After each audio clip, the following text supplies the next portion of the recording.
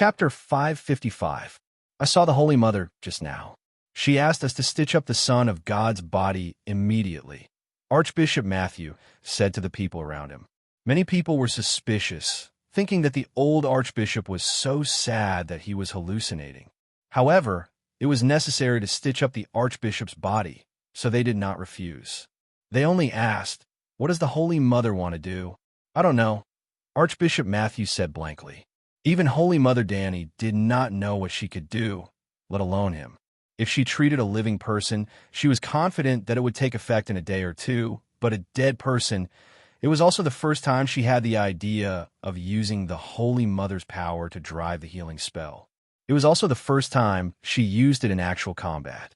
It was the first time she healed a dead person.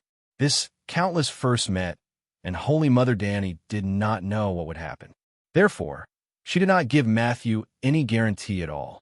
Later, if the sparrow had saved the universe in his previous life and was luckily saved by the Holy Mother, then the Holy Mother would smile mysteriously. Of course, I want to resurrect the Son of God. If the sparrow died and the experiment failed, the Holy Mother would tell the believers with compassion, "I am here to bring the Son of God back to heaven. You should be happy for him. The Son of God has completed his mission in the mortal world and is about to enter heaven, opening the next stage of the path of glory. You say goodbye to him." Then, the dragon flame would burn the sparrow's soul and body, turning it into spiritual matter to raise the dragon baby. In short, Danny needed a miracle to restore the faith of the believers. The life and death of the sparrow were not important. He had tormented Circe, tormented the academician, disgusted the Iron Throne and the nobles of the Seven Kingdoms, and owed a debt to the Iron Treasury. He had allowed Blackie to successfully usurp the priesthood of the Seven Gods. Even if he died, he could help the Dragon Queen complete a precious experiment. He had completed his mission and could rest in peace. As more and more believers chanted the Bible, the lines of faith converged toward Archbishop Matthew, and the door of faith opened. Following this door, the Holy Mother's power descended upon the great cathedral. In the eyes of the crowd, the statue of the Holy Mother suddenly shot out a beam of holy white light, enveloping the sparrow on the ground. Circe looked back and saw such a miracle. She could not help but be shocked. The Holy Mother had appeared. What frightened her even more was that the flesh and meridians of the sparrow's wound were slowly wriggling. It was actually growing. To be honest, even Danny was surprised by the effect of the Holy Mother's divine power and healing.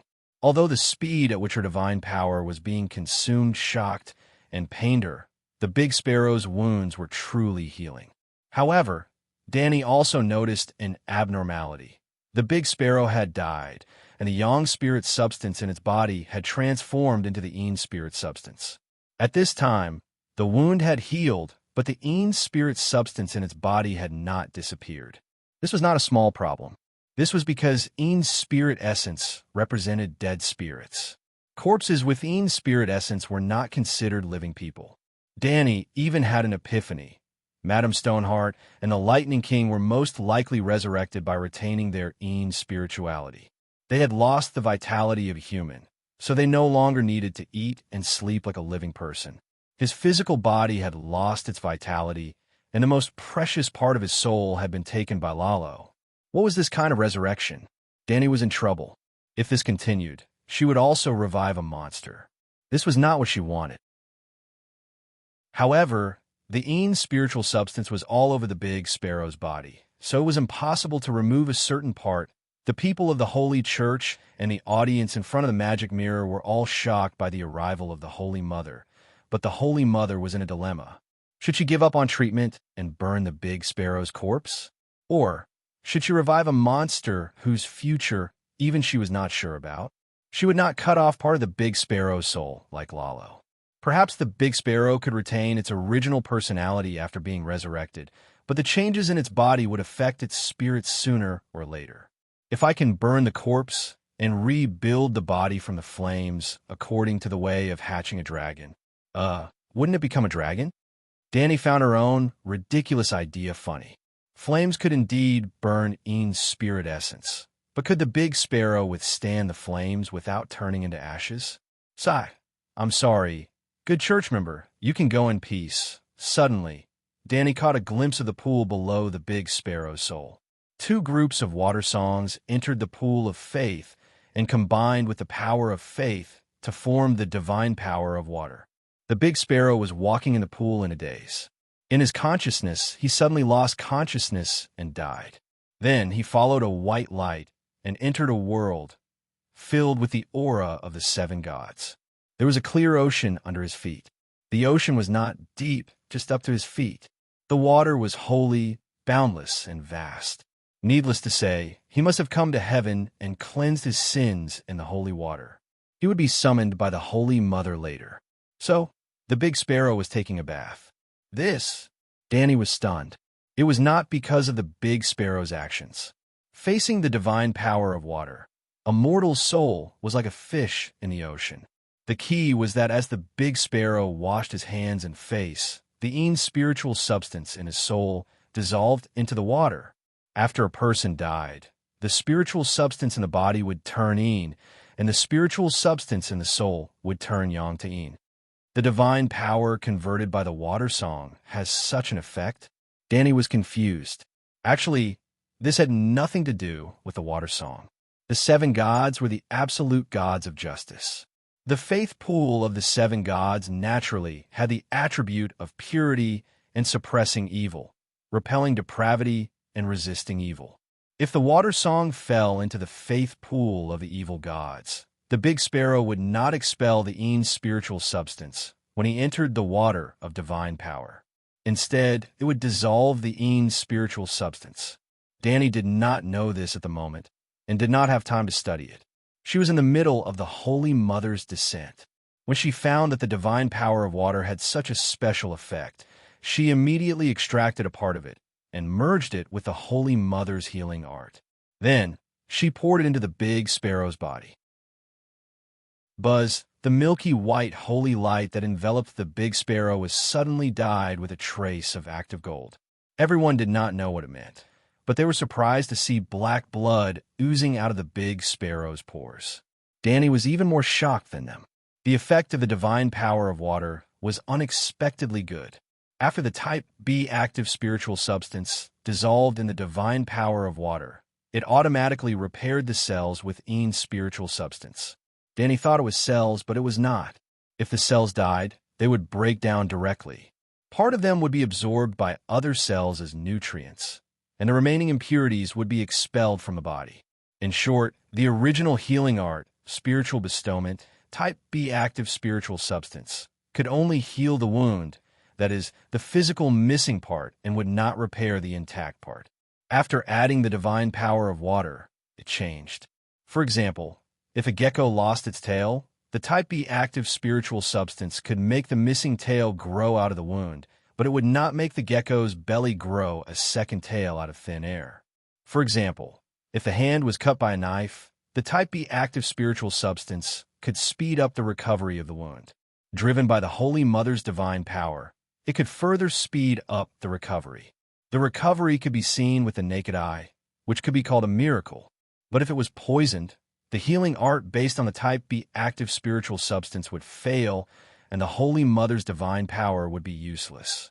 Unless in the future Danny found another kind of spiritual substance that could deal with poison. That was off topic.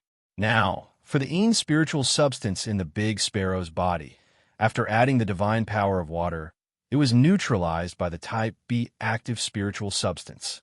In a word, the divine power, transformed by the water song in the faith pool of the seven gods, was especially effective for resurrection. What's the principle behind this? Danny was very surprised and also very confused. After coming back to her senses, Danny's heart ached so much that it was about to bleed. Originally, there were two balls of water song, one big and one small, but now there was only one big ball left. And the divine power of faith, even if the big sparrow prayed for 100 years, it wouldn't be enough. The price is too high. It's a big loss. After carefully calculating the cost, Danny wanted to regret it. But it was too late to regret now. She could only brace herself and divide a large ball of divine power of faith to wrap the soul of the big sparrow. It was like wearing armor for the soul, and threw the holy mark between the big sparrow's eyebrows.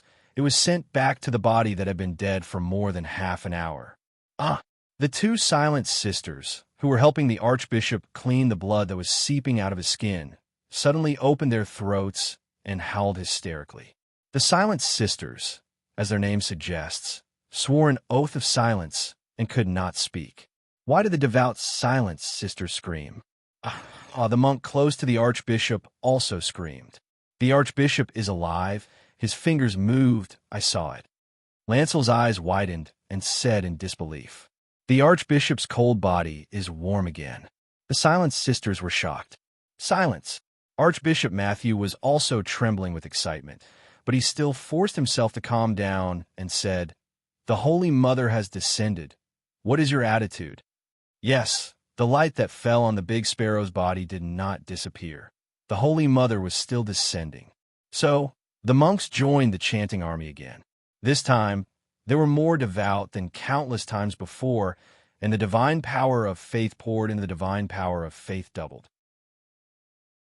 How could they not be devout when they witnessed the arrival of a miracle in person?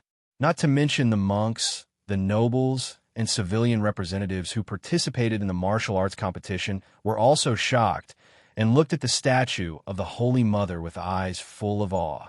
The Holy Mother is merciful. Stryker knelt on the ground and kowtowed to the statue of the Holy Mother. The Holy Mother is merciful. The devout nobles were in tears as they knelt down trembling. The Holy Mother is merciful, bringing the blessings of life, protecting every woman. Her smile ends the war, gently protects the little children. Whoosh!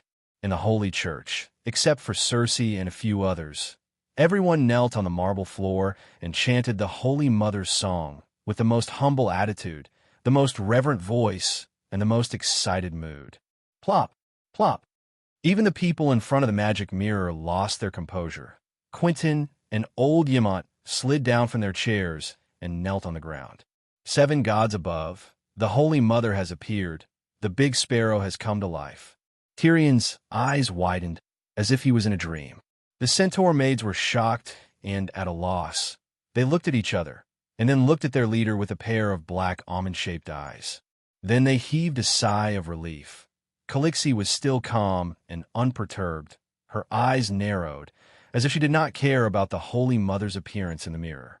As expected of Calixi, looking at Yamant, Quentin, and the others who were shouting and kowtowing, the centaur maids felt an inexplicable sense of superiority. Ignorant. No matter how powerful the Holy Mother was, could she be more powerful than Calixi, who gave birth to the steed of the world? 7 gods above. The big sparrow is really moving. Circe looked at the big sparrow in the middle of the kneeling crowd and saw him frowning and rubbing the back of his neck that Robert Strong had broken. A layer of white sweat appeared on the back of her neck, and her soul almost flew out of her body. The Holy Mother is merciful. Why did she bring the big sparrow back to life? Circe wailed, pulling Robert Strong and running towards the Holy Church's gate. After a few steps, she found Uluin still standing there, his face solemn and his eyes flashing. Circe whispered, "Why are you still standing here instead of running?" "I'm looking at the Holy Mother's quality." Uluin's voice was faint. Looking at what Circe was stunned. Uluin's left eye patch had been removed, revealing a black eye that shone with malice. They only looked at each other for a moment. Whoosh! It was as if a tornado had fallen, sucking in their souls and drifting them into the depths of the cloudy sky. As if countless years had passed, Circe came to her senses and pointed at Uluin in horror. "Your eye." Chapter 556. Uluin smiled gently. His right blue eye was filled with tenderness, and the evil in his left black eye seemed to be an illusion that had never existed. It also rippled with endless affection. "My left eye isn't blind. It's just that my pupils are of different colors, making them look very different." He pulled down the eye patch to cover his left eye and said with a smile. Circe's heart trembled, and she felt inexplicably uneasy. However, she mistakenly thought that it was because of the resurrection of the great sparrow, so she didn't ask about the storm in her lover's eyes. She just kept complaining. The Holy Mother is too biased. She never responded to my sincere prayers. Today, she resurrected my great enemy. I have to leave quickly. The trial is over. Even if the Great Sparrow is resurrected, it won't change the result. Actually, you can let Robert Strong continue to compete with the Great Sparrow. He has just been resurrected, and his body is very weak. Take advantage of his illness and kill him. Yu Luan smiled evilly. This was priceless advice. The Great Sparrow's wound had healed, but the blood he lost couldn't be replenished in a short period of time. Even an ordinary soldier could overturn the Great Sparrow, let alone Robert Strong, who still had 90% of his health left. Are you stupid? This is the Great Cathedral. The Holy Mother has descended, and you still want to compete with him? However, Circe had fear in her heart. She didn't listen to his bad idea and pulled up her uncle and daughter-in-law who were kneeling on the ground. Why aren't you leaving? Are you counting on the Holy Mother's mercy? The Holy Mother is merciful, but the Great Sparrow is vicious. Kevin waved his niece's arm away and said in disgust, "You go back. I'll stay and repair the relationship with the Archbishop." "I'll stay too. My trial has already been completed. I'm not afraid of the Holy Mother's descent." Marjorie's eyes were provocative as she smiled. "The Holy Mother will never like a slut like you who likes to drink moon tea." Circe glanced coldly at her wife and pulled Yu Luan away. The Great Sparrow didn't chat with Kevin for long. He was in a daze. He was clearly bathing in the divine pool. How did he resurrect? He was also especially tired and didn't have the energy to toss and turn. At this moment, he endured his tiredness and led the cultivators and believers to recite the 7 stars Holy Scripture to the Holy Mother. Then he announced the end of today's trial. Faced with Kevin's inquiry about the results of the trial, the Big Sparrow was silent for a long time before he nodded and acknowledged Circe's victory. "I've lost. The Church will no longer pursue the Empress Dowager's crimes, but I can't declare the Empress Dowager's soul to be pure in the name of the 7 gods. This is against the rules." Prince Regent Kevin frowned. Indeed, the winner of the martial trial should be endorsed by the 7 gods. This person's soul is pure and flawless, free from sin. That was why the trial by martial arts competition was so sacred. According to the rules, both sides of the duel are believers of the 7 gods. But is Robert Strong a human? I shouldn't have allowed that monster to enter the divine palace. It has tarnished the glory of the 7 gods. The Big Sparrow said coldly. He's just a little ugly. The Prince Regent's eyes flickered, and he didn't sound confident at all. The Big Sparrow stretched out its rough and cracked hand to Kevin. The Regent hesitated for a moment and put his right hand on it. Boom! A milky white flame suddenly rose from the Big Sparrow's palm and covered the Prince Regent's strong right hand. "How dare you?" White Knight Marlin, who was guarding the Prince Regent, thought that the Big Sparrow was going to burn Kevin with the same demonic flame that was used on Robert. He roared and was about to draw his sword to attack. "Stop!" Kevin quickly shouted and stopped him. "Sir Marlin Lant, the Archbishop didn't hurt me." At this time, the Big Sparrow also spoke. "This is the new magic that the Holy Mother gave me. Holy healing." The old man turned to look at the statue of the Holy Mother with a soft smile and sighed. "The Holy Mother gave me the blacksmith's divine power before, hoping that I would use the blacksmith power to cope with the coming long night. But I fought bravely and failed to live up to her expectations. I understood the past. So I asked the Holy Mother to take back the blacksmith power and give me the seal of the Holy Mother that saves the world. In the future, I will no longer hold a sword, and my hands will only exist to remove pain." Kevin said in surprise, "Did you see the Holy Mother when you were resurrected?" "Not only me, but you all saw it too. The Holy Mother is here watching all of us." The Big Sparrow's skinny old face faintly exuded a holy light. Kevin's body trembled and said in shock, "What did the Holy Mother say about this trial?" The Holy Mother didn't say anything. The Big Sparrow shook his head. How could she not say anything? Kevin's thick eyebrows frowned. "It's about the reputation of the Empress Dowager and the legitimacy and holiness of the Iron Throne. How important it is. Shouldn't the Holy Mother give an explanation in person?" Everything has to be handled by the Holy Mother herself. What do you need me as the Archbishop for? The big sparrow said lightly. Kevin's face twisted. You are a participant in the trial, and now you're going to be the final judge. I'm afraid. Did you feel it just now? The big sparrow asked without rhyme or reason, but Kevin felt the big hand that was holding his right palm loosen. The holy healing technique is very magical. It's as warm as being washed by clean water. He said, You bring Robert Strong here with his hands and feet tied. In front of everyone, if he can withstand the holy healing technique that is beneficial to humans, I will announce the Empress Dowager's purity on behalf of the 7 gods. Otherwise, I can only admit that she is innocent and will not endorse her past actions. The big sparrow said, This, Kevin asked in a low voice, can the holy healing technique exorcise demons? The 7 gods are the holy of justice.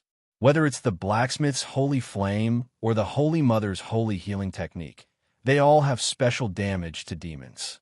I lost to Robert Strong before because he was stimulated by the blacksmith's holy flame and went crazy, disrupting the rhythm of the battle. The big sparrow was resurrected, and his confidence in the 7 gods was unprecedentedly strong, so he no longer hid some of the mysteries of the 7 gods that the Holy Mother told him. Danny was really scared. She was afraid that he would seek death because of his ignorance, so she told him all the range and limitations of the holy spells, and also gave him the basic supernatural knowledge. She was not afraid of the big sparrow seeking death, but this time the cost was too high. She was afraid that the big sparrow would die again before she could recover the cost. Sir Kevin went back with mixed feelings. The big sparrow did not persist for too long. Before resting, he told the monks not to repair the floor of the holy church that was smashed by Robert. When he recovered his energy, he would personally atone for his sins to the Holy Mother. The news of the Holy Mother's arrival caused a huge storm in King's Landing. 7 gods above, is this a myth? The dead can be resurrected by the Holy Mother? Sigh. I already said that Robert Strong was not human. Sure enough, even the Holy Mother was alarmed. Previously, there were people in Hudgian who said that the Red God could resurrect the dead. I did not believe it, but now the big sparrow's head was pulled out alive. I saw it with my own eyes. I don't know about the Red God, but if anyone says that the 7 gods are 7 pieces of wood, I will become the son of war and fight for the glory of the Holy Mother. 7 gods above, when I was in the square outside the Holy Church, I felt a gentle and kind gaze. So it was the Holy Mother. This was not just 1 or 2 people, or just the monks of the church spreading the news of the Holy Mother's arrival. Hundreds of nobles, dozens of civilian representatives, and even the royal family witnessed the miracle. It was said that even Empress Circe, who won the trial of martial arts, after returning to the Red Castle, arranged for the craftsmen to make a statue of the Holy Mother in the small room next to the bedroom. King's Landing welcomed a wave of popularity of the 7 gods' belief, and Slave Bay was also in turmoil. The old dragon knows the way, Lao Wu, who had been away for almost half a month, came back dying. No matter how careful he was, Lao Wu still suffered from the plague. When the pterosaur circled above Astapor, but did not land, Danny's heart sank. She guessed that something bad had happened to Lao Wu. Sure enough, when she rode the black dragon and took off, she saw that Lao Wu's cheeks were full of green, bean-sized lumps, which looked like the skin of a toad. Your Majesty, I have the plague. Go to the grayscale disease quarantine area. He panted and struggled to shout. At the rocky beach 50 kilometers west of the city, a courtyard house was built.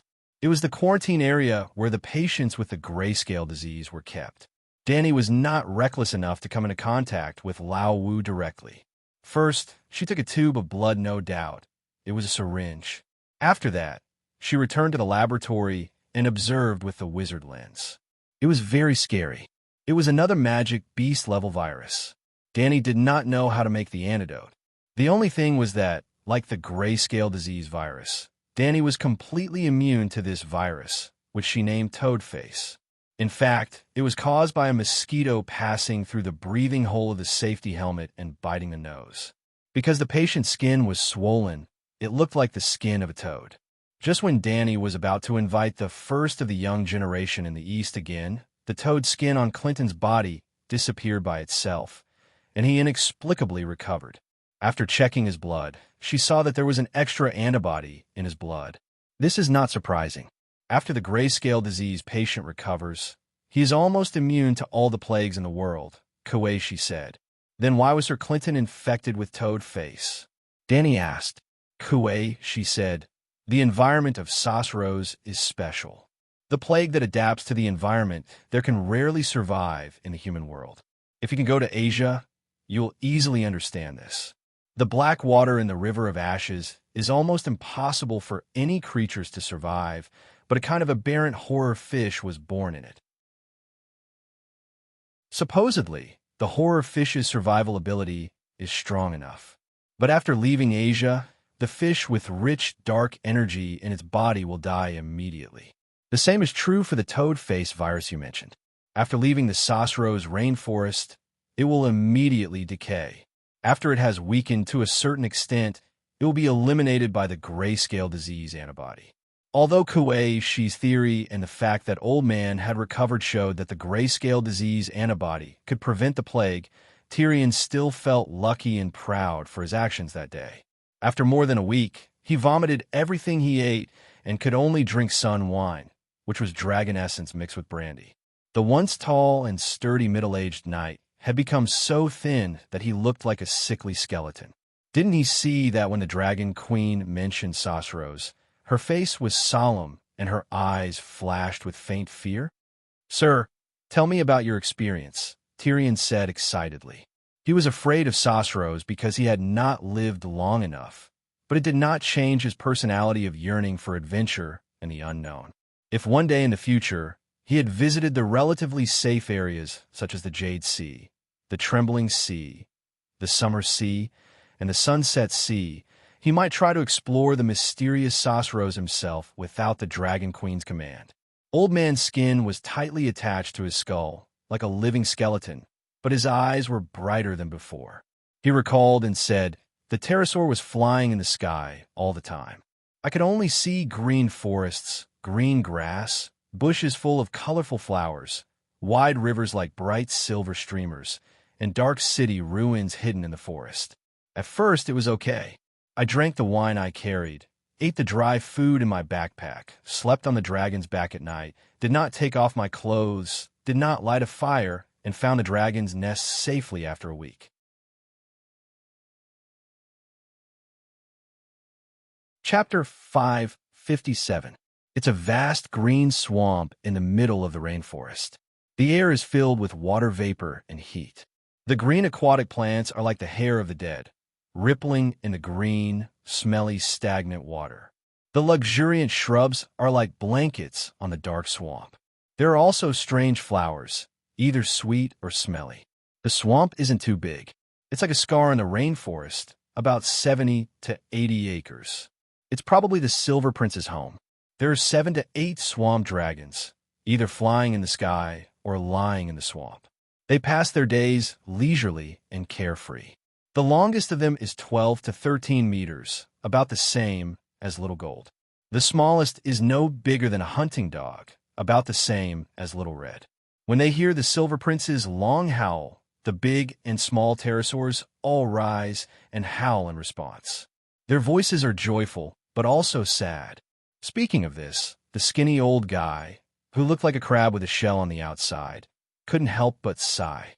"Since it's the Silver Prince's tribe, why don't you recruit a few small pterosaurs?" Tyrion asked. Tyrion's pterosaur was called Tessa, while Old Guy's was called Silver Prince. They were both regrets in their hearts. "Don't you hunt?" Old Guy frowned. "Why not?" "To be able to ride a horse. I specially invented a saddle called Cripple's Savior. When I returned to Winterfell from the Great Wall, I even gave one to the Bran of the House of Stark." As Tyrion spoke, he subconsciously turned his gaze to old Yemot.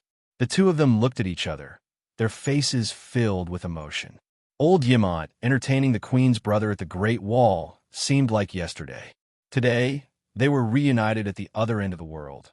Old Guy said, "Since you've hunted before, you should understand the tradition of not harming young pterosaurs and pregnant pterosaurs. Besides, what's the use of a young pterosaur? It's a waste of food, it has no combat power, and it can't carry people. It's better to leave it there and make it the queen's natural hunting ground. That makes sense. Then have you found any other groups of pterosaurs? Eamon asked. Yes, the old man sighed. I saw that there were no adult dragons in the Silver Prince's tribe, so I didn't stop and continued south. After flying for only half an hour, they encountered a group of small pterosaurs that looked like a swarm of bees. They were only as big as monkey and had brown bellies.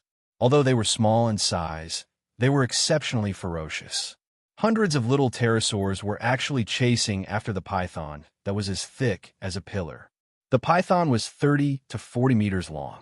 Its scales were sparkling, and its horns were towering. It was like a giant whale that had fallen into a lake, stirring up the mud in the swamp. The heavens and the earth were overturned, and the green swamp was drowned in black filth. However, it was still gnawed by the little winged dragon until its scales and armor were broken, and its blood dyed half of the swamp red. That scene made me tremble with fear, as if I had come to another world. Tyrion was lost in thought. He began to put himself in the shoes of an old man and asked nervously, "The little pterosaur didn't attack you?" "No." The old man shook his head. "I can confirm 3 things about the Sosrith rainforest. Firstly, it is extremely dangerous. Ferocious beasts are everywhere, and it is wild. Secondly, plagues are numerous and frequent, like mosquitoes in the south. Thirdly, the pterosaurs are the overlords of the rainforest, and there are almost no external enemies. As long as the pterosaurs of one tribe don't invade another tribe, there are few wars between pterosaurs. Other than the python, what else did you see?" Danny asked curiously. A 2-meter-long red-shelled centipede, a vulture the size of a small house, a 3-legged black fish, an ape that looked like a barbarian. The process of searching for the pterosaur tribe was not boring at all. People like me were also intoxicated by the wonders of the Sosrith rainforest. However, the rainforest was too dangerous. I followed His Majesty's instructions, drank the wine I brought, ate the dry food I had in my backpack, and did not take off my armor or helmet. When I ate, went to the bathroom, and slept, I also covered myself with a layer of gauze. No matter how hot and humid the weather was, I did not expose an inch of my skin. However, there were always gaps in my armor. A small mosquito bit me, and I lost my ability to move within half an hour. After another hour, I felt like I was going to die. It was worse than death. Fortunately, I didn't go, the dwarf muttered. Danny glanced at him and said calmly, "Tyrion, Sir Clinton did not do his best, and you were the banker in the trial of martial arts the last time. I lost 1,000,000 gold coins to you when you bet on the death of the sparrow. Why don't you make another trip to repay your debt?" "Your Majesty, the first time is unfamiliar, the second time is familiar. Besides, you said that Sir Clinton's body has an additional anti-plague antibody. Why don't we wait for him to recover? An old general will know the way," Tyrion said with an embarrassed smile. Even though Clinton guessed that the dwarf was afraid of death, he still replied with a determined expression, "Your Majesty, don't worry. With my previous experience, I'll be able to find dragons for you again very soon." Danny glanced at the dwarf. The dwarf sensed something, and the relieved expression on his face immediately disappeared. He shouted anxiously, "Io, sir, you don't know, right? Prince Aegon was assassinated. His left waist was stabbed, and he is still better than now." "What? His Highness was assassinated?" The sickly old man who was lying on the chair widened his eyes and sat up abruptly. His hands pressed on the armrest of the chair unconsciously, and the veins on the back of his hands were exposed. He was obviously shocked and worried to the extreme. The dwarf successfully changed the topic, and Danny only glanced at him with a cold smile. She nodded and said, "Sir, in the days when you were not around, Tyrion's solid state sprouted, and he brought Aegon to the Passion Garden every day. Such a stable work and rest schedule allowed the assassins to find an opportunity to take advantage of. However, you don't have to worry. Aegon's condition has stabilized, and he can get out of bed and walk. Moreover, I have already avenged the two of them. I flew to Queers that day and burned down the city. The headquarters of the regretful guests was reduced to a pile of scorched earth. After much persuasion, Clinton still could not sit still. He immediately went to the top 2 floors of the palace to visit Aegon. The father and son, one old and one young, one old and one young. One's face was as pale as a ghost, while the other's cheeks were as green as a devil's. However, both of them were as thin as a match, and their bodies were weak and weak. They swayed and hugged each other like 2 hemp roots entangled together. They looked at each other speechlessly. It was so heartwarming, but also so desolate. Little devil! After a moment of tenderness, the old man suddenly turned around and glared at the dwarf. Prince Aegon, such an innocent and strong child, was tricked into this state by you. Tyrion shrunk his neck. He wanted to refute, but he could not find a reason to. He was infected with a grayscale disease because he brought him to attend the coming-of-age ceremony and had too much fun. He was assassinated because he provided him with the Emperor's blessing and gave the assassins chance. However, the father and son, Aegon and the old man, seemed to be in a good mood. A few days later, both of them recovered. The old man began rehabilitation training, preparing to fight the Green Hell again. Aegon found Dahe, whom he had not seen for a long time, and continued to act pitiful, telling Dahe about the painful experience during the assassination. Winter had arrived. Old Ymont, who knew how to predict the season through the stars, began to go to the top of the pyramid every day to observe the direction of the stars with a stargazing mirror.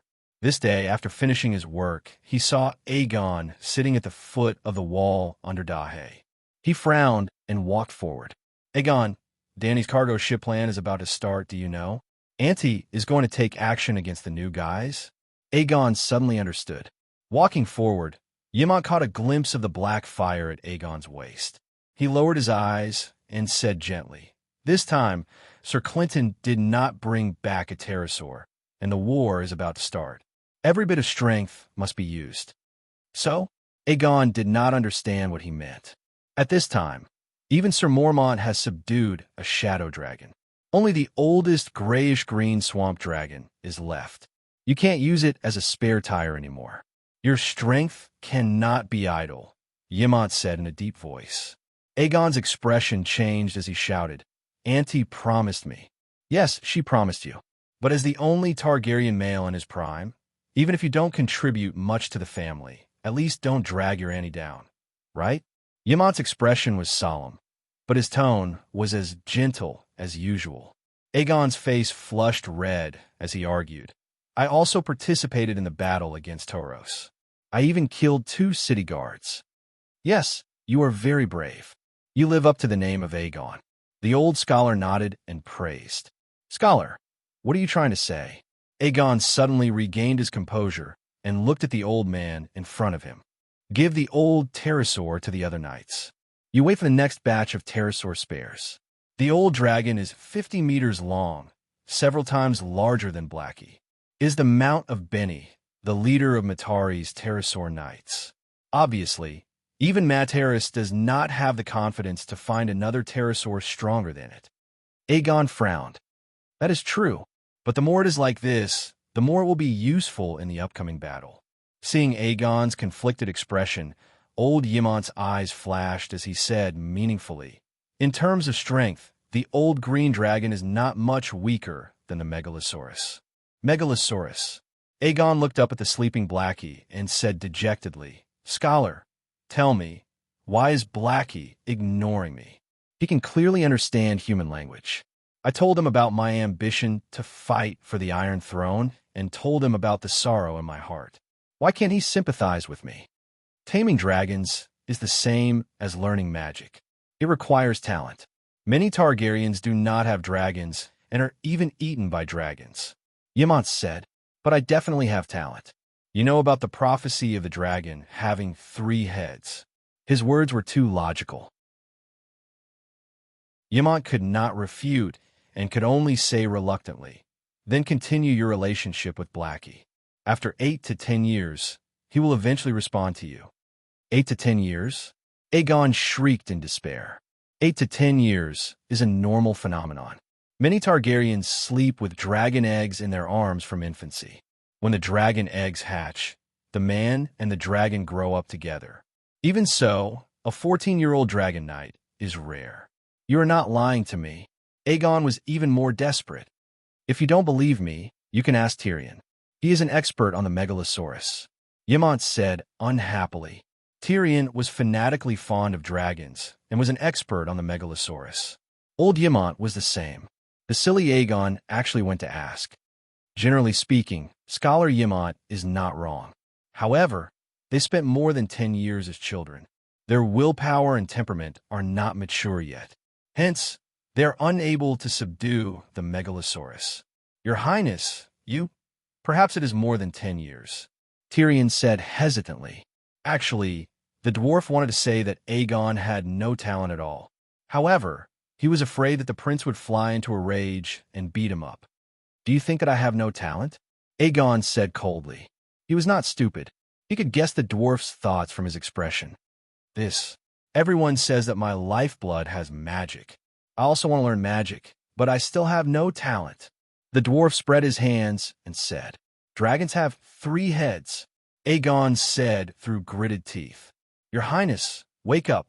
Dragons now have 20 heads. There will be more in the future. Pterosaurs are also dragons. Pterosaurs are also dragons. Aegon's expression changed a few times. He suddenly made a decision in his heart. The next day, Aegon said goodbye to Dahe for the last time. Dahe, if you continue to ignore me, I will go look for the old green dragon. Dahe could not be bothered to look at him. On the 3rd day, Aegon said again, this time it's true. If you ignore me, I will really go and contract the old pterosaur. Dahe. On the 4th day, Aegon stood in front of Dahe and swore, Please give us a chance to be together. This is the last chance. This is not the 3rd time. I swear this is the last time. Dahe wanted to bite him, but reason stopped him.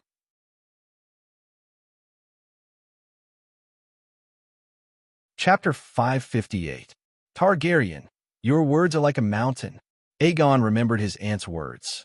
So, on the 4th day, he didn't go to Dahe.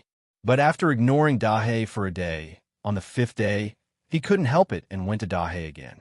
Dahe, look, I also have a mark of the paladin. Dahe was still a child after all. After being harassed like this, he finally couldn't stand it anymore. He went against Mother Long's instruction to be silent and cold in front of Aegon and roared angrily for the first time. Get out. Aegon's hair was flying in the air from the Megalosaurus. His face was pale, his stiff body was shaking, and his mind was muddled. He didn't even know how to leave the top garden. He rested for a day. On the 7th day, Dragon Queen's persuasion was useless. Aegon insisted on becoming a glorious paladin, which was a pterosaur knight. I can understand how you felt that day. It was like a new life. After completing the contract, Aegon was in high spirits. He rode on the back of the dragon pterosaur and shouted to the shorter little demon next to him.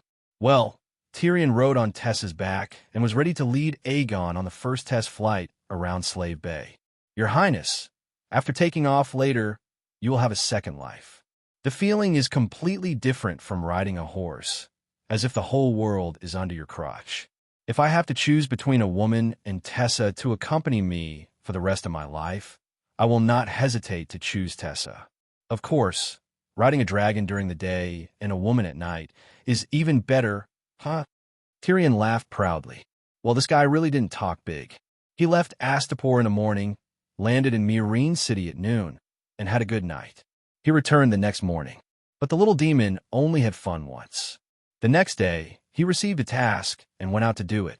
He didn't go to Sosrith Rainforest to find the pterosaur nest. Instead, he repeated Dany's journey west to the Westeros that day. He passed through the land of long summer, flew over Volantis, entered the strait, and landed on the stone island more than 6,000 kilometers away. Because, after more than 3 months of drifting on the sea, the first batch of 12,000 barbarians finally arrived at Queen's Point. Tyrion had 2 goals for this trip. The first was to bring the fire mage Pogba to Volantis and persuade Tam and Bo-Chung to join the Dragon Queen. The second was to select a few shapeshifters from the barbarians and bring them back to Slaver's Bay. Pogba, the skinny man, was just a fire mage who performed for a living in Volantis. He was not the best young man in the East, with a bright future like Lisbon. Not many people knew him, but the man knew Tam. On the other hand, Danny already had the idea of recruiting her two old friends, Tam and Bo Chung, to help her. Needless to say, the more the merrier. Tyrion had volunteered for this mission. It was too monotonous to supervise the wildfire production every day and go to the Strait of Freedom to plunder ships the next day. He wanted to personally experience the feeling of living in the ancient parasol tree at dusk. But he also made two requests. First, arrange for Blackie to escort him and Tessa through the land of long summer. Second, if the dragon battle was lost, the Dragon Queen would allow him to surrender to the Alliance. That guy didn't even think about how much the Alliance hated him. He was still dreaming of going to the Alliance's prisoner camp to enjoy the treatment of Westeros. But if he really surrendered, the Alliance probably wouldn't kill him. In this world, killing noble captives who surrendered was a taboo. Even for the slave owners, the Dragon Queen rarely acted recklessly. She first sent them to reform through labor, and when the war was over, they would be put on trial. Luckily, Tyrion didn't meet the winged dragon knights of the Alliance. The Alliance only had a few dozen winged dragons in total. After arranging for the winged dragon squads to be stationed in Materis, Tolos, and New Jais, their military strength was already empty. Including the escort of the Flying Brigade, the Alliance had no ability to control the vast airspace of the land of long summer. In fact, Zero had already brought back more than 30 winged dragon knights as captives and retrained them. In other words, the Dragon Queen spies had already played a role in locating them. After Tyrion left the skinny man in the outskirts of Volantis, he didn't stop to wait and continued to head west. Unlike Blackie, who left early and arrived late, Tessa took 2 days and 2 nights. Even so, when he arrived at Queen's Corner and saw the true dragon flag in the camp below, Tyrion was still filled with emotions. Back then, he used more than half a year to travel from King's Landing to Slaver's Bay. Now, it only took him 2 days. No wonder the people of Valeglia can rule the world. Perhaps the Dragon Queen can really create an unprecedented Targaryen empire, he thought with mixed feelings. Megalosaurus, Megalosaurus, long live the Dragon Queen, long live Blackie. Suddenly, countless people rushed out of the manor below and gathered at the wide threshing ground. They waved their hands and shouted at the winged dragons in the sky. The black dragon is a little different. It's bigger and its wings are wider. Even its color has turned green. On the ground, among the welcoming crowd, Shield Breaker, Shalon covered his forehead with his hand and looked at the dragon under the scorching sun. That's not a black dragon, the great sea elephant mumbled. Hey, a few days ago, when the Hand of the Queen called us for a meeting, what did he say? The Dragon Queen will arrange for the winged dragon knights to come and pick up Eagle Howl, Wolf Eyes, and the other shapeshifters, Harley said. This Harley wasn't Dany's former shield-bearer, Harley the Hunter. Instead, he was her son, Longface, Harley the Longface. He had inherited his father's 2 positions of clan leader and Chiliarch. The other 2 were the Chiliarchs of the barbarians who followed the Dragon Queen to fight the other ghosts outside the Great Wall. Now, they had been promoted from Chiliarchs to Chiliarchs. They were in charge of a few thousand barbarians and were considered the leaders of the barbarians at Queen's Corner. Woo, following the custom of the Night Watchers, a horn signaled the arrival of allies. Tyrion saw a 2-story marble building in the center of the village. He guessed that it was Barristan's base. So, he rode Tessa and landed beside the pond in the square. Barristan was still dressed in the same way. A black iron helmet, white glazed plate armor, and a white, flawless wool cloak. Tyrion was dazed for a moment. This was the first time he saw the old knight in 4 years. The last time they met was before Robert went north to Winterfell. Sir, it's been many years. You're still as strong as ever. You look even better than before, Tyrion said as he slid down from the wings. This wasn't entirely a compliment. Although the old knight was 4 years older, he was full of energy. His appearance didn't change much, but his spirit was radiant. You, on the other hand, have changed a lot. Old Bart looked at the dwarf with a critical gaze. Green helmet, green armor, green cloak. There was a golden roaring lion's head on the chest of the cloak and armor. There was a hideous scar on his face that stretched from the corner of his mouth to his forehead. His nose was gone, leaving only 2 black holes. It was ugly, but it matched his disreputable identity. An unclean soul deserved to have an ugly demon-like appearance. However, beside him was a behemoth that was 40 meters long and 2 stories tall. What was the queen thinking to let such a person become a glorious winged dragon knight? Old Bart felt very uncomfortable facing a little devil that killed his own father, king, and father, and was an official of the same court as him. Compared to him, the big bear that betrayed his honor and became his sworn brother didn't seem so unbearable. Wow, is this a winged dragon? It's so big, so powerful. Tyrion looked closely. It was a small woman that was 155 meters tall. She was in her early 20s, with olive skin, big black eyes that shone with surprise, and a head of glossy black curly hair. Although she was small, she was well-developed, beautiful, and sexy. She's called Tessa, my partner.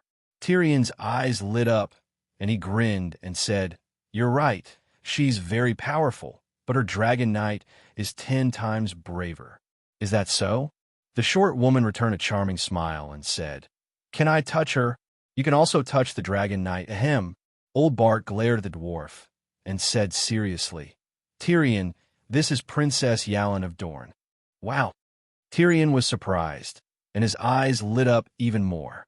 He bowed and said, "Your Highness, your beauty is enough to make the sun in the sky pale in comparison. Not to mention touching. If you want, I can take you flying around." Yalin was eager to try. Old Bart frowned and said, "Let's get down to business first." The few of them entered the hall of the stone building, and Barristan introduced Tyrion to a few of the barbarian thousand marquises and a dozen or so shapeshifters in the barbarian team. Not just shapeshifters. As long as the Dragon Queen gives the order, we can continue to take the ship to Slaver's Bay and help her fight against that alliance. Little Harley patted his chest and said, "The Dragon Queen keeps her promise, and we were given houses and land as soon as we arrived here. The free people also keep their promises, and we respect the Queen as the king of the fortress, and all of the free people will listen to the Queen's orders, and we will go through fire and water without hesitation." Big Sea Elephant said with a serious face, "We will go through fire and water without hesitation." The barbarian 1,000-man commanders and shapeshifters shouted until their necks were red. Barristan's expression did not change, and Yalin's eyes were filled with shock and disbelief. On the other hand, Tyrion, who saw the barbarians beyond the fortress for the first time, had a very calm reaction to them, and was as calm as Barristan. It was because they had followed the Dragon Queen for many days, and they had seen too many of such scenes. The slaves all had this kind of fanatical attitude when facing the Dragon Queen. Slaver's Bay is too far from here, and the night is coming. Let's stick to our original plan and focus on planting winter wheat and sweet potatoes. Barristan shook his head and said, "Sigh, it's too hot here, and I even forgot that it's winter." Big Sea Elephant tugged at his long beard and cried out, "This is a good place. It's warmer than beyond the fortress, and the land is more fertile. Yeah, I haven't eaten sweet apples in months at the Great Wall, and I'm sick of eating fruits here. The people here are more amiable, too." Amiable? The corner of Tyrion's mouth twitched. Didn't the Tyroshi people come to encircle you once? Tens of thousands of barbarians had taken root in 200 kilometers of Tyroshi land. It would be strange if the Tyroshi people did not react at all. Actually, the Tyroshi people already knew that the Dragon Queen would transport the barbarians to the land of strife. There was no way to hide it. The northerners near the Great Wall knew about it, and so did the Bravosi people. Many people saw the fleet going south from Easy Watch and replenishing water and fruits at Widow's Bay, Valley Seagull Town, Dragonstone Island, and other places in the Northern Territory. The Tyroshi people even sent out a fleet to intercept the barbarian fleet. However, the naval forces of the three sister cities, Mir, Tyroshi, and Lisi, were mostly at Slaver's Bay to participate in the World War. The remaining fleets were no match for the Dragon Queen's Royal Navy. Then, the Tyroshi people sent 5,000 infantry and cavalry south to attack the barbarian village. Before the army set off, they were discovered by the shapeshifters' animal companions.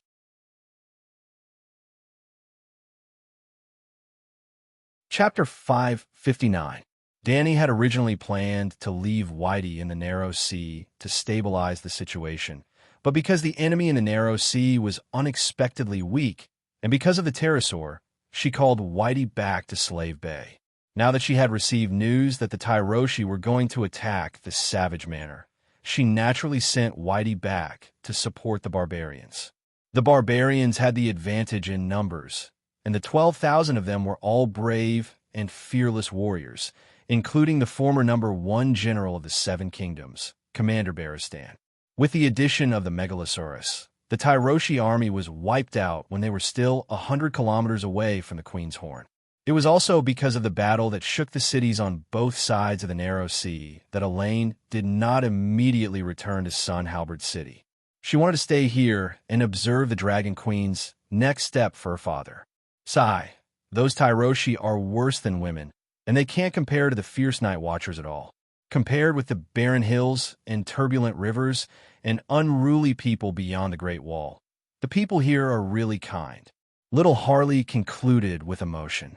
The dwarf looked at the barbarians with a blank expression. Other than the shapeshifters, what other plans does Her Majesty have? Elaine asked. Tyrion understood the true meaning of Princess Elaine's words. He glanced at the silent Barristan and guessed that Princess Elaine did not have the Queen's full trust. Nothing. Her Majesty is now focused on the upcoming Battle of Meereen and can't pay much attention to the Westeros and the Free People. Sigh. The EC has the White Knight, Gerald, and the Queen's Horn has the hand of the Queen, Barristan. We Free People don't need Her Majesty to take care of us anymore. Big Sea Elephant waved his hand. Yes, we can protect ourselves. Her Majesty can deal with the slave masters at ease.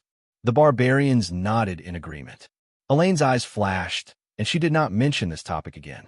She only asked, the shapeshifters' animal companions are not as strong as the pterosaur. What can they do at Slave Bay? The barbarian commanders immediately looked at Barristan, and seeing that he did not respond, they all locked their mouths. Only little Harley smiled and said, whatever the Queen tells us to do, we'll do it. Why are you asking so much? This time, Tyrion was completely sure that even though Quentyn had already pledged her loyalty to the Dragon Queen, Dornmartel was still not her ally. Hi, Dragon Knight.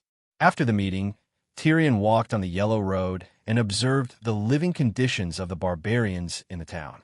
Suddenly, a fragrant wind blew and 2 huge mountains appeared in front of him. He looked up and saw the sexy and enchanting Princess of Dorne looking at him with a smile. What's wrong? Tyrion's expression did not change as he slowly shifted his gaze away from the mountain. You said that you would take me to ride a dragon. In the end, as soon as I turned around, he disappeared. Yllian pursed her lips and said in a seemingly angry and resentful manner, Your brother Quentyn also has a pterosaur. Tyrion said, Is that so? Yllian was pleasantly surprised and said excitedly, How big is Quentyn's dragon? It's not as big as mine. Other than Prince Aegon's Ilya, my dragon is the biggest because I'm the first pterosaur knight. Tyrion said proudly, Ilya? That's my aunt's name. Yllian was puzzled. Prince Aegon's pterosaur is the name of Prince Aegon's pterosaur. I originally planned to call him Riga, but Sir Clinton's pterosaur already has the title of Silver Prince, so you don't even know about Prince Aegon? Tyrion frowned. Barristan might hide the secret of the Dragon Queen and Slave Bay, but Aegon was different. Yllian was Aegon's cousin. Big cousin. I know, but Princess Dorne's big black eyes looked around and said softly, That should be an imposter, right? The corner of Tyrion's mouth twitched. Eldest cousin sister and eldest cousin brother were really siblings. You can be suspicious, but there is no clear evidence to prove that Prince Aegon is an impostor. If my aunt's child was still alive, anyone who took him would ask my father for help as long as they still had a brain. At least, they would tell him. Then, does Varys have a brain? Yin smiled charmingly, but her tone was filled with obvious disdain. This was indeed a question that could take one's life.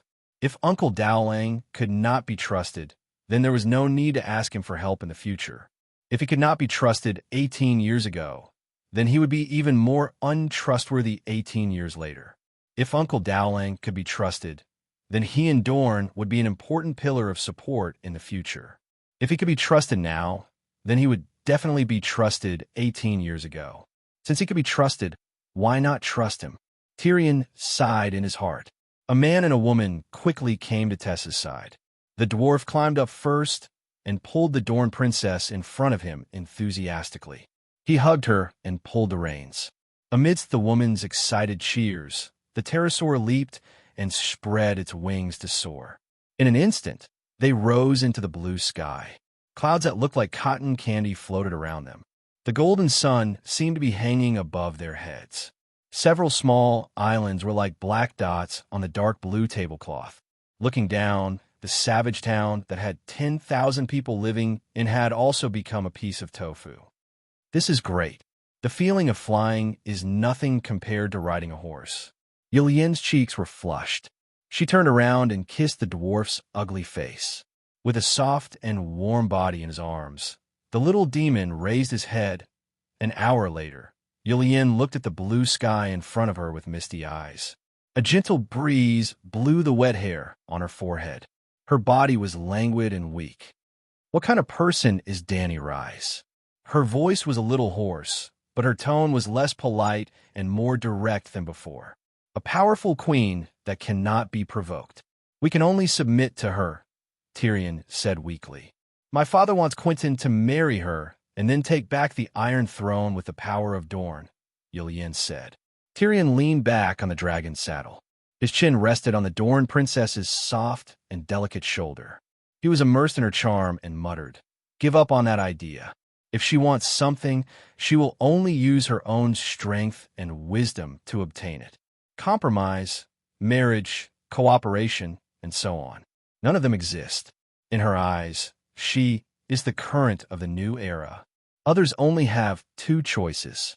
Either follow her lead and join in, or be washed away by the water like garbage on a rainy day. Very domineering, but not wise. Marriage is the best way to reduce resistance. Compromise is the highest art of governance. My father is very happy that Quentyn is valued by her, but he will not sacrifice his life for his son's title." The misty look in Yillian's eyes lessened. Do you know what she said about your Dorne's legendary hero, Nymeria?" The dwarf chuckled. "Tell me about it," Yillian said with interest. "Nymeria is a great heroine."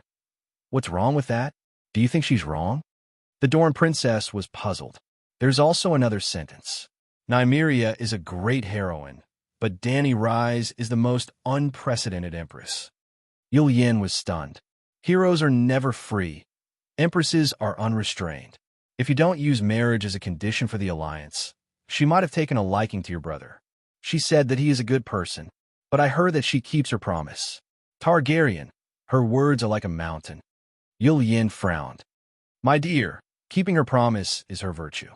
She is the most arrogant person in her personality. These are not contradictory. Back then, how much did the cruel Meg hate the church? Didn't she follow the rules and carry out the trial of the seven with the church's warriors? The contract that Quentyn brought has nothing to do with Dany Rise. Her name is not even on it.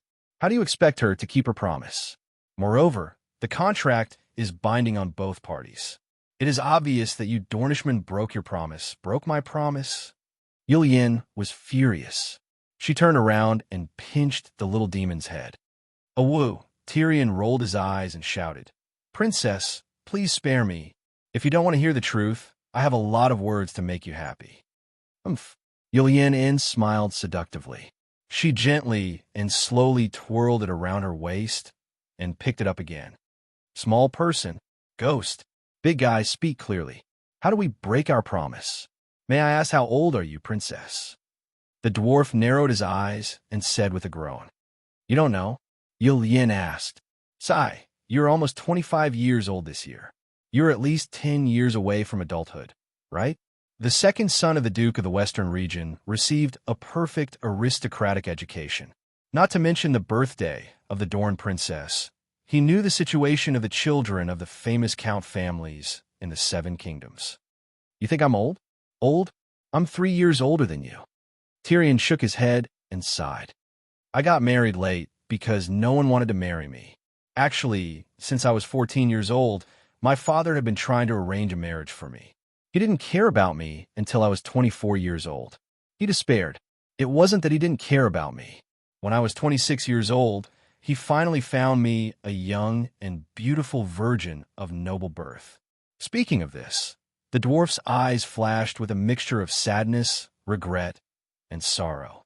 To be honest, other than not allowing him to inherit Casterly Rock, the old lion was barely a qualified father. As for Tessa, it was not targeted at anyone. The patriarchal old lion was extremely harsh to every child in the family. Cersei and Jaime were not any happier than the dwarf. Tyrion could use a joking tone to boast about killing his father in front of anyone. Only to himself, he had to tell the truth. He regretted it so much. He should not have gone to find his father that night. If he had followed Jaime's plan, he would have escaped the Red Keep and become a pure and innocent little demon. It would have been 10,000 times easier and happier than being an evil creature now. Perhaps he could let go of the evil thoughts in his heart. His mind would no longer be filled with revenge, Lannister, and Westeros. He could stay at Slaver's Bay and be a knight for the Dragon Queen. He could be a true knight like Barristan, like Clinton. Yes, he was an evil creature now. Patricide was the greatest crime in the world. If he was not an evil creature, who was? If he was a true degenerate like Cersei and Wade Fry, he would not be so tormented. Unfortunately, he was not. He was one of the few kind people in the Seven Kingdoms. Just like his brother Jaime, he had the true spirit of a great knight, but because of fate, he became the most shameful knight in the Seven Kingdoms. Both brothers were tormented by fate and did not know when they would be free. Jaime met his destined girl and was on the road to redemption. Tyrion met the Dragon Queen.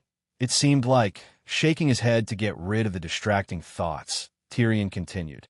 If Prince Adullin strictly adhered to the sacred marriage contract with Sir William Darry, he should have secretly married you to Viserys after you reached adulthood. At least, the poor second prince would have known that he had a fiancée.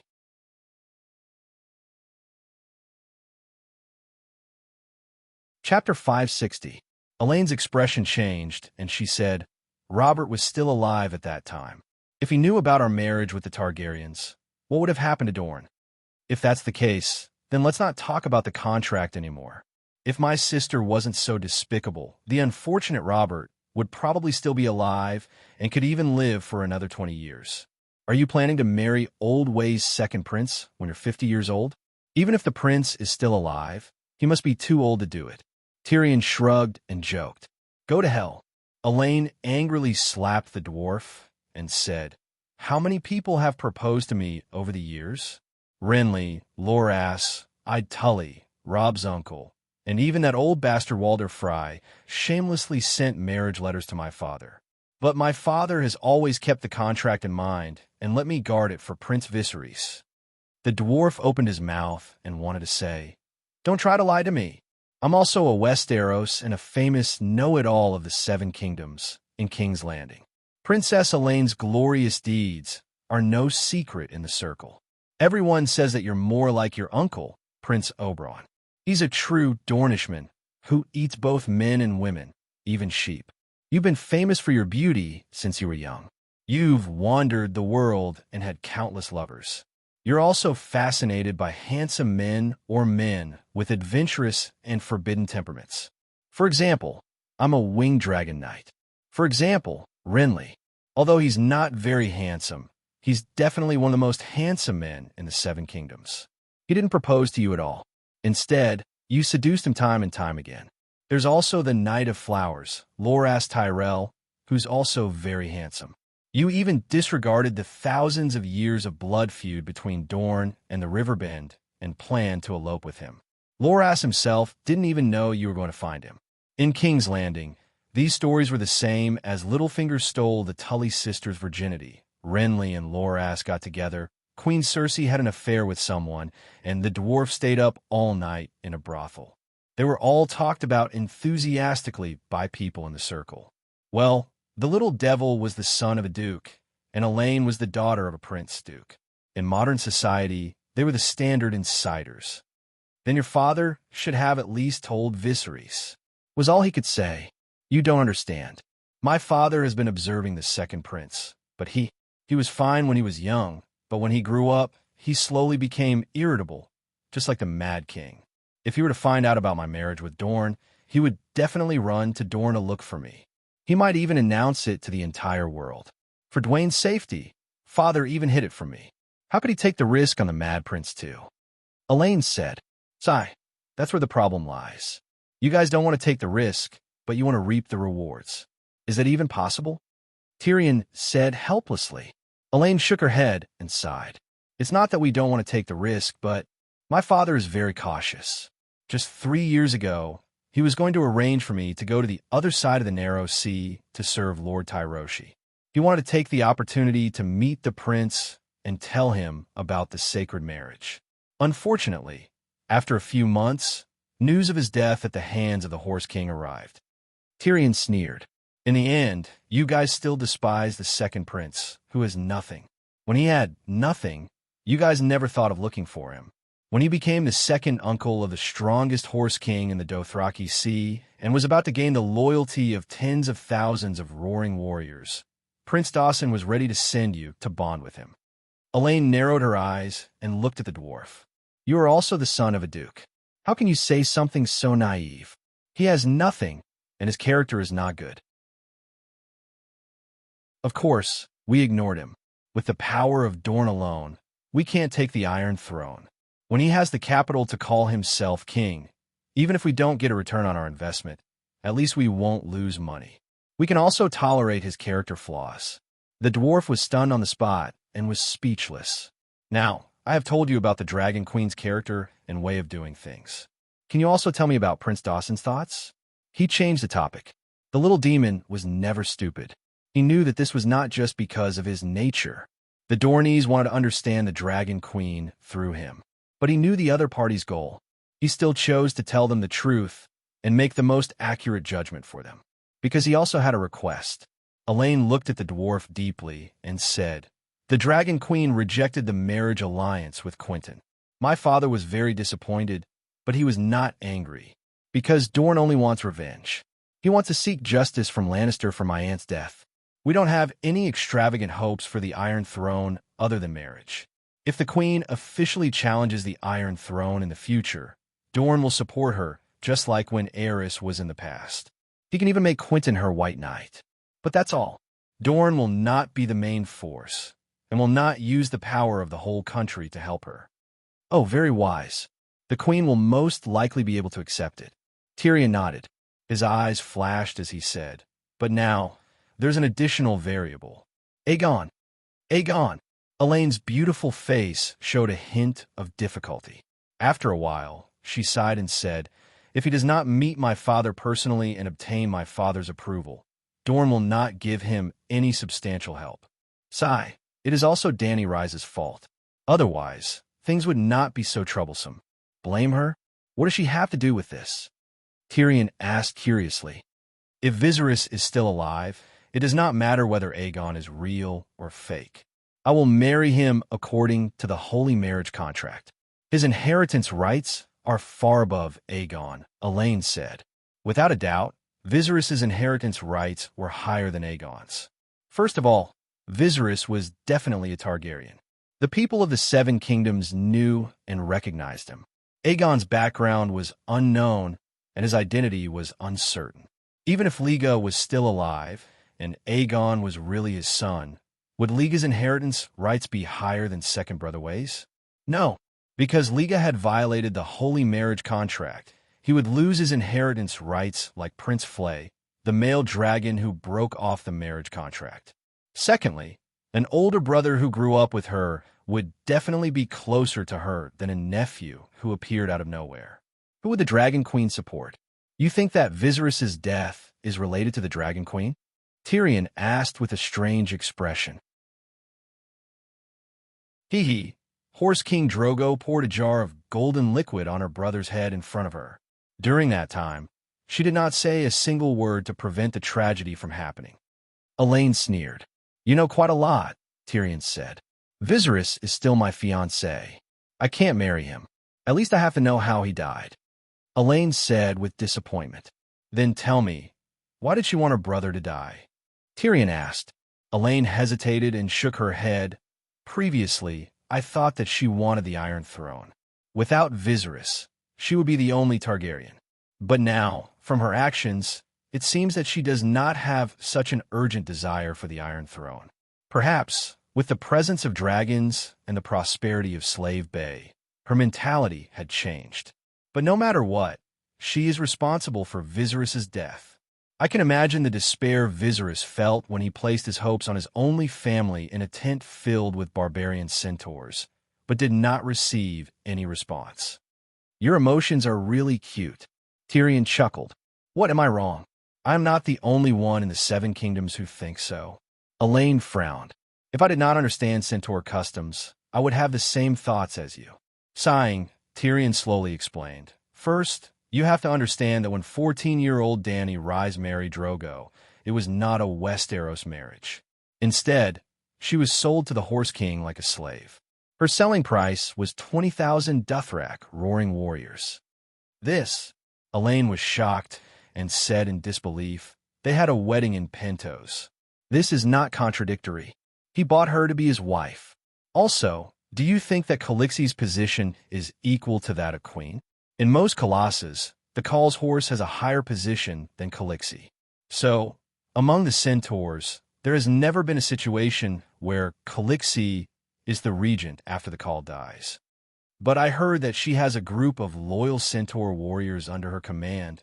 That is because she is strong. Her current colossus are made up of two types of centaurs. They are either her original cars or the centaur slaves that she freed in the past few years. Her centaur husband has 50,000 roaring warriors and 100,000 centaur tribes. But her original cars was less than 100. The rest of the centaurs left her the moment Drogo died, and some even became her enemies. If my sister was in her position, she would not even be able to get past the Red Wasteland. So, even if the Mad King was reborn or Rhaega was alive, if the Horse King wanted to kill them, she would not be able to stop him. Then she should at least try, instead of remaining silent, Elaine muttered. You could try to draw your sword in Horse King City. Other than the Dragon Queen, anyone who tries to use force in Horse King City will only end up dead. Moreover, Viserys pointed his sword at Drogo's wife's pregnant stomach in front of several Khals and threatened to kill his son. Other than killing his second brother-in-law, Drogo had no other choice. Now that I think about it, your father did the right thing. What is scarier than marrying the Mad King is marrying a Mad King who has no power and no crown. The two of them were silent for a moment before Tyrion asked, How is my niece, Myrcella? Why are you suddenly asking about this? Elaine was surprised. You forgot that I was the one who sent her to Dorne. If something happens to her, I will feel guilty for the rest of my life. Tyrion looked at the princess of Dorne and said, I'm sorry, she is not good. Elaine turned her head away, not daring to look into her lover's eyes. I harmed her. Uncle Oberyn's death made me lose my mind and tried it. Tyrion waved his hand and interrupted her. I know that the Dark Star cut off her ears and cut her face. I only want to ask how she is now. She is a strong and brave child. My father had sent people to High Hidden City to search for Jiro Dane to avenge Myrcella, but Jiro went to Bravos and became Dany Rhys's White Knight. What do you mean by she is? Or is Jiro a spy that she planted in Dorne? He is looking for opportunities to destroy the relationship between Dorne and the Iron Throne. Elaine was ashamed and confused. My dear, your imagination is too rich. She had just stepped onto the land of Westeros for the first time.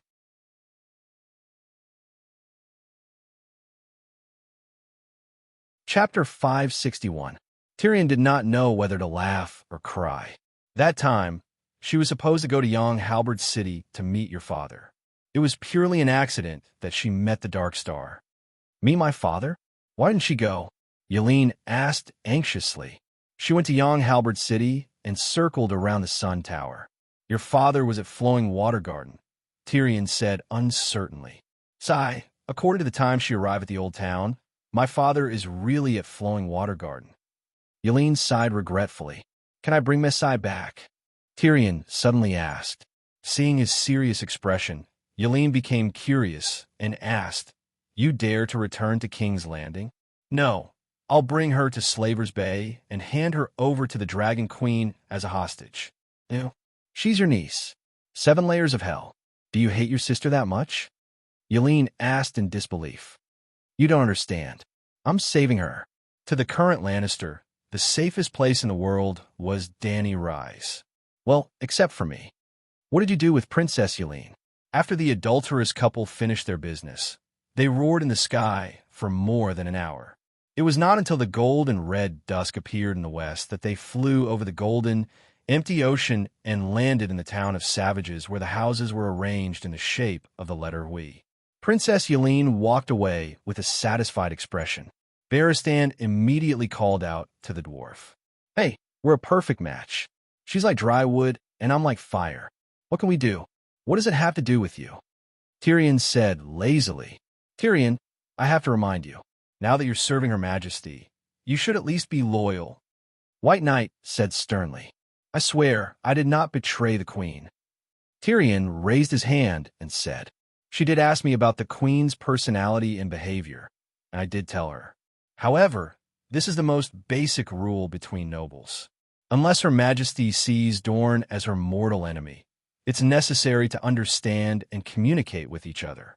You might not believe me, but just now, I resolved a misunderstanding between Princess Elaine and the Queen. When I return to Slave Bay, I will report to His Majesty the way the Dornishmen do things and think. Yes, I'm the bridge between Her Majesty and Dornhill. I'm working. Barristan opened his mouth, but did not know how to refute the dwarf's fallacious reasoning. He could only mutter, You should leave now. The shapeshifter has already packed and can depart immediately. No, it's not easy to fly thousands of kilometers at a time. I have to make a trip back to the Westeros. Tyrion shook his head. Where are you going? White Knight frowned. What a coincidence. Today is the day my sister and Yuluan are getting engaged. I have to go to King's Landing to give the newlyweds a gift, Tyrion said with a grin. Are you crazy? The expression on Old Ba's face was as if he had seen a ghost in broad daylight. Tyrion shrugged and smiled meaningfully. Sir, think about it. If I wanted to betray the Queen, why would I tell you in advance? Also, do you think my sister will accept me? What do you want to do? Old Ba looked at him coldly. No matter what I do, I will explain it to Her Majesty later.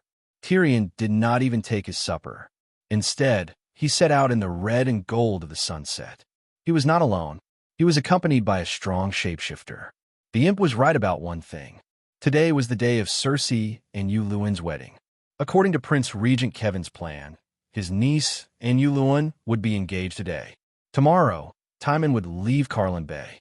The day after tomorrow, his annoying niece and niece's son-in-law would be out of his sight. The couple would go west along the Mander River to High Court and complete the final negotiations with the Tyrells. Tywin would return to Shield Islands and receive a ransom from High Court. The 7 kingdoms would be unified and peaceful again. In this way, he could spare all his energy to deal with the Holy Sparrow and Holy Dany. The Holy Sparrow and Holy Dany were still too far away. When he thought of Lannister and the Iron Throne finally getting rid of that stinky and sticky Cersei, Sir Kevin smiled at the banquet. He was in a good mood and drank a few more cups. When White Knight Boros Braun woke him up, the Prince Regent was still a little confused.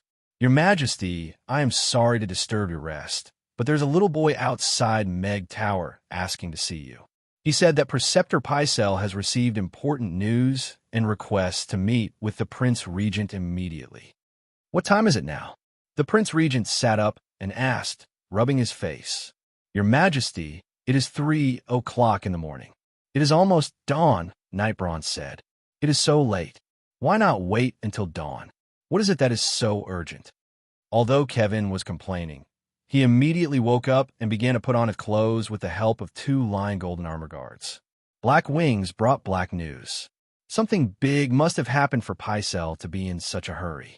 I asked, but the child doesn't know anything. Why don't you stay in the bedroom, and I will bring Preceptor Pycelle here? Nightbrawn said, Forget it, I will go myself. It is freezing and snowing outside. The old Preceptor is already 85 years old, and he has been through the agitation of being paraded around the streets by the doctors. Let's not torture him anymore. Unlike Cersei and Tyrion, who were harsh and cold to Pycelle, Sir Kevin respected and relied on the Preceptor from the bottom of his heart. He knew how loyal and wise Pycelle was to Lannister. During Aerys' time, he was in the dragon camp, but his heart was in the lion camp. In the end, he caused the death of the Mad King's entire family. It was Pycelle who persuaded the Mad King to open the city gates and let Tywin in. During Robert's time, not only did he keep quiet about Cersei's affairs, but he also killed Jon Arryn, the first foster father of power who discovered the secret. Littlefinger instigated Lisa to poison Jon Arryn. However, it was a slow-acting poison and could be saved. Pycelle chased away Scholar Common, who was treating the old man. Incidentally, Scholar Common was the exclusive scholar of the Arryn family, just like Master Luwin was in Winterfell. However, he betrayed old Jon. Pycelle did not allow him to continue treating Jon, so he did not care about himself anymore. During Tommen's time, Pycelle also worked hard to clean up the mess left by Cersei. He was even the one who gave Kevin the title of regent. The regent was willing to give preferential treatment to such an old, loyal official. The child who delivered the letter was 12 or 13 years old. He was wrapped in a faded sheepskin jacket and stood under the drawbridge, his neck shrunk and his feet stamping. He was a clever little apprentice. Kevin had seen him a few times in the Crow's Nest. The Red Castle was divided into 2 castles. The Meg Tower in the inner layer belonged to the royal family. It was surrounded by a 4-meter-thick city wall and a dry moat with iron spikes. Other than the drawbridge, there was almost no other way in or out.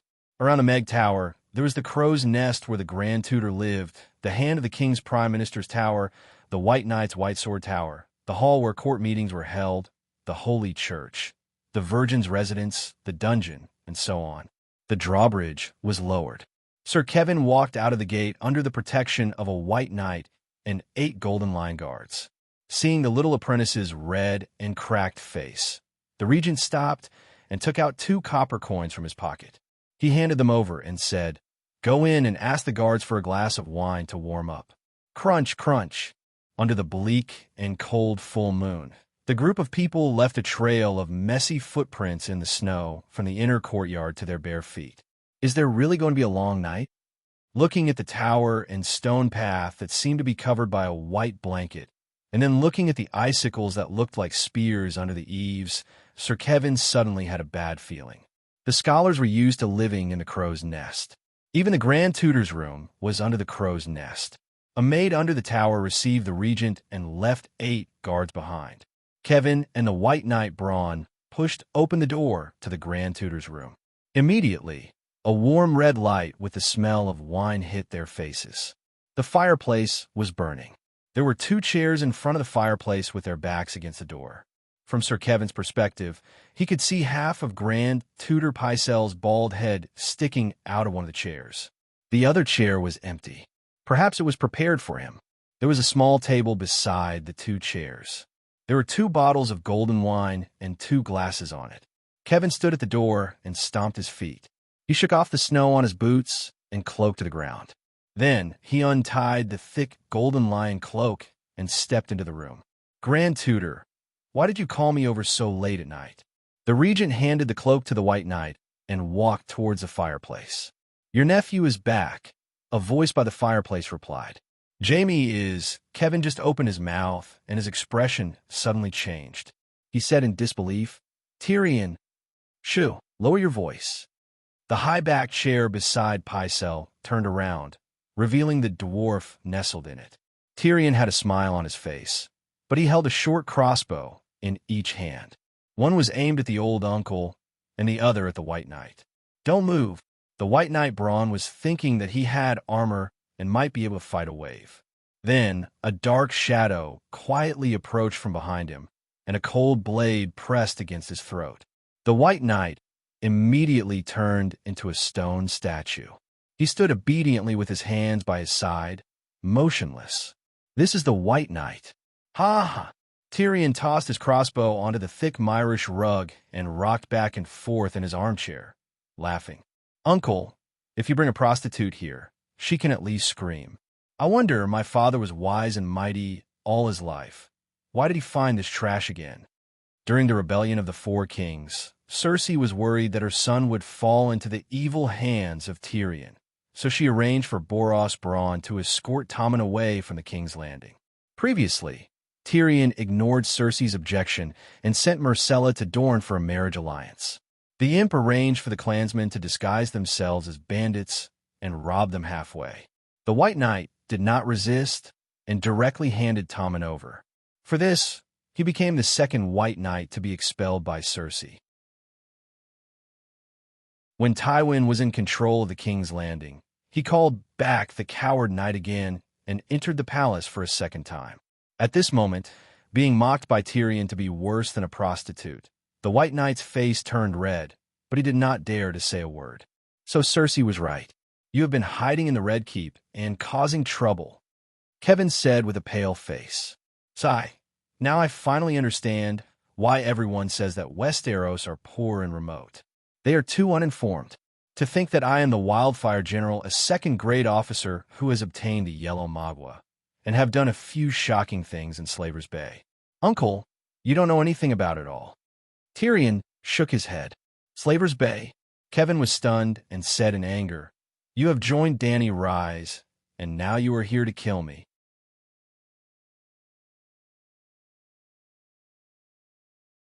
Chapter 562.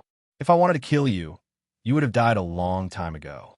Tyrion handed him a glass of wine and said, "Have a glass of wine. When your anger has subsided, we can have a good talk." Kevin looked deeply at his nephew. He did not take the glass of wine, nor did he care about the restrained White Knight. He strode to Pycelle's side and began to examine him. "What did you do to him?" He drank a glass of poppy milk and fell asleep. Tyrion shrugged and put the glass back on the table. "I would never have thought that you would kill your father. That scene would not happen even in my darkest nightmare." Kevin stood up straight and looked down at Tyrion with a complicated expression. "Sigh, I have thought of that scene many times, but it was not directed at my father but my sister. Perhaps there are ghosts in the Red Keep. I was possessed by the Mad King, Rhaegar, Princess Dorne, Princess Lelia. I was possessed by countless Targaryen ghosts and could not control myself." Tyrion mocked. "What do you want to say? Repent to me?" Kevin said coldly. "What's the use of repenting to you? Even a sparrow can communicate with the Holy Mother. Can you?" The dwarf laughed strangely. "Then why are you looking for me?" Tyrion put away the mocking expression on his face and said seriously, For Lannister, you should not have killed my brother, your father." Kevin said sternly. "Sigh, Uncle, I still have the Dragon Queen's mission on me. I don't have much time. If we keep repeating this topic, I'm afraid we will not get anything done today." Tyrion sighed. Kevin narrowed his eyes and sized up the dwarf. The green helmet, green armor, and green cloak made him look majestic and spirited, especially the roaring lion head on his chest, the emblem of Lannister's clan. His expression softened. This nephew of his had killed his king, his father, and his father. He had committed all sorts of crimes, but at least he hadn't forgotten Lannister's identity. The Prince Regent dragged a chair from the side and sat opposite the dwarf. He said faintly, "How did you get in?" You should be asking me how I got out last time." Tyrion winked and laughed again. Kevin's expression turned solemn. Could it be that the secret passage is really connected to every part of the Red Castle? There was a secret passage in the Tower of the Prime Minister that led outside the Red Keep. This was discovered after Tywin's death, but Cersei burned the Tower of the Prime Minister to the ground with wildfire. Tyrion shook his head. The secret passage is too complicated. I don't know where it leads to, but it was clear that Varys knew. Uncle, you made a stupid and fatal mistake. You knew that someone with bad intentions was in control of the secret passageway of the Red Castle, but you let him do as he pleased. Today, I can directly sneak into the crow's nest from outside the city and threaten Paziel to send someone to invite you over. Tomorrow, there will be someone else who can do the same thing. Or do you think that Varys is kind to you and Lannister? Sir Kevin could not refute the facts. He sighed. I have also arranged for people to explore the secret passage, but as you said, it is too big and too complicated. 7 or 8 people died and still could not figure out the direction of the passage. Since we can't control it, but the enemy can easily use it, then we will destroy it. Tyrion said faintly. Destroy it? Kevin's body trembled.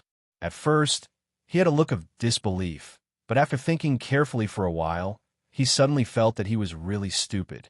The Lion family's old dog sighed. You are right. Dangerous things that can't be controlled should be destroyed. But the secret passage is huge and under the Red Castle. How can we do it without damaging the foundation? If we fill it with soil, it will be too much work. He frowned and asked. Tyrion laughed eerily and said in a low voice, How do hunters hunt? You can arrange for people to set up hundreds of traps inside. There is an 80% chance that they will catch the big rat in the dark. You mean? Kevin glanced at the man with messy hair who was holding White Knight hostage. He also lowered his voice so that only he and Tyrion could hear. Varys is still under the Red Castle. He did not go to Slaver's Bay, so he must be at King's Landing. He will attack you sooner or later. Just as the Dragon Queen said, Lannister's enemies would be happy to see Cersei put on a clown show on the Iron Throne. You are the pillar of support for the Iron Throne and Lannister. You're the first target that all enemies want to take down. This is why I took the risk to come here today. Tyrion said confidently. Kevin was not moved by his nephew's compliment. He had always been clear about his position.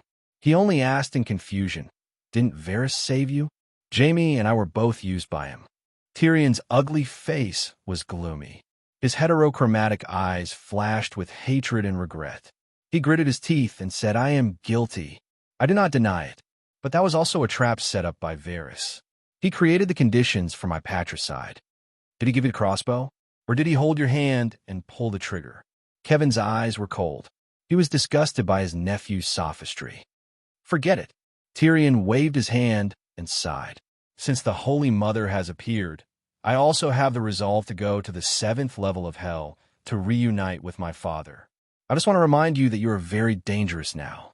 Varys, Cersei, and Stark all want to kill you. They have the means to kill you easily.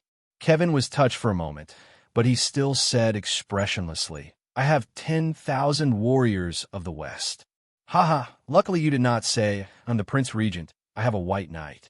Tyrion said with a smile as he pointed at the White Knight in the corner of the door. I will set a trap in the secret passage and make sure Varys does not return. Your sister married Yulun today? Yesterday. I will arrange for her to leave King's Landing tomorrow. Stark, other than your reckless wife, is there any other Stark alive? Kevin said slowly. Don't underestimate Varys. He is not alone. Illyrio of Pentos is supporting him. The funds he used to train Little Bird all came from the spice merchants. Tyrion had no loyalty to Varys and Illyrio. Without hesitation, he told them Aegon's secret. This is too scary. What are they trying to do? Kevin was shocked. Cold sweat broke out on his back. Tyrion laughed coldly as he revealed another big secret.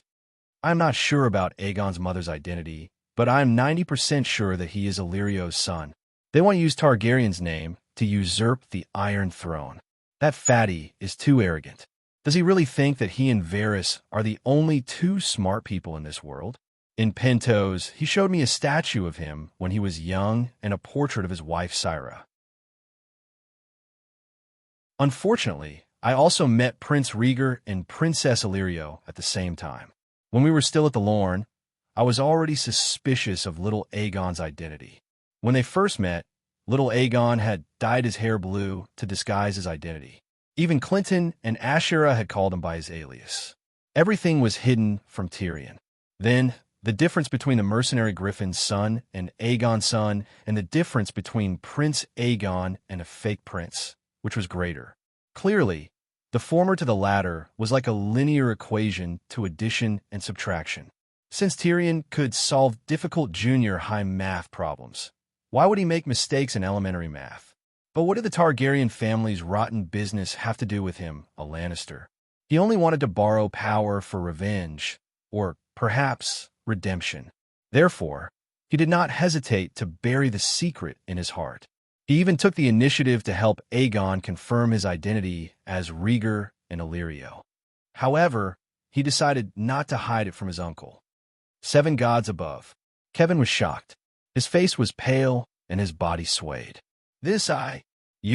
I can't handle this situation. It's your father. You shouldn't have killed him. His thoughts were in a mess, and he spoke incoherently. Tyrion rubbed his temples tiredly and sighed. My father is already gone to the 7 hells.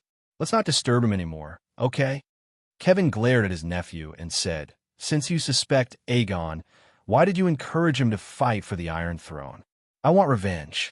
If the devil can help me, I will also pledge my loyalty to it. Moreover, Prince Aegon is a good person. I like him far more than Joffrey and Tommen. Tyrion said matter-of-factly, You killed Joffrey and Tywin. You are the root of all evil. Who else do you want to take revenge on? I don't know. After killing my father, I hated Cersei. I wish that all the Westeros would be killed by the other ghosts, including you and Jaime. Tyrion looked at his uncle and said, Kevin did not scold him. He only sighed helplessly and said, Perhaps Tywin was too harsh on you. He somewhat understood his nephew's state that day. A child with love in his heart fell into that situation. Love would only make him more miserable. Hatred was the only thing that could keep him alive. What about now? The regent asked. Now? Tyrion shrugged and laughed. Uncle, do you know? I am a dragon knight, a pterosaur knight. The Dragon Queen gave me a pterosaur. I call her Tessa. Pterosaur? Dany Liz went to Sosrith Rainforest to tame a pterosaur? Kevin furrowed his brows. He wasn't surprised by his nephew's reaction, but rather worried. You can find the answer to this question yourself. The upper echelons of the Alliance know. But don't ask me. I am a Queen's Knight now. Tyrion did not wait for his uncle to ask, and continued. Tessa gave me a new life. My wish now is to live freely. Lannister and Casterly Rock was saved from the Dragon Queen's flames of revenge. I will be satisfied if I give Littlefinger retribution. If Cersei really went to the Iron Islands and let the salty and cold sea breeze crack her delicate face and turn her into a wrinkled old woman, I will definitely forgive her for hurting me. Unfortunately, I know her too well. Everyone's pursuit is the nourishment for her to live. The right to do as she pleases is like the air she breathes. Just like a fish cannot leave the water, Cersei is also unwilling to leave the king's landing stage. So, Uncle, you must be careful these few days. Do not interact with her in the Queen Dowager's palace, especially when Yuluen is present. You must be wary of the Dragon Queen and deal with my sister. I am her uncle. I spared no effort and poured my heart and soul into protecting her son's country. Kai Feng said solemnly. You are reasoning with my sister? Tyrion sneered. Why revenge on Littlefinger? Sir Kevin changed the topic. The Prince Regent still did not believe that his niece would harm him. He only thought that Tyrion was too biased against Cersei. He was the one who started the war between the lion and the wolf. He and Old Rose murdered Joffrey. He was also the one who stole Sansa. Tyrion's face twisted. Sansa is in Arryn Valley? You are in Slaver's Bay. How do you know this secret? Kevin frowned. The Dragon Queen told me. She has already seen through Littlefinger.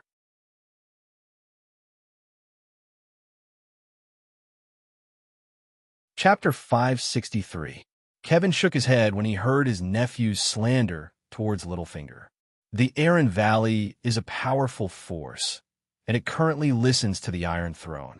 Littlefinger is of low birth, and even his position as Valley Guardian was only secured with our support. He won't be stupid.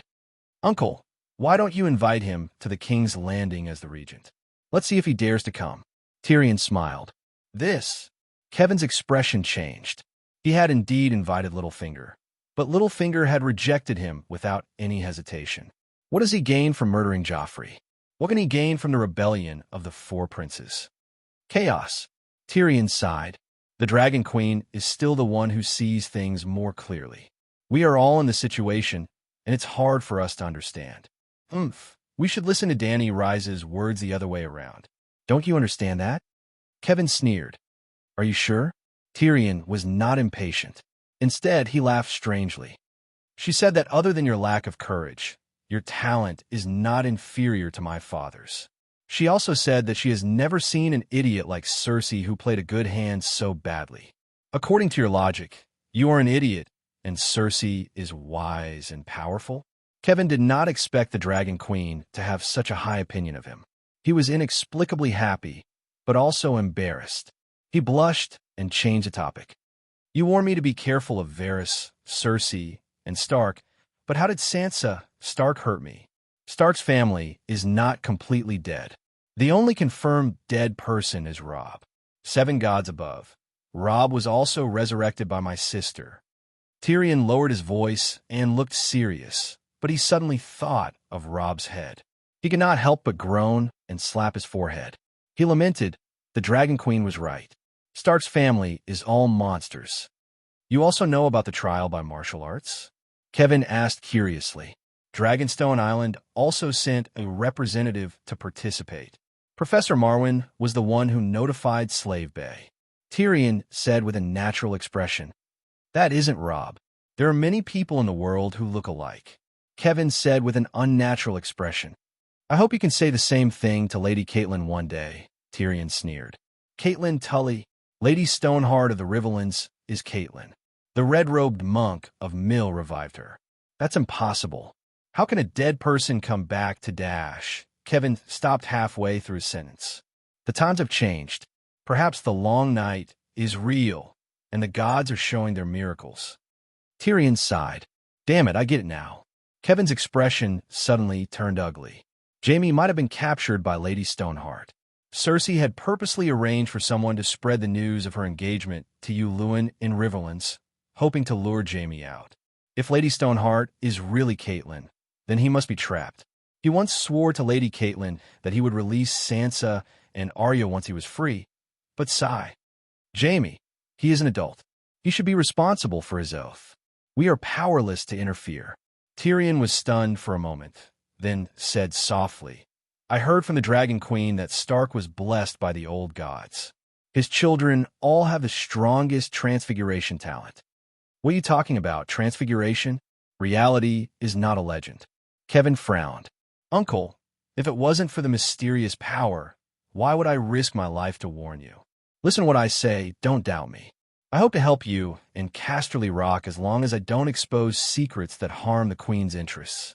After all, I am also Lannister. Tyrion smiled bitterly. Speak, Kevin said in a low voice. Transfiguration can merge their souls into an animal's body. If the transfiguration is smart enough, it is easy to kill someone. For example, find a rat as an animal companion, smear poison on its claws, sneak into the palace in the middle of the night, and do it to you and Tommen. The children of the House of Stark can do this easily, especially Arya Stark. She is not only a transfiguration talent, but also a faceless one. Ugh, Dany was indeed a bit of a blabbermouth, spilling all kinds of secrets. Tyrion was such a careful and shrewd person. He secretly heard and memorized many secrets of the Westeros. There were secrets, and there were also spoiler-like speculations. It was not Dany's fault for blabbering. In reality, she was thousands of miles away in Slave Bay, surrounded by many trusted people. She rarely hid secrets that had nothing to do with her. To put it bluntly, even if the whole world knew that Arya was a bloodchild, so what? Arya was not her daughter. Forget about Arya.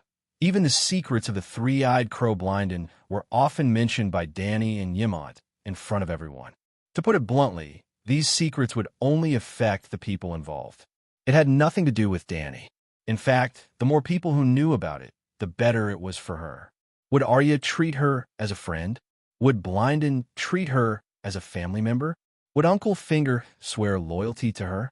That was impossible. 7 gods above. Are you telling the truth? Kevin said in fear. The queen does not treat me as an outsider, and there is no need for her to lie to me. Or do you think that she is the kind of person who speaks without thinking? But now, you have betrayed her trust, Kevin said meaningfully. The queen should be able to understand the actions of a vassal trying to protect his family. If I knew the secrets you revealed tonight, you would be dead, Kevin said calmly. Sigh, loyalty and filial piety have always been difficult to achieve. However, we are only halfway through today's matter. What comes next is the main event. So, don't be in a hurry to sentence me. Tyrion chuckled and waved his hand. He poured another cup of wine for himself and his uncle. Previously, I was the dwarf of the Lannister family, and I provided some good advice to my uncle to protect his family. Now, I'm the Queen's Minister of Government Affairs, a second-grade official, a wildfire general, and a flying dragon knight. I hope that the Lannister family will surrender to the Queen unconditionally.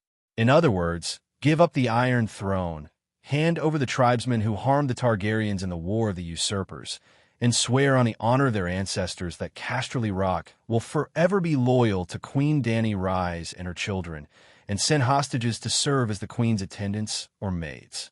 Yes, Messiah or Tommen can atone for their grandfather and father's sins. Are you crazy? Do you know what you are saying? Kevin's eyes widened, as though he had seen a ghost. I am very clear-headed, more clear-headed than ever, Tyrion said seriously. You are crazy. Kevin shook his head. I told you to be wary of Varys, Cersei, and the House of Stark's assassins and shapeshifters. They can only harm you and indirectly endanger the entire Lannister family. The only thing I did not warn you about was the Dragon Queen. Why? Because you do not need to worry, and there is no use in worrying. If she wants to kill you, it will be easier than killing a dog. If she wants to destroy Casterly Rock and Lannister, it will not be harder than taking down New Guys. New Guys, the Pearl of the Summer Sea, the courtyard where the Western world sailed to the Eastern Jade Sea. Such a great city, but it is only a small part of the Queen's grand strategy. Tyrion pinched the pad of his little finger and gestured in front of his uncle. Queers, the hub that connects the Eastern world to the Western world. Because the Queen was unhappy, more than half of the royal family and wealthy merchants died, and hundreds of merchant ships were lost at the docks. Compared to Queers and New Guys, Casterly Rock and King's Landing are country bumpkins. If you do not go out, you will not know how big the world is. If you do not follow the Dragon Queen, you will not know how strong a person can be. No matter how strong she is still only one person, Kevin said. Now, she has almost single-handedly overturned the world. Uncle, believe me, this is the best choice for Lannister. Tyrion looked straight into the Prince Regent's eyes and said each word solemnly. Kevin said angrily, I have just quelled the chaos of the Seven Kingdoms, and Tommen's rule has just been stabilized, and you want me to give up the Iron Throne. Because of this, Lannister's act of giving up the Iron Throne is considered sincere. The Queen is not interested in the chaotic Seven Kingdoms. Tyrion said, If you were not the Prince Regent, if Cersei was still in power, I would not have come tonight. Uncle, you have to understand that your duty is to protect the family, not to help a bastard steal something that is not inferior to him and that he does not have the ability to possess. Tommen is your nephew. Kevin growled. I love Tommen, just like you love me. But Tommen's surname is Theon. Even if everyone knows that he is Lannister, he can never represent Lannister. His royal robes will always have the crest of the crowned stag. His descendants are the same. They will take the surname of Theon and inherit Theon's glory and ancestral teachings. Perhaps, after 2 or 3 generations, Tommen's Baratheon dynasty will no longer have anything to do with Casterly Rock City in the west. Just like Theon and Targaryen, using 100% of his strength to protect Theon's bastard kingdom, Lannister will only get a portion of the benefits, but he will have to bear all the responsibility if he fails the extermination of his family. Tommen will not survive. Giving up Tommen and his throne We will only lose that portion of the benefits, but we will gain Casterly Rock City's eternal existence. Tomon will not die. You are a smart man. Can't you understand such a simple principle? Kevin's expression changed several times. After a long silence, he hesitated and said, "Do we really not have any hope at all?"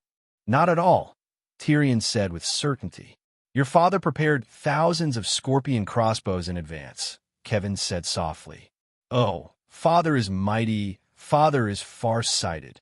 The dwarf raised his hand and cheered, then shook his head and said, "Of course the scorpion crossbows are useful, but the Megalosaurus can also throw wildfire bullets in addition to spitting fire." Tyrion patted his chest and said proudly and helplessly, "I am a second-grade wildfire general under Dragon Queen. Didn't Tauros also have 2,000 dragon-slaying crossbows? Weren't they burned to ashes by the Tyrion-oiled wildfire bullets I made? Believe me, I am an expert. An expert's words can't be wrong." "She doesn't intend to abide by the oath of ending the long night as king?" Kevin asked again. Tyrion smiled bitterly.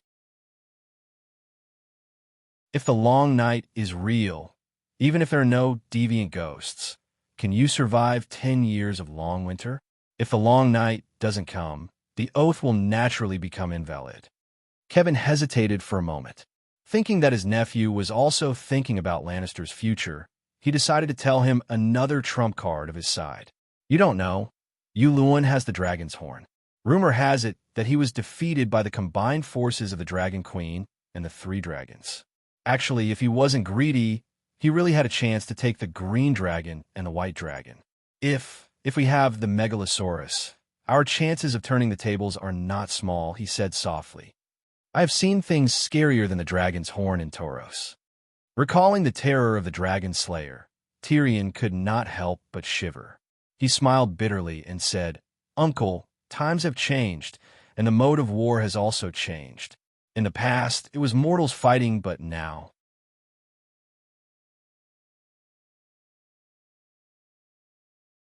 Chapter 564. Tyrion said bitterly, "You don't even have the right to participate in the current war without supernatural powers, demigods, or true gods supporting you. Our Lannisters should just leave. Don't cause trouble. We can't afford it." Kevin also remembered the scene of Big Sparrow's resurrection and sighed. "If you didn't lie on purpose to help Dragon Queen trick me, then the City of Knowledge's true world is really necessary. Hey, don't be naive. The people still want the world of Eversummer. What do you want me to do?" Kevin was helpless, and his attitude began to change. "Send that troublesome sister of mine away as soon as possible. Don't let any animals, such as cats, dogs, rats, or birds, come near you in Tomon. Immediately write a letter to Dragonstone Island to ask for forgiveness and loyalty. My father is dead. My brother Jaime is also missing. And if I put in a few good words in front of the Queen, there's a high chance that she will forgive me. Moreover, the Queen is fair and magnanimous. Even letting Stannis and Stark go, she will definitely give Jaime a fair trial. After the Iron Throne is handed over, the Lannister army stationed at King's Landing and Riverside can all be transferred back to Casterly Rock. At the same time, our family's gold can be used to buy food. As long as Casterly Rock has soldiers and food, we won't be afraid even if Chanya comes." Kevin's expression was conflicted, his fists unconsciously clenched. Large beads of sweat seeped out of his forehead, and countless conflicting thoughts emerged in his mind. Rationally, he felt that the imp's words made sense. He was not his brother Tywin. He did not have the ambition to fight for the Iron Throne, nor did he have the ability to deal with the increasingly complicated situation. Not to mention the Dragon Queen. Just the pressure from the Holy Sun, Big Sparrow, was enough to make him breathless. If the deviant ghosts and Chanya were really... Recently, there was news that many nobles had gone to Dragonstone Island to see the deviant ghosts. Even if Chanya did not come to Lannister, what was the difference between the Dragon Queen and Chanya? Both brought him and Lannister Everwinter. Take a step forward and you'll fall off a cliff. Take a step back and you'll be able to see the vast sea and sky. But his nephew wanted him to give up the Iron Throne. How could the Iron Throne be abandoned so easily? After a while, He wiped away the sweat on his head and stared straight at the dwarf, asking, "Are you really not here to help the Dragon Queen earn money from me?" Tyrion picked up the crossbow by his feet and shook it a few times. "If I kill you, Tommen's rule will immediately collapse." Kevin's eyes darkened as he forced a smile. "What do you want?" Tyrion said bitterly. "I just want to be loyal and filial. It's that simple, that's simple. I have sworn allegiance to the Queen several times before, and I do not wish to break my oath. But I cannot deny the fact that I am a Lannister. I do not wish for you to die. I do not wish for Aunt Xena to die. I do not wish for so many innocent cousins to die under the dragon's flames. I once had a nightmare. In the dream, I charged into battle for the Dragon Queen and killed Jaime, you, Aunt Xena, and countless Lannister. I do not even need to wake up. I cried in the dream. As long as you do not run away, it is not difficult to recognize your own heart." Kevin's eyes flashed. "What if I refuse?" "You will not. This is the best choice," Tyrion said coldly. The cold wind whistled outside the window, and only the crackling of the fireplace could be heard in the room. The uncle and nephew looked at each other, and the air became heavy. Not far away, the Transfiguration user and White Knight felt as though a piece of lead was pressing down on their hearts. "What if I refuse?" Kevin repeated his previous words. Tyrion raised his crossbow and pointed it at his heart. He said coldly, "There are too many people I want to save, and you are only one of them." "Are you serious?" Kevin raised his eyebrows. "If I kill the diehards, the rational and weak ones will only hate me. Anyway, I have already killed my father. I am not afraid of bearing more sins. At most, I will go to the 7th level of hell. I do not care. The Queen's hands are not stained with Lannister's blood, and she does not need to worry about Lannister taking revenge on her in the future. It is the best of both worlds. If it were you, would you do it?" Tyrion's voice did not have a trace of warmth. There was no other expression on his face besides indifference. "You have the courage to kill your father, the courage to point your crossbow at me, and the determination to clean up the clansmen who do not agree with you. Why don't you use this crossbow to kill the instigator?" Kevin's body relaxed, as if a heavy burden had been lifted from his shoulders. He leaned back in his chair and said slowly, "I don't dare to think about it," Tyrion said. Kevin nodded and said, "Don't dare to think about it. That's a good reason to convince me." A person who could kill his father could also betray his vows, but he did not even dare to think about it. How terrifying would that woman be? "I agree with your suggestion. I surrender to Dany Rise. She could take my life. If she is still angry, she can kill Jaime and Cersei. I only have one request. Do not harm the children. They did not participate in the war of the usurpers. They are innocent." Kevin said with a faint smile, "You worry too much. The Queen is beautiful and kind. She has compassion for the refugees and slaves of Hudgian. There is no reason for her to mistreat the people who are loyal to her." Tyrion also smiled. "I need a few days." Kevin stood up and prepared to leave. Tyrion also stood up and opened a narrow secret door that was about half a man's height. "I trust you," he said with a smile. Kevin took his cloak from the wall and glanced at the secret door. He suddenly said, "Tyrion, will you really kill me?" Tyrion smiled at his uncle and suddenly raised his crossbow. Under the shocked gazes of the other 3 people in the room, he shot an arrow through the White Knight's throat and the unconscious Pycelle's heart. "God!" The barbarian in disguise looked at the dwarf with a blank expression. Kevin was furious. "Shoo!" Tyrion threw away his crossbow and smiled. "You can shout after I leave. Is this how you prove your magnanimity?" Kevin said with a pale face. "No, I'm helping you clean up the trash." Tyrion shook his head and smiled. "I don't deny Pycelle's loyalty to Lannister, but he is too old and his energy has declined. He is useless, but the Queen knows that he was the one who let the lion into the city. He deserves to die.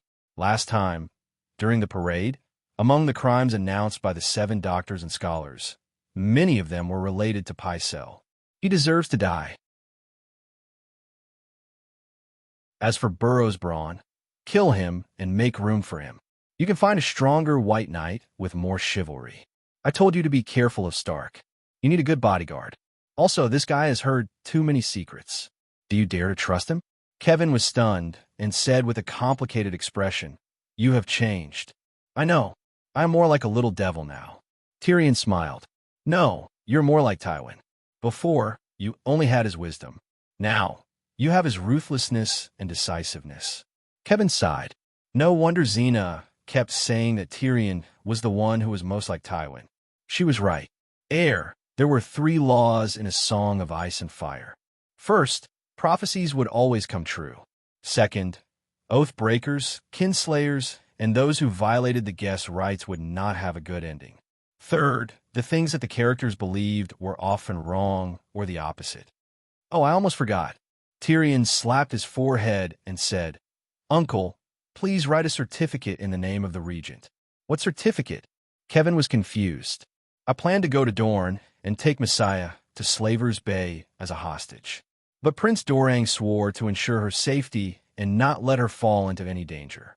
Although half of his oath was broken by Princess Elaine, without your cooperation, he will not hand over Messiah. Tyrion said. That was the reason why Dorang was so determined to protect Messiah in wandering power. When the dwarf was the acting prime minister, there were conditions for him to send his niece to Dorne for marriage.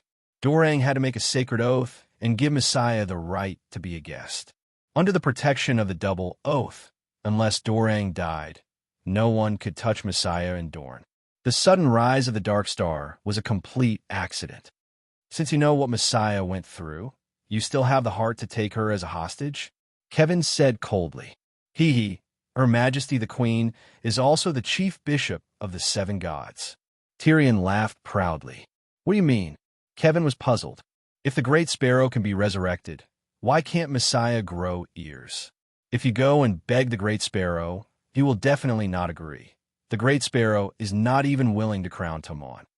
But the Dark Star is the Queen's White Knight. I also know your secret. Why don't you kill me? Walking in a secret passage leading to the seaside, Savage Haug gulped down golden wine while asking the dwarf beside him. Haug was a shapeshifter and also a powerful warrior. The imp only knew about the secret passage to the Tower of the Prime Minister. But when the Tower of the Prime Minister was burned by Cersei, the shapeshifter's animal companion helped him find a secret passage to the crow's nest next door. It was also the animal companion that monitored Kevin and the others. As a reward, Tyrion promised to treat him to the best wine in the world.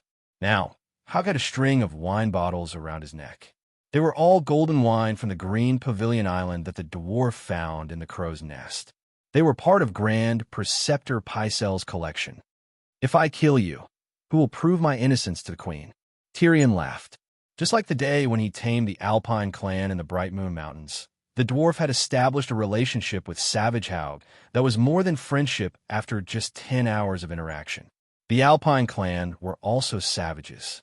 They were the ancestors that fled to the Bright Moon Mountains. Their customs and personality were not much different from the savages beyond the Great Wall. Tyrion was very good at and liked to deal with such simple-minded people. You are too cunning. I don't know if you will betray the queen. I can't prove your innocence. I will only tell everything you said to the Dragon Queen. That is exactly what I need you to do. Tyrion laughed. If the queen wants to kill you, I will twist off your head without hesitation, cut off your manhood, and keep it. Savage Haug mumbled. What do you want my penis for? The dwarf's smile froze. He had a bad feeling in his heart. Sure enough, Shapeshifter Haug said without hesitation, a dwarf's penis is magical. I have long wanted one to make a protective talisman. Taimai and Shaga are still friendlier. The Muggle savages did not know witchcraft, so they would not covet his penis. If they traveled by sea, it would be at least 2,000 kilometers from the Queen's Corner to the King's Landing. If they rode a dragon, it would be less than 1,400 kilometers. When they met Elaine again, it was already 3 o'clock in the afternoon. Tyrion now had the ability to sleep while riding a dragon. Without stopping, he called the Princess of Dorne and flew 500 kilometers to the flowing water garden in Dorne.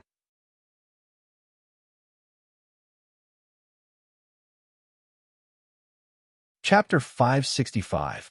Sigh, I didn't expect the legendary number one of the young generation in the Western continent to be you. Tam sighed. The big smile on the Dragon Queen's face when she met an old friend froze. Number one of the young generation in the Western continent. She began to imitate Erlu, puffing up her cheeks and grinding her teeth. General Wildfire was back. After more than a week, he finally brought back a 12-year-old ugly lowly, 2 mages, and 4 shapeshifters. Tam was an old acquaintance of Danny's and could be considered half of her teacher. While the others were brought to the bedroom by the maids to wash up, Dragon Queen affectionately called the shadow binder to the study. The two of them closed the door and reminisced about old times. Yes, Tam did not notice the change in his little sister's mood at all. He said with a complicated tone, "Other than those demigods who have existed since ancient times, you're almost unrivaled among the young generation. Do you know the king crab of Gettelho? I killed him," Danny said. "Without the dragon, would you be a match for the king crab? My dragon is part of my strength. 8,000 unsullied and 40,000 mother dragon's guards are also part of your strength. According to your calculation, doesn't that mean you are invincible beyond the realm of true gods? To a transcendent mage, only their own strength was real. For example, one day in the future, your Megalosaurus will become a dragon god, but you will still be immortal. 100 years later, the Megalosaurus will still be the Megalosaurus, but you will only be a pile of dirt." Even though he knew that the person in front of him was the Dragon Queen and not his little sister, Layla, the Shadow Binder could not help but treat her like a new apprentice and teach her earnestly. "I'm not being arrogant," Danny sighed and said awkwardly. "It's just that the number one of the young generation has been tormented by Lisbon. Now, don't call me that in the future. That's what everyone in the transcendent world says." The Shadow Binder dealt a heavy blow to the Dragon Queen. Danny's beautiful face was a little twisted, and she said hatefully, "Say, if I destroy the evil gods in the city-states of the Western continent, such as the Black Goat of Kohor, will my title change?" The Shadow Binding Warrior was stunned. "So that's how it is. What? Have you already wanted to kill the Black Mountain Goat?" the Shadow Binding Warrior asked. "What happened?" The Shadow Binding Knight said slowly, "Demigods can predict their own safety. The Black Goat has existed for thousands of years and lived through the Valeglia era. Its believers are spread all over Khal and the northern forest tribes. It is undoubtedly a powerful god. Some time ago, he suddenly appeared without the sacrifice of believers and summoned all the priests to participate in the encirclement and suppression of the Slave Bay. Almost every Khalasar in the Dothraki Sea had received gifts from the core merchants, and there were also Black Goat priests who acted as lobbyists for the Khal. It's very likely that he predicted your malice toward him. So mysterious? From now on, if you want to deal with transcendence, never say it out loud. Don't let a second person know about it. There are too many existences in this world who know about prophecies," Tam said seriously. Danny remembered Tam's words and asked with a smile, "Then, when you were in Volantis, did you predict my identity? After the fire burned the Black Tower, I had some doubts. However, I came from Yasha only to hatch dragons," the Shadow Binding Warrior said strangely. At this point, Tam also asked the question that had been in her heart for a long time. "What's the secret of hatching dragons?" Hatching dragons is a kind of talent. It has nothing to do with Lalo or the sacrifice of evil gods. It's just like how I can learn the Grand Wizard meditation technique. Other people can't learn it even if they get their hands on it. The Shadow Binding Warrior was stunned. After a while, he sighed and said, "Then you're very vicious when you spread the news that sacrificing your loved ones can hatch dragons. In the past 6 months, I have sacrificed at least 300 people to Lalo. Although the Shadow Binding Warriors don't mind blood, killing without reason." Sigh. Danny raised her hand and looked around with her big round eyes. She shouted, "I won't take the blame for this. I did say that sacrificing my loved ones to hatch dragons. However, I had just arrived in Astapor and was short of money. I needed to fool the good Lord and raise the price of the dragon eggs in exchange for the Unsullied. From the beginning to the end, I didn't spread this news to the public. It was you who spread it. During this period, I even made a few public statements. Your denial will only make us more convinced. Tam interrupted her. Dani curled her lips and said, "That's your business. It has nothing to do with me." "All right, I don't want to talk about that anymore."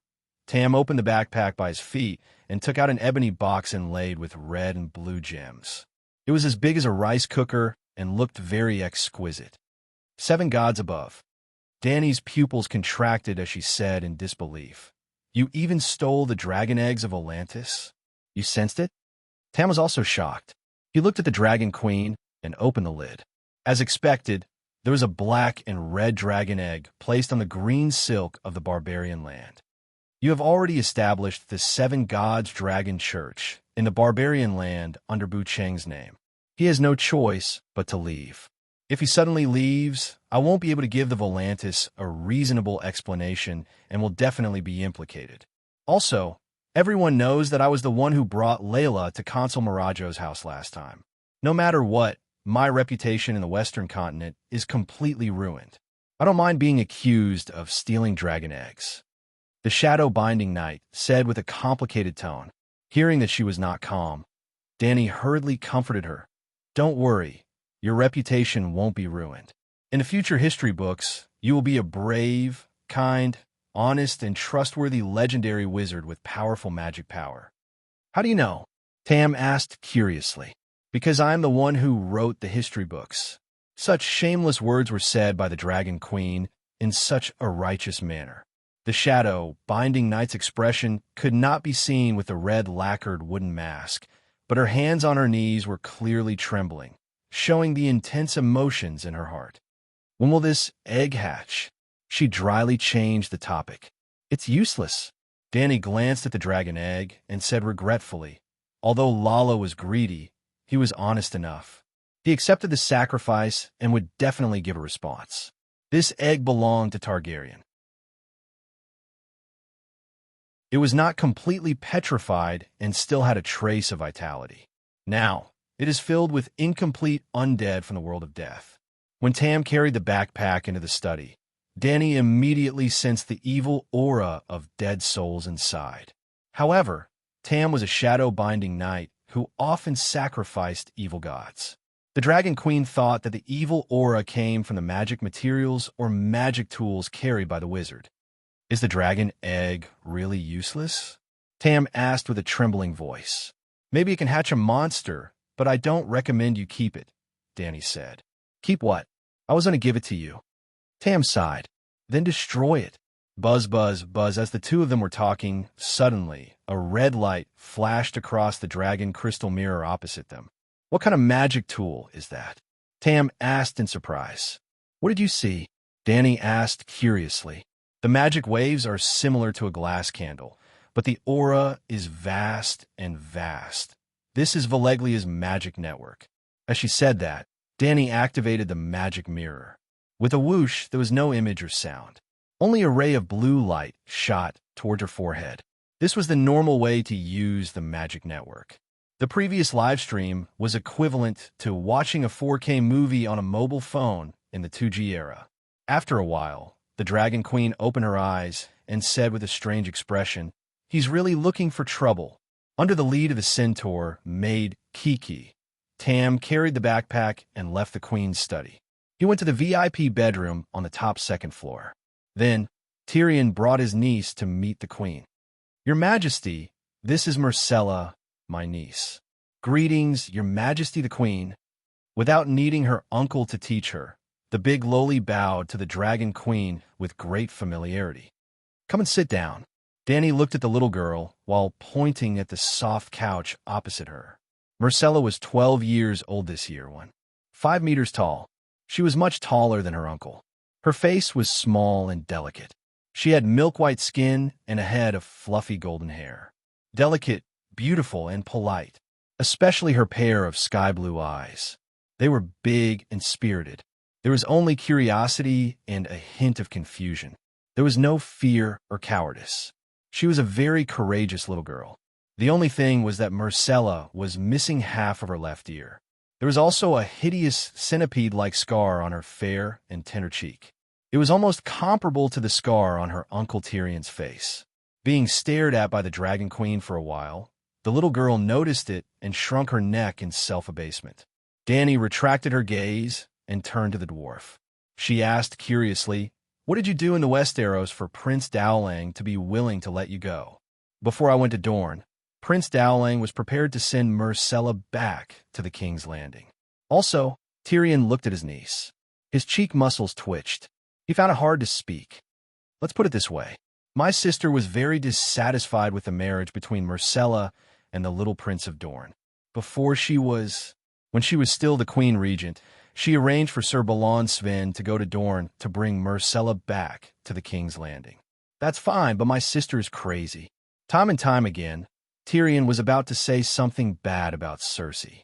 However, he stopped when he saw his niece beside him. "Sigh, my sister invited the Dornishmen to escort Myrcella to the King's Landing. However, she secretly arranged for people to disguise themselves as bandits. She planned to use my name to attack Myrcella's group in the Imperial Forest and kill Prince Tristan, who was accompanying her. Quentyn and Arrayn's younger brother, Myrcella's fiancé. The Imperial Forest was a forest outside the King's Landing that belonged to the king. Tyrion had taken in a few subordinates from the clans in the Minua Mountains. One of them was a barbarian called After his employer lost power, the imp was stripped of his position as the acting prime minister. He led his Stone Crow tribe to settle down in the Imperial Forest. Because of that, Cersei came up with this idea. The Dornishmen are not simple. They knew about my sister's plan and planned to beat her at her own game. The dwarf smiled bitterly and shook his head. If I did not take Myrcella away, she would have lost her life in the aftermath of the power struggle, just like her face. Prince Michio is a man of principle. He did not want to break his oath and did not want to hurt Myrcella. However, the incident with the Dark Star made him understand that things would not always go as he wished. After seeing my uncle's letter, he immediately agreed to let her go. Myrcella's eyes darkened. A trace of sadness and sorrow appeared on her scarred face. "Then why did you bring her to me?" Dany asked curiously. "Your Majesty, I have done something." Tyrion pulled himself together and said proudly, "I convinced my uncle to give up the Iron Throne and lead Casterly Rock to surrender to you. Soon, you will receive his letter of loyalty."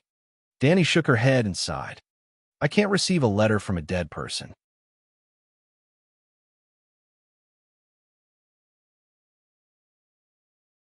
Chapter 566. Lead the Lannister clan to surrender to Targaryen. It might sound crazy, but Kevin was not crazy. Instead, he was very rational. After Tyrion left and returned to his bedroom in Meg Tower, he did not go back to sleep. Instead, he carefully recalled his nephew's words and thought about it. Then, he realized something terrifying. In the process of overthrowing the Iron Throne of Aerys, the crowned stag of the Stormlands, the crescent falcon of the Arryn Valley, the direwolf of the Northern Territory, and the leaping trout of the river. They had to deal with the Targaryen without a dragon, the Highgarden Rose, and half of Dorne. Robert barely held onto the righteous name and combined the strength of the four countries. Even with the Lion of the Western Territory holding Targaryen back, the two sides were barely split. Robert was 6 and Rhaegar was 4. Now the Stormlands, River, and the Northern Territory had become a burden to the Iron Throne. Littlefinger of the Arryn Valley had evil intentions. The Highgarden Rose was not on the same side, and Dorne. Even if the little demon did not reveal any information about the alliance between Dorne and the Dragon Queen, Kevin was not stupid. Could he not guess? Without a doubt, the Iron Throne of Lannister was fighting alone and was restrained by his teammates. It was far from being as strong as Aerys' era.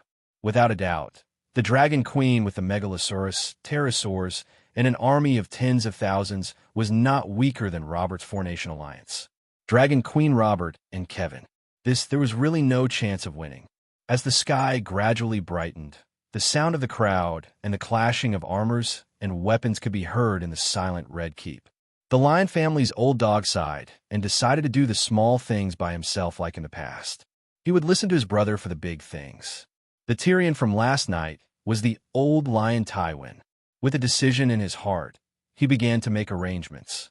First, He secretly arranged for his trusted subordinates to dig holes in the secret tunnels under the Red Keep, bury poisonous stingers, and set traps for ferocious beasts.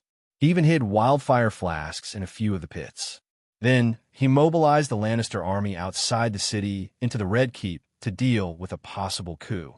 After a busy day, he returned to his bedroom at night and bent over the table to write a letter of surrender and loyalty. At midnight, the regent finally completed a sincere declaration of surrender that was neither servile nor overbearing. Just as he was folding the letter and stamping it with the regent's letter wax, his niece's voice sounded outside the door. "Are you crazy? Are you stupid? Don't you recognize me? Remember, you are the Lions of Casterly Rock, not the retainers of Sir Kevin. And I, Cersei Lannister, am the heir to Duke Tywin. I am the one you should be loyal to." As usual, Cersei was stopped at the door by the guards before she received permission from the Prince Regent. Unlike in the past, she did not wait for the guards to pass on the message. Instead, she loudly scolded the guards of the Lion family and even proclaimed her own rights, just like in the period of the Regent Empress Dowager. However, Kevin could understand. The little devil had appeared in the Red Castle again, so it was normal for his niece to go crazy. With a sigh, he announced at the door, "Let the Empress Dowager in." Cersei rushed to the desk like a tornado and roared at her uncle. "Did the little devil come to find you?" Kevin raised his eyebrows. Cersei was not alone. Her husband, Yuluin, followed in with a smile on his face. "He sneaked into the crow's nest, forced Pycelle to lure me over, and finally shot the Grandmaster and Sir Bronn." Holy Mother! Cersei hugged her head and walked around the desk aimlessly like a small train that had lost control. I knew it. That monster has always been under our feet. I knew it. I told you to burn the secret passage with wildfire. You didn't listen.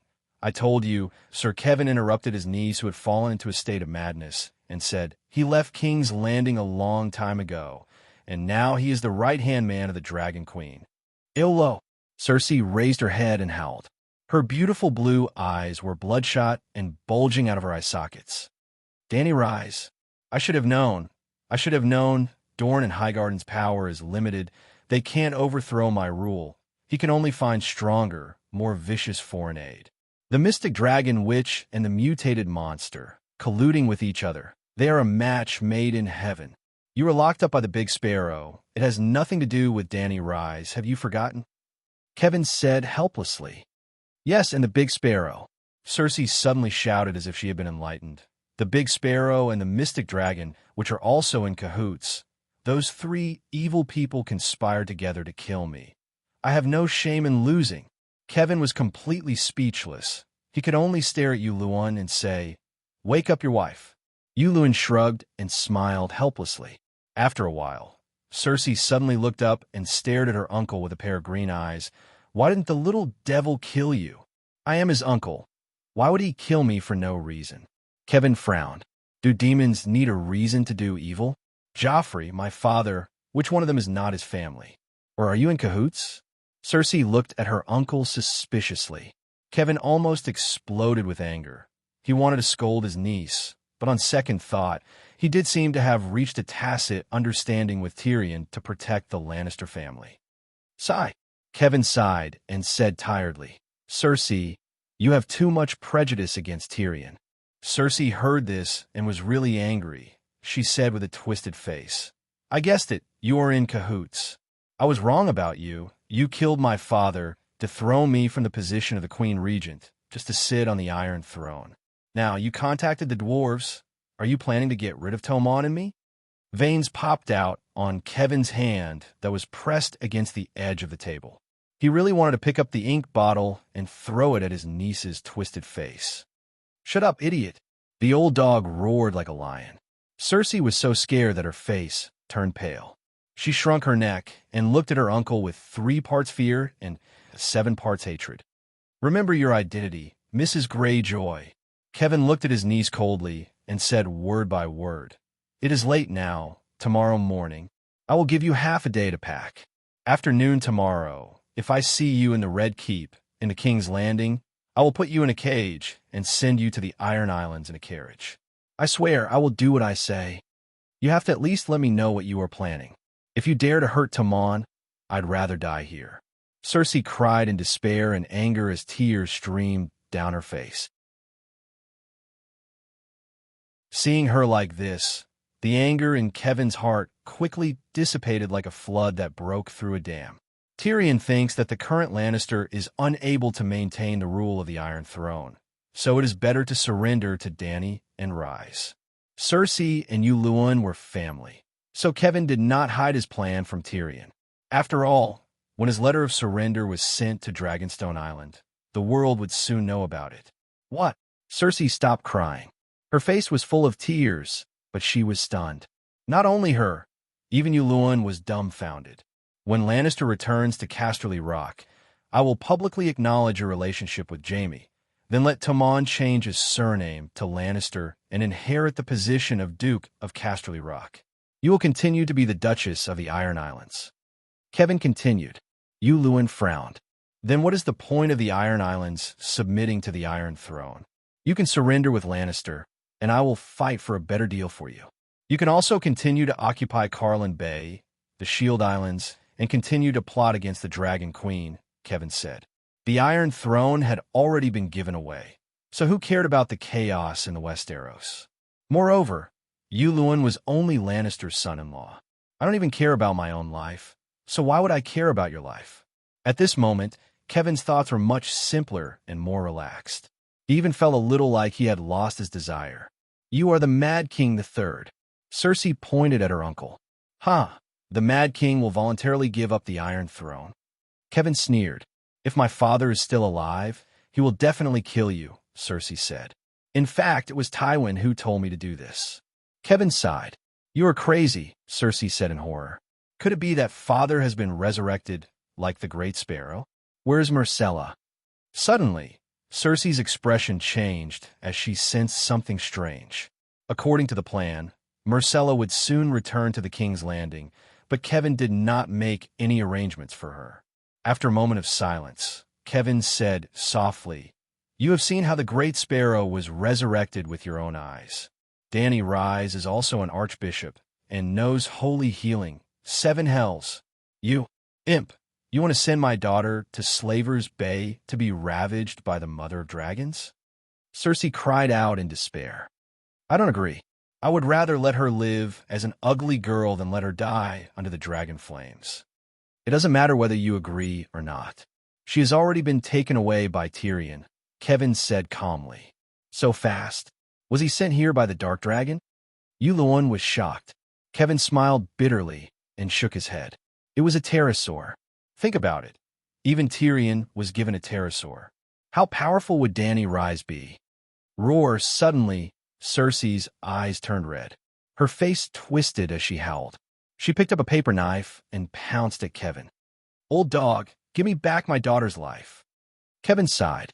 He opened his right hand and grabbed Cersei's wrist like an eagle catching a chick. He pressed his left hand on her forehead and pushed her hard, causing her to fall heavily on her butt. Sob, sob, sob. You kill my daughter. I will not let you go even if I become a deviant. Old dog, old dog. Cersei spread her legs and sat on the mirror blanket. She wiped her tears sadly and cursed viciously. Don't cry, my dear. Your chance has come. Back in the Queen Dowager's chambers, Yulun hugged the sobbing Cersei with a strange smile. What chance? My daughter is dying. Sob, sob. Cersei's eyes were filled with tears. It was as if she had returned to the day when Joffrey died. In Cersei's eyes, there was no queen more gentle and magnanimous than her. Even so, Sansa lived in fear every day.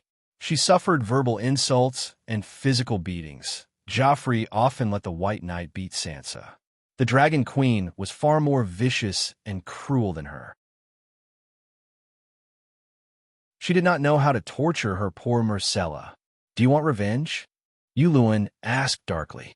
Can you kill Dany Rise? Cersei asked with red eyes. No, but the most important thing now is not her but your uncle. Are you willing to surrender and leave your fate in the hands of the Mother of Dragons? Yulun asked with a smile. Uncle. Cersei's face turned fierce. You should have killed him for me. There are guards outside. Yulun sighed. Then what should we do now? Cersei asked blankly. Do you know how Stannis killed Renly?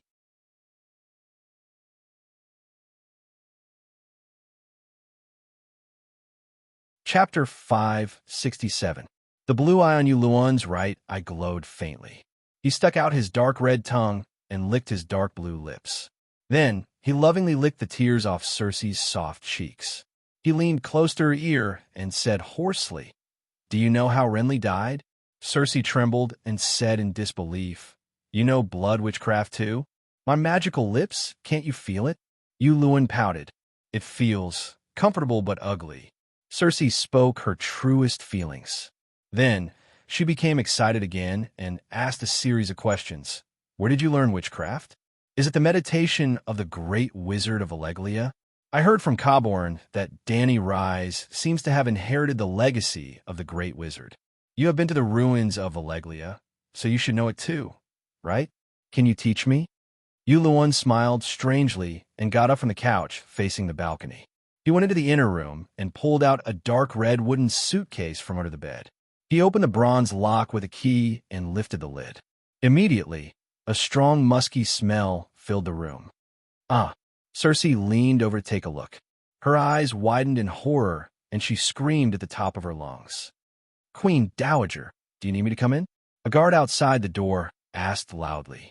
They did not immediately rush in to save the Queen Dowager because the White Knight, Robert Strong, was always by her side. It's fine, I'm fine. Cersei quickly calmed her breathing and said calmly to the guard. The guard nodded and retreated. Cersei leaned over to Yuluan and pointed at the human swine in the wooden suitcase. She cursed softly. 7 gods above, are you crazy? You had a dead person under our bed. There was a thick white blanket in the wooden suitcase, and a skinny bald man who had lost both his arms and legs was lying on it. He's not dead. Weren't you curious about who I learned magic from? He was my mentor in magic and occultism. Yuluan smiled. As he spoke, the bald wizard opened his eyes with a pair of dead and despairing eyes. Cersei gasped as she looked into his eyes. She took 2 steps back in fear. His thin and pale cheeks puffed up a few times, as if he was inflating a shriveled tire. After a long while, the male adept finally gathered enough strength to open his blue lips that were identical to Yuluan's. He hissed, Whatever you want, as long as I know it, I can tell you. If I tell you everything, I'll be useless. Please kill me. He's really alive. 7 gods above, this thing has been hiding under my bed for a month or 2. Cersei looked at Yuluan without fear, only disgust. Perhaps he had heard all her hysterical screams these past few nights. Someone as elegant as Jaime, as handsome as Jaime, and as gentlemanly as Jaime would never do something so perverted. Jaime, where did you go, you bastard? I purposely spread the news of the Empress Dowager's marriage to the 7 kingdoms, especially the Trident River, more than a month in advance. Didn't you hear? Or did you not take it seriously even though you knew? Or did you really elope with that roseless Iron Guard? Cersei was stunned. Her thoughts flew from the bedroom in front of her to the Trident River thousands of miles away, from the dead male adept, Renji, to her missing lover's brother. Yuluan thought she was scared out of her wits. He hugged her gently and whispered in her ear, Do you want to learn magic? Let him teach you. Cersei came back to her senses and looked at the man in the box. Who are you? I am the great adept of queers, High Ablay, the blue-lipped male adept replied. The great adept is the leader of the male adepts. Their position among the male adepts is equivalent to the chief bishop or high priest of the church, Yuluan explained. The fear in Cersei's eyes was immediately replaced by excitement. In other words, he knows all the secret spells of the male adepts. Yuluan's eyes lit up. He smiled and said, My lady, we really have a telepathic connection. When I learned of his identity that day, I also wanted to steal all the secret spells of the male adepts. What telepathic connection? Who wouldn't put money in their pocket if they found it by the roadside? Cersei rolled her eyes at her husband and asked, How did you meet him? Kaya was the first dragon seeker. He found Daenerys in the Red Wastelands, but because he plotted against her dragon, the Sorcerer Templar was burned down by the mystic dragon. It was similar to the Great Templar of the Seven Gods. So he wanted revenge. To take revenge, he chased Danny Rise out to sea, but in the end, Yulun could not help but sigh at this point. When Danny Rise left Queers, she said she was going to Pintos to find Illyrio. In the end, she changed her path halfway and went to the ruins of Alleglia, where she met me. Cersei thought of Yulun's stolen treasures and could not help but mock. What an ill-fated relationship. It should have been a great opportunity, but I was too greedy, Yulun said regretfully. When I took the risk to steal the dragon's horn and dragon egg from the Great Pyramid, I met the male adepts who returned from Volantis. They learned about Danny Rise from the Volantis people. He was also my luck. First, I got 5 fast ships and thousands of offerings from the Zingi Steel Legion. Then I met the unprotected 3-masted ship of the male adepts. If not for his setback with Danny Rise, Yulun's journey in the east would have been the standard adventure template for a certain male protagonist. Sigh, Master Haya is so pitiful. After knowing that the male adepts were Dragon Queen's sworn enemies, Cersei suddenly had an 80% favorable impression of him. In fact, although the male adepts were pitiful, he was not innocent. That day, in the Red Wasteland, in the White Cloud City, the 3 Dragon Seekers swore a sacred oath to the Dragon Queen. During Queer's journey, they would do their best to ensure the safety of her and her subordinates, and would never do anything to harm her, other than being mysterious and pretentious, because she had always provided Danny with correct and effective advice on magic. For example, she reminded her to bring a dragon along when she went to the Immortal Hall. Even Zero, the stingy guy who desperately wanted the Megalosaurus, never thought of robbing or killing Danny to take the baby dragon for himself. He always kept to his oath and ensured that her rights as a guest would not be violated. Because of that, when Zero went to Astapor to negotiate for the ransom of the prisoners, Danny treated him with good wine and food and did not have any intention of harming him. Of the 3 Dragon Seekers, only the male adepts, Haya, betrayed their oath. He first tricked Danny into going to the Immortal Hall for the Immortal to take over her body, and after that failed, he sent the regretful guest to assassinate her. In the end, he shed all pretense of cordiality and personally led his men to hunt her down. In this world, those who betrayed their oaths were bound to suffer retribution. Haya's retribution was Yulun. Haya led the 3 strongest male adepts under his command to set off from Queers. However, the 4 male adepts only knew how to use curses to harm people. They were completely useless against pirates. When they were first captured, the male adepts even used words to threaten Yulun to protect their identities. But who was Crow's Eye? How dare he threaten him? When Yulun killed the male adepts who spoke rudely to him and smiled as he fed his flesh to the other 3, Haya broke down. He ate his companions first, then his own limbs. Other than a quick death, the male adepts did not ask for anything else. He would answer almost anything Yulun asked him. He did not care about the male adepts' secrets and the Immortal Hall's secrets at all. I heard that the witch by Stannis' side is a red-robed monk. Will the male adepts use the blood witchcraft of the Red God priests? Cersei asked doubtfully. Don't worry. The male adepts' curses are no weaker than those of the Shadowbinders. Yulun smiled. He was not bragging. The male adepts were best at using curses to punish those who had offended them. They had their own strengths. What should I do? Cersei asked nervously. You just need to provide me with some blood. Leave the rest to me, Yulun said. Blood? What do you want my blood for? The blood of hatred from a loved one, the blood of royalty, is the best medium for curses. Just like how Stannis killed Renly, the red-robed woman must have used his blood as well. Loved one. Cersei kept muttering this word. In an instant, it was as if a dam of memories had been opened in her mind. Countless images flooded her mind. 4 years old? 5 years old? Uncle Kevin had placed her on his neck like a little knight's warhorse. He had carried her on a gallop. At that time, he still had a head of golden hair that fell to his shoulders. It was warm and soft. When she was 7 years old, the daughter of a branch family in Lannister Harbor was her maid. That little bitch dared to seduce Jaime at such a young age. Cersei cut off her golden hair and cut her face. Her father wanted to beat her, but Uncle Kevin stopped him and protected her. When she was 9 years old, Uncle Kevin took her and Jamie to hunt. That was the first time she used a crossbow to hunt. 13 years old. What's wrong? The man's questioning voice rang in her ears. She also felt a tap on her shoulder. Cersei left the river of memories and came back to her senses. She hesitated and asked, "Must we kill him? Can't we just knock him out?" Yulun's eyes flashed. He smiled and said, "Knock him out? My lady, you're so cute. Won't he wake up if he faints? If he faints for 8 or 10 years, my rule will be stable. When I was young, Olman told me a story. A princess was cursed by a forest witch and slept for more than 10 years before she was awakened by a prince," Cersei said with a serious expression. "Stories are all lies." Yulun's mouth twitched. Cersei shook her head and said, "No, I found that old Nan's story has come true in recent years. Mystic dragon, witch, wizard, deviant, fine," Yulun said irritably. "But your uncle is not a pure princess. He can't sleep."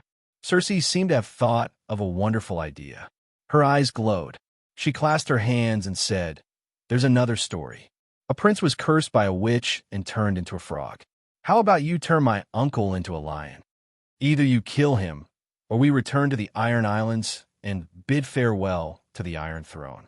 Then we can pray to the Mother of Dragons that the evil Mother of Dragons will forget your father's death and treat Myrcella and Tommen kindly." Yulun's eyes were dark, and his voice was low and hoarse. "The Iron Throne, Myrcella, my daughter." In an instant, Cersei's eyes turned red and tears gushed out like a fountain. "Your uncle is dead. He can no longer be loyal to me," Dany said. "What did you say?" Tyrion's vision blurred. It was as if he had been hit in the head with a stick. He was confused.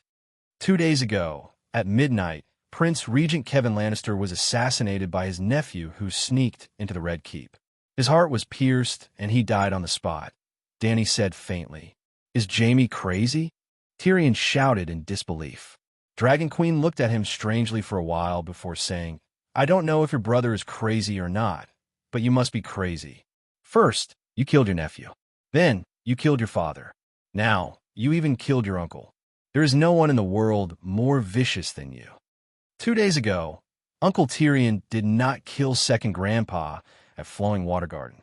Myrcella's eyes were red, but her gaze was clear and firm.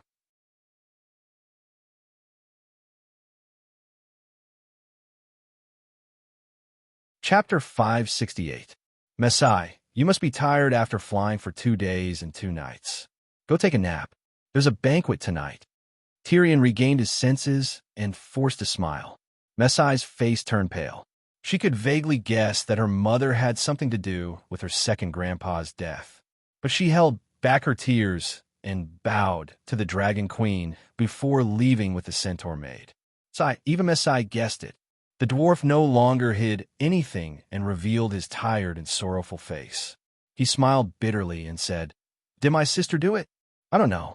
Dragonstone Island only sent news of Kevin's death and the chaos at King's Landing. I don't even know what you did to cause his death." Dany shook her head and said, "If they didn't spread the news that I was the murderer, I would suspect Varys, Stark, or was someone else. But I'm too familiar with this feeling. It's exactly the same as when the King's Guard ambushed Prince Dorne and framed me. It must be that bitch Cersei." Tyrion's ugly face was extremely twisted.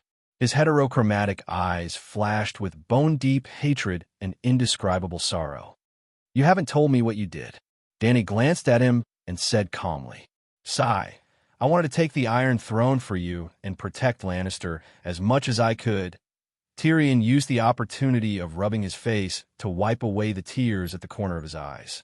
He slowly told the Dragon Queen his thoughts and the process of his journey to the Westeros without leaving out a single word except for his guess about Aegon's identity. "I thought that even if you don't hate Casterly Rock City and Lannister, you shouldn't love them so deeply," Dany said strangely. "Isn't this human nature?" Tyrion shook his head and smiled bitterly.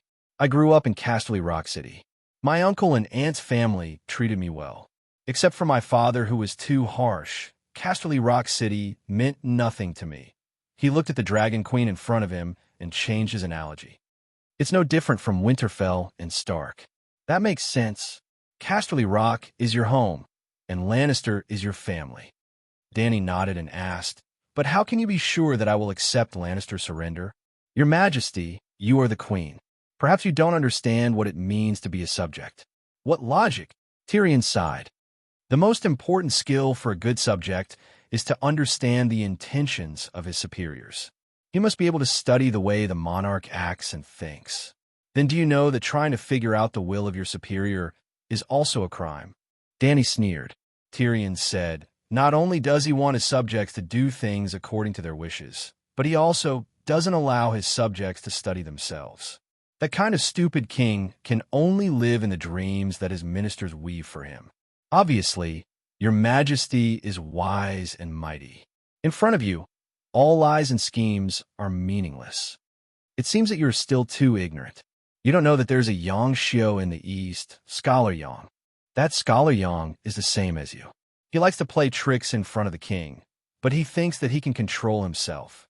He thinks that if he doesn't make a big mistake, the king can't do anything to him." Guess what? His head fell off.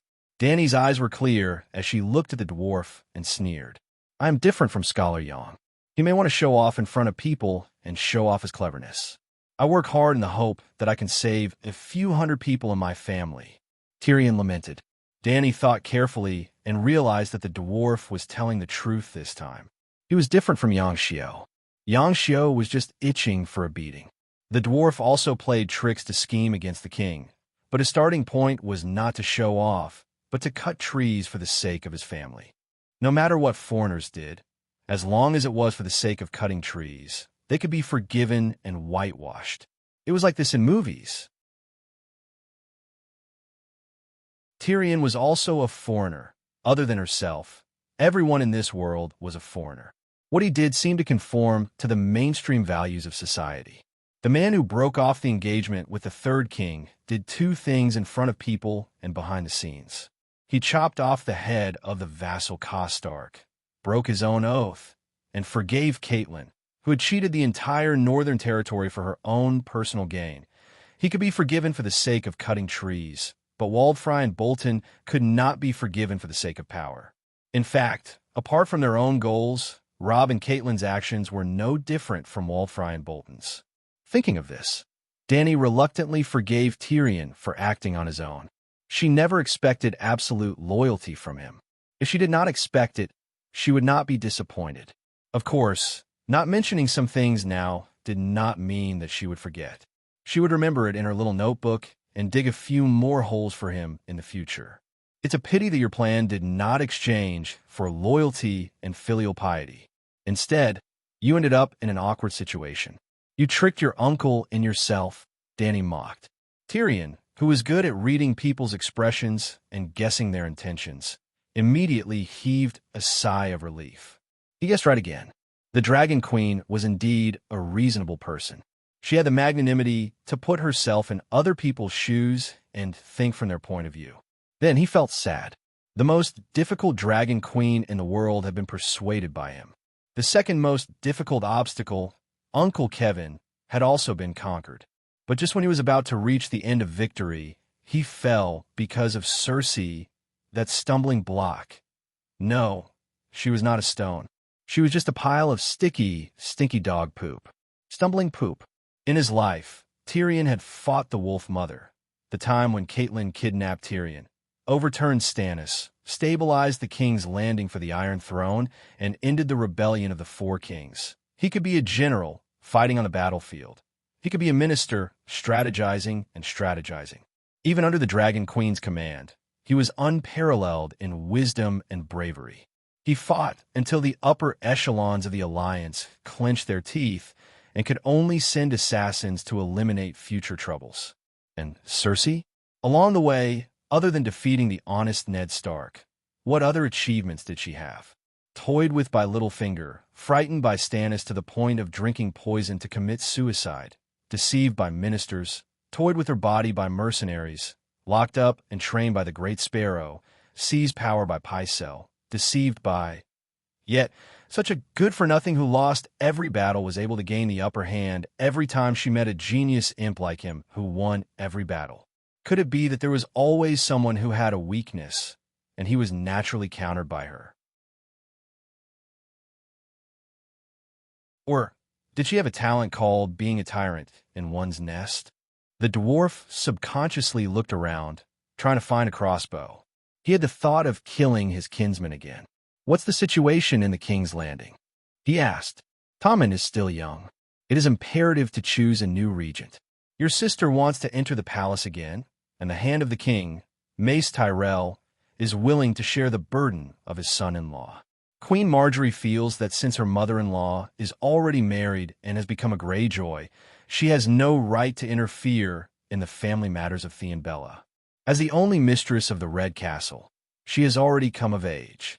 She has the right and ability to manage the country for her current husband and future children. Your Majesty, it's time for you to set things right," Tyrion said excitedly. "You want me to break my oath?" Dany said calmly. "No, you don't have to do anything. You only need to send Prince Aegon and me, 2 pterosaurs, and the Golden Regiment. That's enough." Tyrion's eyes lit up as he looked at the Dragon Queen expectantly. Everyone knows that Wade Fry violated the rights of the guests, but he was not the one who killed them. Can you say that he is innocent? Aegon is my nephew. What's the difference between what he did and what I did? Dany said coldly. Sigh, what a pity. The King's Landing of hundreds of thousands of citizens is going to be destroyed. Tyrion sighed. Don't try to instigate me here. The King's Landing is at most a court battle now. If Aegon really fights for the Iron Throne, it will be a disaster. Or do you only see your own family and the nobles of the Seven Kingdoms and ignore the real citizens? Dany said with a hint of anger on her face. Tyrion wanted to argue, but he swallowed his words when he saw those purple eyes as cold as a lake of ice. He turned his head and begged. Then can you heal the scar on Myrcella's face? Dany only hesitated for a moment before nodding. Let her enter the great cathedral and become the White Saintess. If she is not a devout follower of the seven gods, the Holy Mother will not bless her. The White Saintess was completely different from the Red Saintess. The training process of the White Saintess was similar to entering a boarding school. Other than the church's classics, she also learned needlework, music, chess, calligraphy, painting, writing, archery, sword self-defense, history, literature, and other knowledge. This was not something that Dany had created. It was an elite aristocratic education unique to this world. The good lords, wise lords, and great lords of Slave Bay were fallen, but they were also the most knowledgeable group of people. That night, Dany held a welcoming party for Tam and Bo Chung. Other than those close to her who lived in the Great Pyramid, most of the people who came were the Royal Mage Corps' wildfire mages. Other than the first batch of 50 fire mages, another 30 to 40 people came one after another. Even after the wildfire bombs bombarded Tolos, the Allied army understood the importance of wild mages. However, they could not stop them from joining Slave Bay. Tam and Bo Chung were extraordinaires when they were in Volantis. Naturally, they were like fish in water now. Soon, they established their positions in Dany's Mage Corps. However, after Bo Chung mastered the magic net frequency, he returned to Barrenland. He would officially take up the position of Chief Bishop of Barrenland's Seven Gods Dragon sect. Well, it was awkward. Chief Bishop Bo was not even as good as Saint Dany. Saint Dany did not have much devotion to the seven gods, but she was familiar with the Seven Stars Bible and had a unique understanding of the Church's scriptures. However, Bo Chung still thought that the seven gods were 7 pieces of wood. They had no devotion, no faith, and did not understand the scriptures. Kuei, she was unwilling to be Dragon Queen's little sister. Since the Battle of Meereen was about to begin, Dany could only let Tam be the leader of the Mage Corps. The black girl Orisa finally had a proper mysticism teacher. Dany was too busy. She did not have enough time to practice. Other than teaching Black Sister Orisa meditation techniques and fire witchcraft, she taught herself the general knowledge of mysticism. She consulted the fire mages of the Mage Corps. In the week that Tyrion returned, there was news from Dragonstone Island every day. Firstly, Tyrion sneaked into the Red Castle and killed White Knight Bronn, Grand Tutor Pycelle, and Prince Regent Kevin. He became a demon that was comparable to deviant ghosts among the people. Now, in the King's Landing Tavern, the number of poems and dramas written by bards for the little demon was almost comparable to that of the Dragon Queen.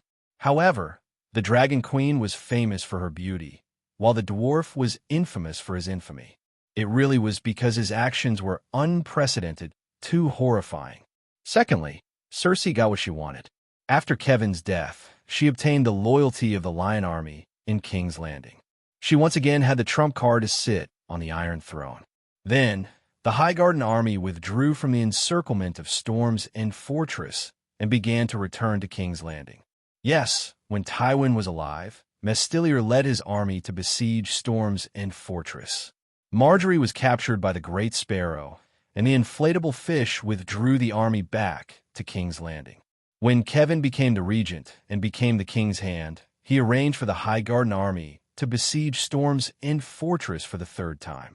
During the War of the Usurpers, the inflatable fish sided with the dragon family and besieged Erlu's Storm's End Fortress once.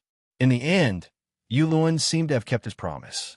He ordered Tywin to withdraw from Carlin Bay and completely give the Northern Territory to the king of the Northern Territory, Lothbolton. At the same time, he crossed the Mander River and prepared to complete the final negotiations with the Highgarden to return the Shield Islands. Then, Dany received an urgent message from the Dark Star. Jon was dead.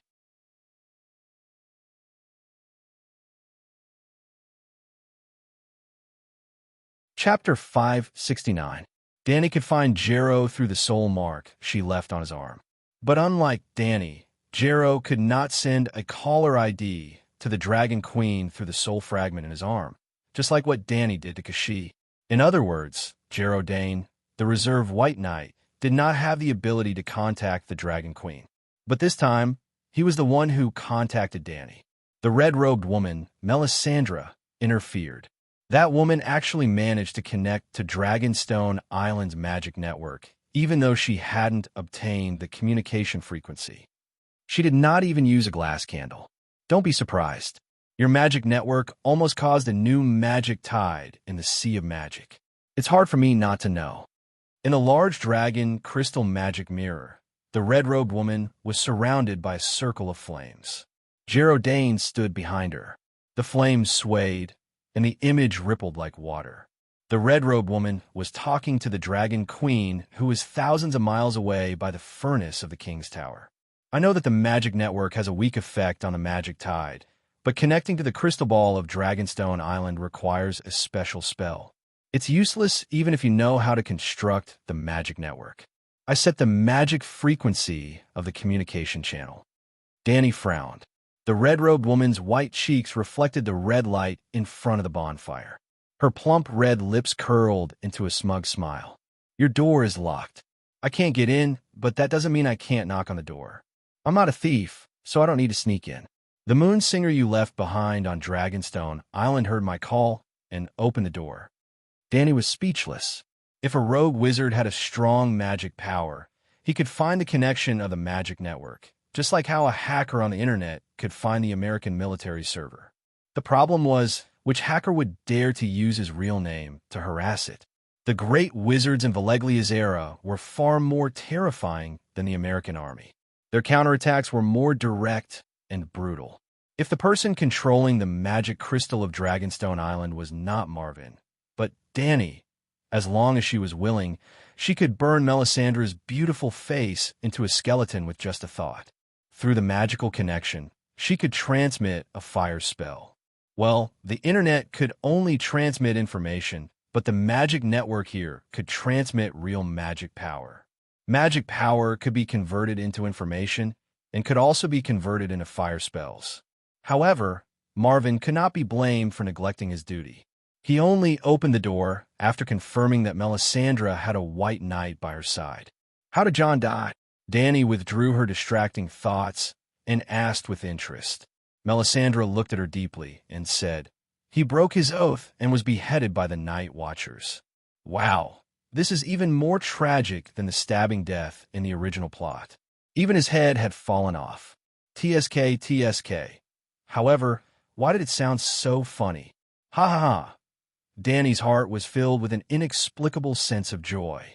She laughed unkindly and said, "Hee hee, it's useless to look for me for this kind of thing. Just rest in peace." Oh, you can't bury them. The deviant ghosts are just beyond the Great Wall. The corpses must be burned on the spot. Did you burn them? You didn't even ask what oath he broke. Melisandre asked. Yes, how did he break his oath? Danny immediately asked. Sigh, even in the north, there are schemes and deceits brought about by power. The red-robed woman sighed and then recounted in detail what happened in the north after Danny left. After searching for the control hub of the Great Wall or the Black Gate, in vain, Stannis immediately sent ravens to the vassals of the north.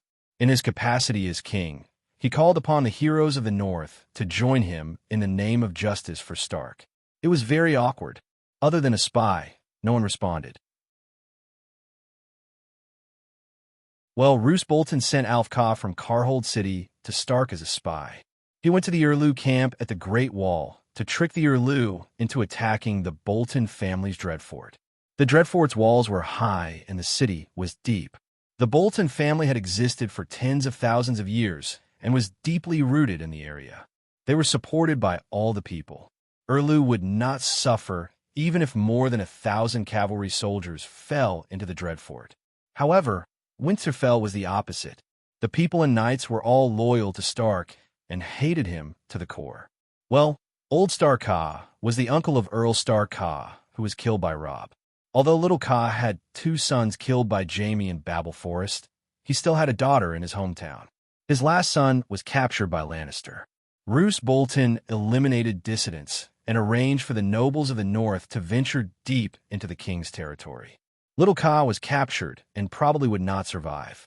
After all, his father killed 2 Lannister captives. However, Robb was quick and ruthless. He immediately chopped off Little Ka's head. Little Ka died tragically, but Little Ka's life was saved. Tywin was satisfied with Robb's explanation and did not continue to break the rule of not killing nobles' captives. The problem was Old Ka had selfish motives. After the death of his nephew, he wanted his son to inherit Carhold City. His undercover Urlu not only wanted to please the new king of the north, but also wanted to kill Little Ka, who was still a captive at the King's Landing. Old Ka had sided with Urlu. How could Cersei let his grandnephew go? Old Ka also wanted his son to marry Little Ka's daughter. Uncle marrying his niece. Little Ka was unwilling and fled to the Great Wall to find Jon. Well, there was a problem of timing. Old Ka first went to the Great Wall to find Urlu and persuaded Urlu to attack the Terror Castle. Jon stopped him in time, allowing Urlu to escape. After that, Jon gave the House of Stark's second-to-last trump card to Urlu, the High Mountain Clan. The High Mountain Clan could be seen as the barbarians of the north, a tribe of barbarians loyal to Stark. Urlu received 3,000 strong men from the High Mountain Clan who could adapt to the bitter cold of the north, barely enough to participate in the struggle for supremacy again. Then, Urlu led the newly formed army to liberate Deepwood Castle. The High Mountain Clan and Deepwood Castle were both northwest of Winterfell. Urlu planned to attack Winterfell from this direction, and Deepwood Castle was considered passing by. In Deepwood Castle, he captured Asha Greyjoy and gained the loyalty of dumbass Mormont. The Big Bear's Bear Island was next to Deepwood Castle, and the Big Bear's first wife came from Deepwood Castle. At this time, Little Ka escaped to the Great Wall's Dark Castle. Little Ka knew that Old Ka was a spy and told Chon was anxious. Urlu was in the middle of the march and could not send a messenger crow to inform him. Then he sent his animal companion, Old Raven Bear. Jon participated in the Urlu Rebellion War as a raven for the first time. Soon, there was a second time, a third time. He even sent the direwolf thousands of miles away to the wolf forest near Urlu's barracks. Such a high degree of participation not only gave him a deeper understanding of the situation on the battlefield, but also changed Jon's mentality. In other words, he was the same as Tyrion, a lumberjack. The previous night watchman John was just a self-protection armor. Stark, who had running wolf's blood, was the true face under the armor. He saw the hope of revenge. With the help of the direwolf Witty, Erlu had a high chance of taking Winterfell and killing little Skinner, Ramus Bolton, to avenge his clan. He saw the door of revenge slowly closing. The marriage between Cersei and Yulwyn was successful. The Carlin Bay checkpoint was opened, and Ramus Bolton would lead thousands of veterans and Freyr soldiers back to Winterfell. What worried him more was the attitude of the nobles in the north.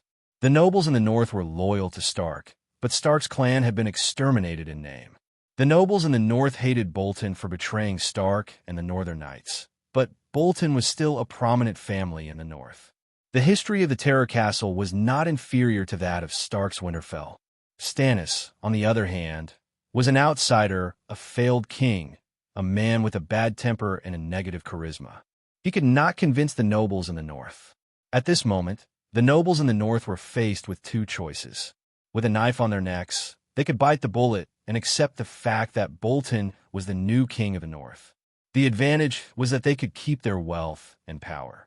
Or they could take the initiative to feed feces to Stannis and force Ramus Bolton and the Iron Throne behind him, at least the Freyr family. The advantage was that they could avenge their old master, Stark.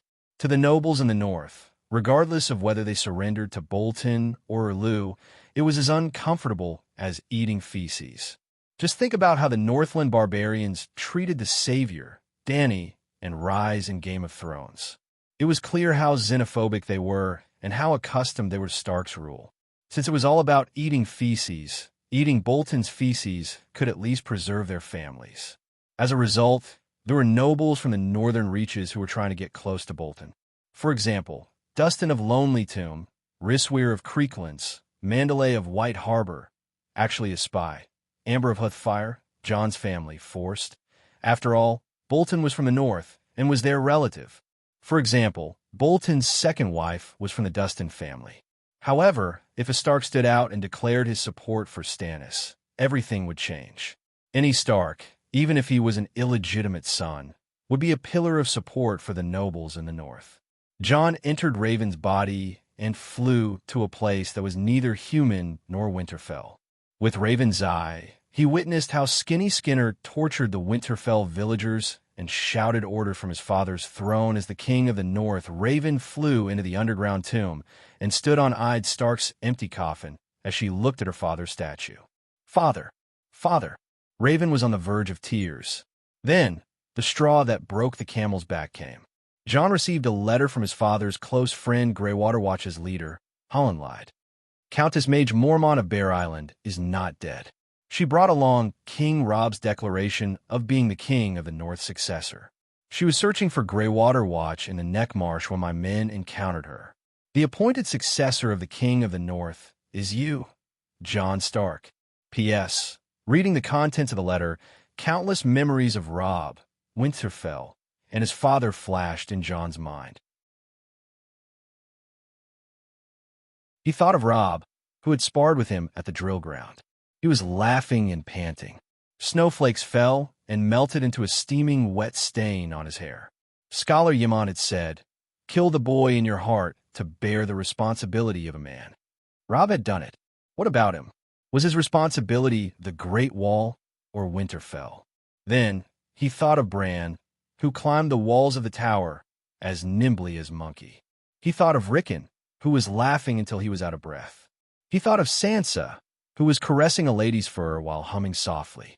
He thought of Arya, whose hair was messy like a chicken's nest, running around like a crazy boy, sweet, sour, bitter, spicy, and all sorts of emotions welled up in his heart. In the command tower of Dark Castle, tears streamed down his face as he choked with sobs. The Great Wall did not lack a Jon Snow, but Stark only had one Jon. Stark.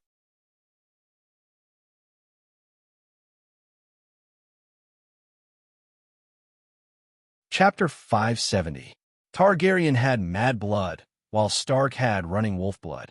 At that moment, it was unknown whether it was the mad blood acting up, the running wolf blood awakening, or the mad dragon and running wolf blood boiling at the same time. Jon decided to help Erlu take down Bolton and Lannister on the Iron Throne. The Night Watchers will not participate in the conflict of the Seven Kingdoms. I will not ask my brothers to break their oath. I will go to Winterfell alone. When the Night Watchers gathered in the dining hall for dinner, he announced his decision to everyone. Jon did not hide his whereabouts and left Dark Castle quietly. He could not hide it. He had to appear in front of others sooner or later. Furthermore, a single person's strength was of little help in the war. There was no point in leaving alone. Hence, he only said the nice words first. He paused and said, "Of course, if any of my brothers are willing to follow me to the south, I will be very grateful." The barbarian commanders led by Tormund were all excited. They slapped the table and cheered loudly. "Crow, let us be your men. We will form your barbarian army and destroy Roose Bolton's ass." Actually, Tormund and the others were no longer barbarians. According to the three-way lease agreement that Dragon Queen came up with, the Night Watchers rented the barbarians to guard the Great Wall, and the barbarians rented the castle to live in. From the moment they signed the contract and stepped into the Great Wall, there were no more barbarians. They were all temporary Night Watchers. Maxie, Blacksmith Tanner, the red-nosed old doctor, and the other Night Watchers' expressions changed. They all understood the Commander-in-Chief's thoughts and were afraid of his decision. The Night Watchers did not marry, did not have land, did not have children, did not wear crowns, and did not fight for glory. Jon Snow had broken his holy oath. In this world, no one who broke an oath would have a good ending. This was the law. It was useless even if you were the main character. That night, Jon's head was cut off. The main character dead. Who murdered Jon? Dany asked while holding back her laughter. Head of Staff Bowen Maxey led more than 50 Night Watchers into the command tower. The other Night Watchers were also watching outside the tower, the red-robed woman said. How tragic. Dany's mouth twitched. The Child of Prophecy, the first male lead of swimming power, actually ended up like this. It was Dany's fault for digging such a big hole for him. A long time ago, when she went to the Great Wall, she had always emphasized responsibility, oath, and honor. The oath of the Night Watchman, her own oath. The most important reason why the Dragon Queen was willing to selflessly help the Great Wall was that the Night Watchers were loyal to their duties and would not participate in the power struggle of the Seven Kingdoms. They would dedicate the rest of their lives to the Seven Kingdoms. The Night Watchers were the sharp swords in the darkness, the guards of the Great Wall. They resisted the cold flames, the light of dawn, the horn that awakened the sleepers, and the shield that protected the kingdom. This was the oath of the Night Watchers, the mission of the Night Watchers, and also the honor of the Night Watchers.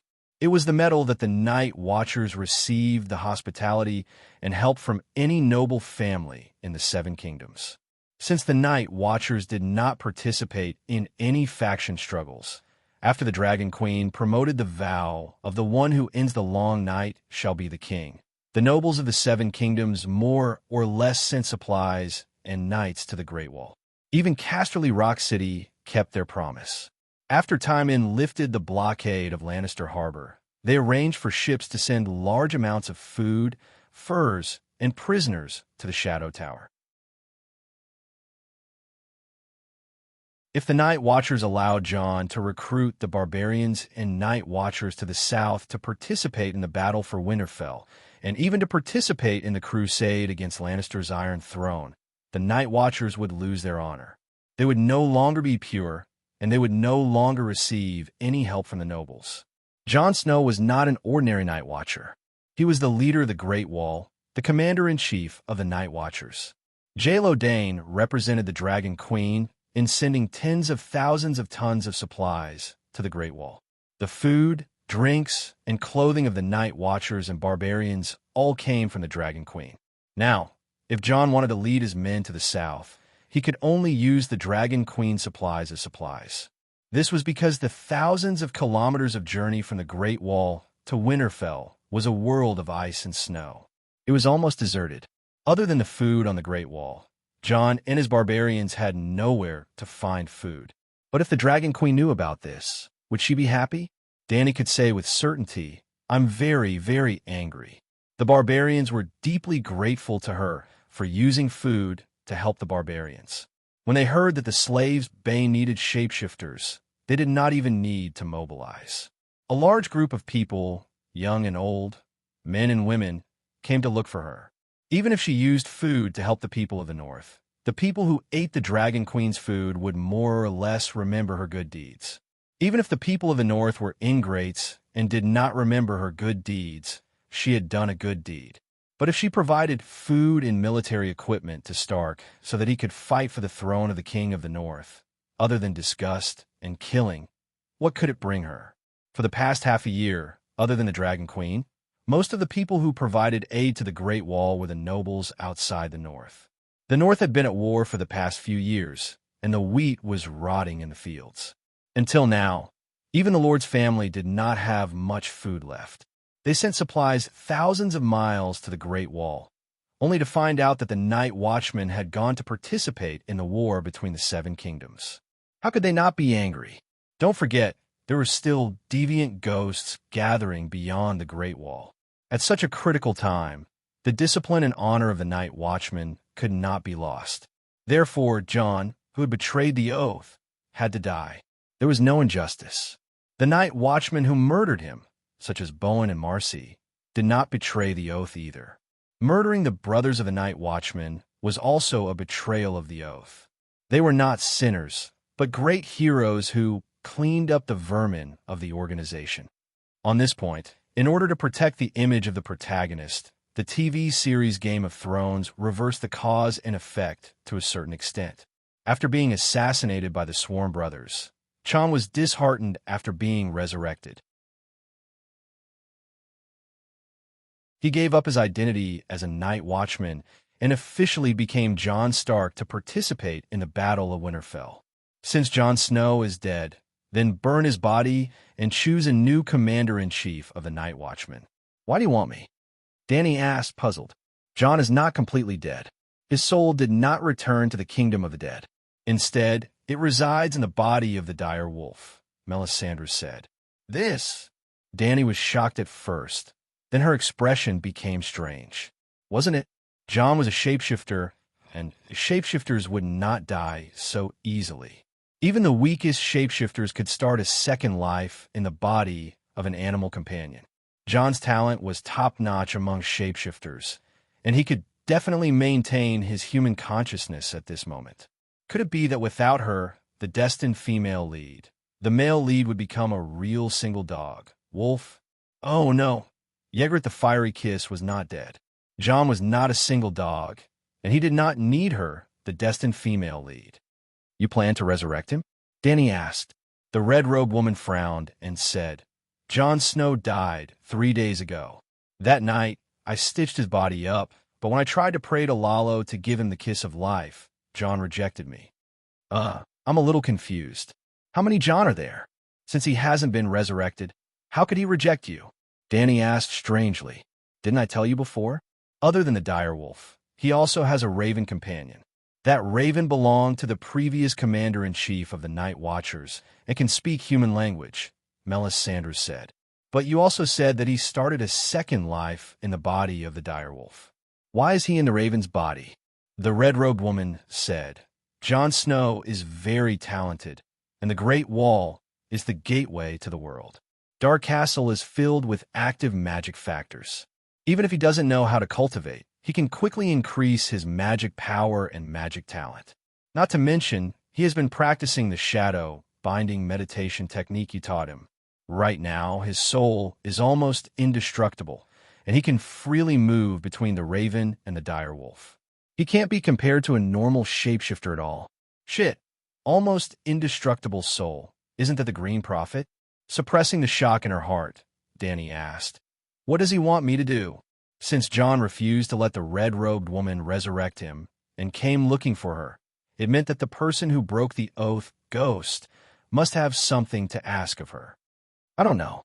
Melisandre's face showed a hint of confusion.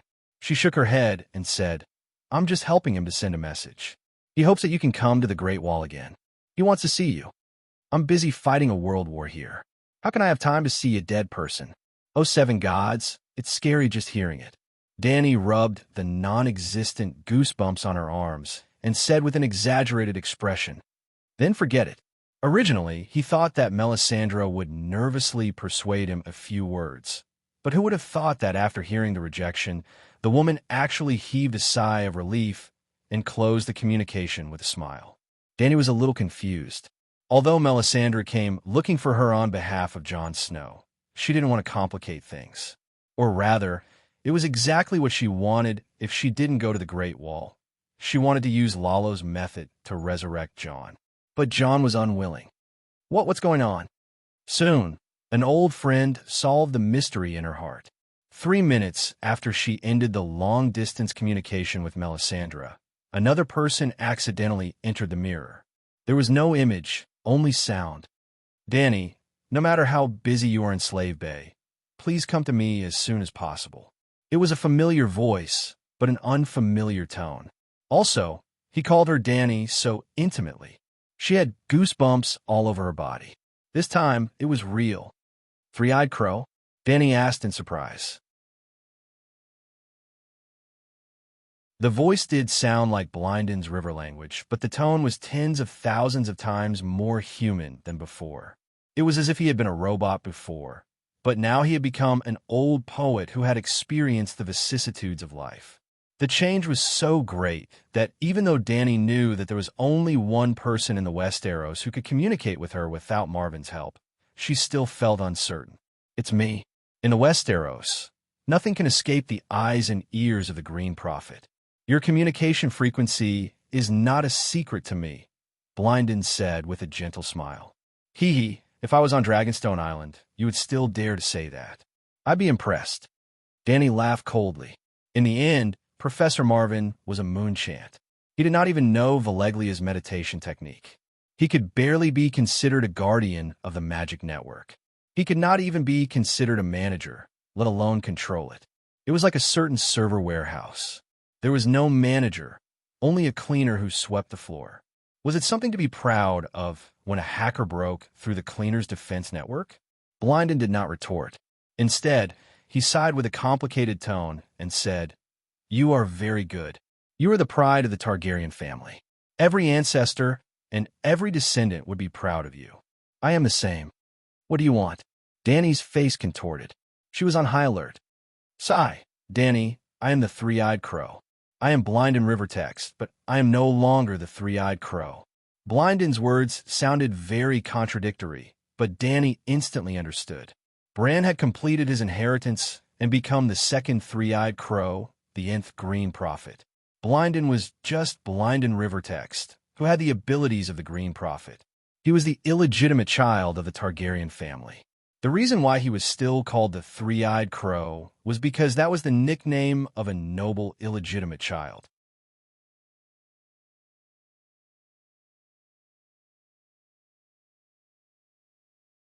Chapter 571.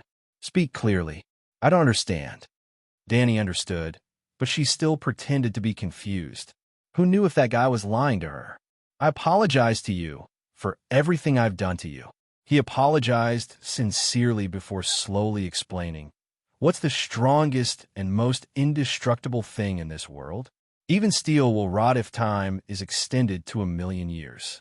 Reality has proven that only spiritual willpower can last forever. But only the purest, most resolute, and most recognized spirit can be passed down from generation to generation. The Green Prophet is a spiritual inheritance. The previous Green Prophet passed down his spirit, soul, memories, willpower, and talents to the next generation. Millions of years, generation after generation. During this process, a person's memories and emotions gradually decreased until they were completely wiped out. Only the purest, most core willpower was passed down. The core willpower of each generation of Green Prophet was like a crown that represented authority, power, and the king's responsibility. If one wants to wear the crown, one must bear its weight. The crown had existed for 1,000,000 years. A person's willpower and emotions were so insignificant before it. So much so that every Green Prophet who was crowned with the crown would be sanctified. Just like a god, just like the world of Westeros itself. Sanctity had its duty, and the world was selfless. The Green Prophet's responsibility did not lie with a person, a family, a tribe, or a country. It lay with the entire world and all the living beings in this world. To protect all living beings in the world. The Green Prophet who received the inheritance of his ancestors was too terrifying. His power was close to that of a god. Only by abandoning his personal desires and emotions could he ensure that this power would not be abused. When I wear the crown, I'm no longer Blind and River One. When I hand over the crown, I'll regain my original identity and emotions. Memories never disappear. What disappears are Blind and River One's emotions and willpower. Dany was silent for a moment. She thought carefully about the information in Blinden's words. It seemed like the Green Prophet's inheritance was not a simple possession. If it was a complete possession, Blinden would not have regained his willpower after handing over the crown. Of course, she couldn't rule out the possibility that he was lying to earn her money. However, Blinden's logic did not have any obvious loopholes. If the inheritance of the Green Prophet was a crown, then this crown was created by the combined efforts of countless Green Prophets. Everyone had different emotions and preferences. Once they merged into a collective will, the individual will would inevitably be annihilated. For example, some Green Prophet liked sweet tofu pudding, while others liked salty tofu pudding. After the two of them fused, they could only kill their love for tofu pudding. Otherwise, the conflict between the consciousness of the salty party and the sweet party would cause the collective will to collapse. After countless generations of inheritance, all personal hobbies and emotions had been obliterated. The only thing left was the fake but lofty spiritual will of protecting the world, which was acknowledged by all the Green Prophet. It was preserved and continuously strengthened. Are you retired now? Regaining his humanity? Looking for me to catch up? Dany asked curiously. At the last moment, I want to find Ymont to catch up with him. As for you, you're still very wary of me, aren't you? You're too cautious and not sincere enough. You're a good seedling to be a queen, but I can't open my heart to you. Blinden said with a smile, as if he had seen through everything. Dany was a little embarrassed and annoyed. Only a fool would let his guard down in front of you. You're not wrong. Blinden sighed and directly stated his purpose. Dany, I hope you can come to the frontier. Other than asking for a favor, I also plan to give you a gift.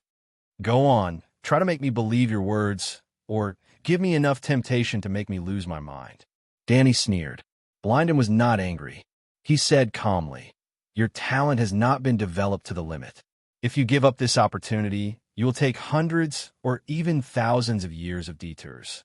Talent or whatever, it's too illusory. Besides, I'm very satisfied with my current training speed. Dany was unmoved. If it were another time, 1,000 years of delay would be a waste. But this time is different. If you delay, you will miss the opportunity to become the protagonist of the next era. Speaking of which, this is also my own selfishness. After all, I am a Targaryen. I will be proud and happy to see your empire prosper. Blinden said. Dany sneered. You were the one who led the destruction of the Targaryens. Led? No, I just watched it decay, degenerate, and be destroyed. Dany, the Green Prophet's timeline and way of existence are different from ordinary people. If I have a personal interest, my seniors can have a personal interest too.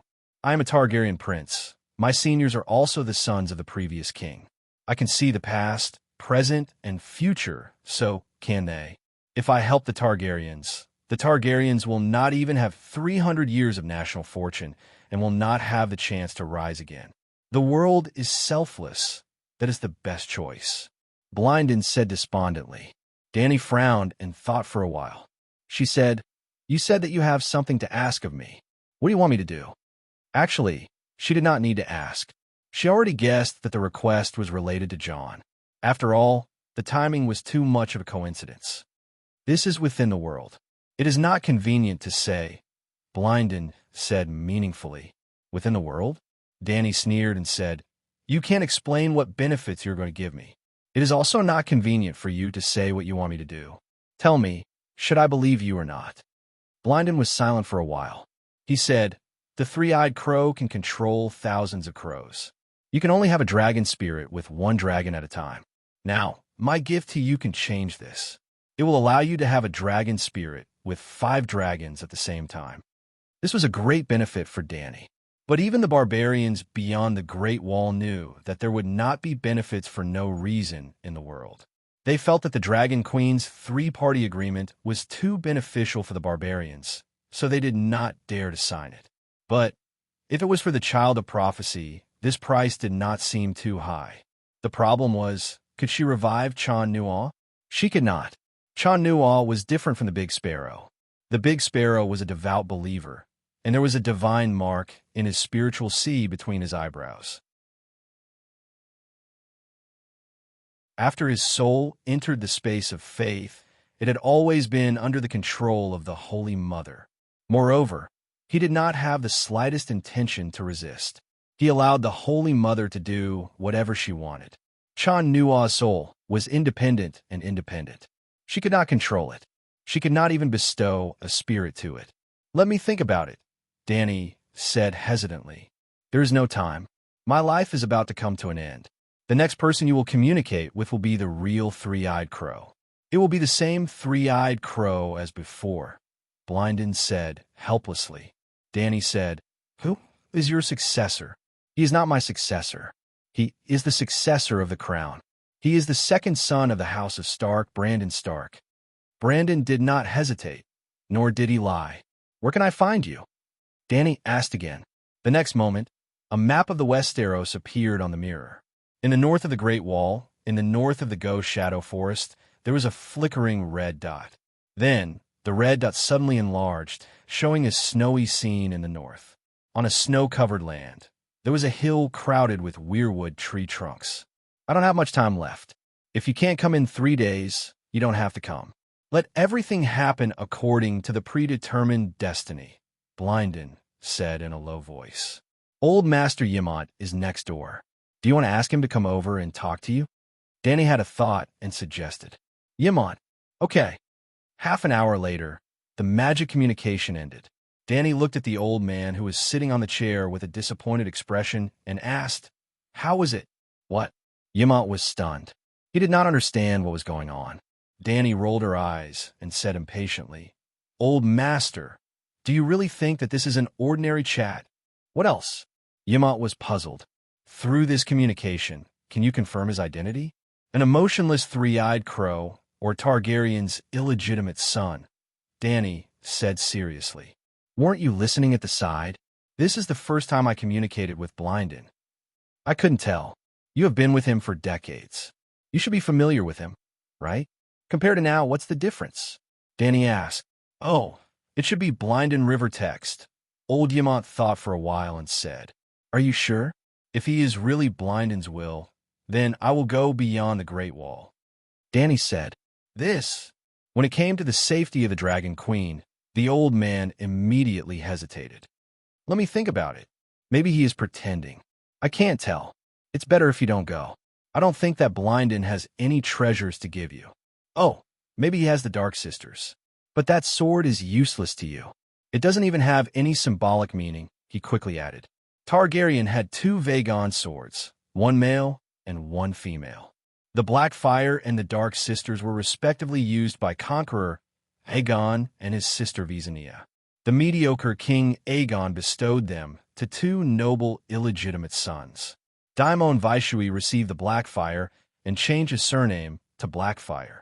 Blindin Rivertext received the Dark Sisters and disappeared beyond the Great Wall. It's not a sword. He said that the treasure can improve my bloodline talent, Danny said. I think that your talent is already very strong, Old Yamant said. I think so too. But if it could be stronger, Yamant understood Danny's thoughts. He pondered with a serious expression. Danny did not say anything. She just looked at him. The study fell into silence. Only the sound of seabirds could be heard from outside the window. After a while, the old man said seriously, I'm 70% sure that Blindin is Blindin. Oh, I asked him about the identities of Jon, Tyrion, and Aegon. I asked him about the secret of the War of the Usurpers. He refused to answer all of them. He said that he is no longer the Green Prophet. He can't destroy the Green Prophet's information advantage and some of his plans. If he is lying to you, it means that he is still the Green Prophet. He won't care about such small details because everything is going according to his plan. As soon as she finished, Yimont shook his head and said, "There is another possibility." He saw through my thoughts and purposely led me in this direction. Danny laughed awkwardly and said, "I'm confused. Let's make it simple. Let's get an expert to divine it." The important matters of the country were in worship. Every time an ancient king made an important decision, he would ask the gods to divine it first. Danny had the same feeling now. She was looking for Kuei-shi. I didn't foresee any danger. But prophecies can only be used as a reference and not as a guide. If you really want to go, why don't you think about how to be prepared? Danny nodded in agreement and asked, "Do you think that it's worth it for me to take the risk for that mysterious treasure? I can't make the decision for you. People are different. Some will sell themselves for a silver coin, while others will give 50 million gold royals to charity without blinking." I blinked. Danny smiled and blinked a few times.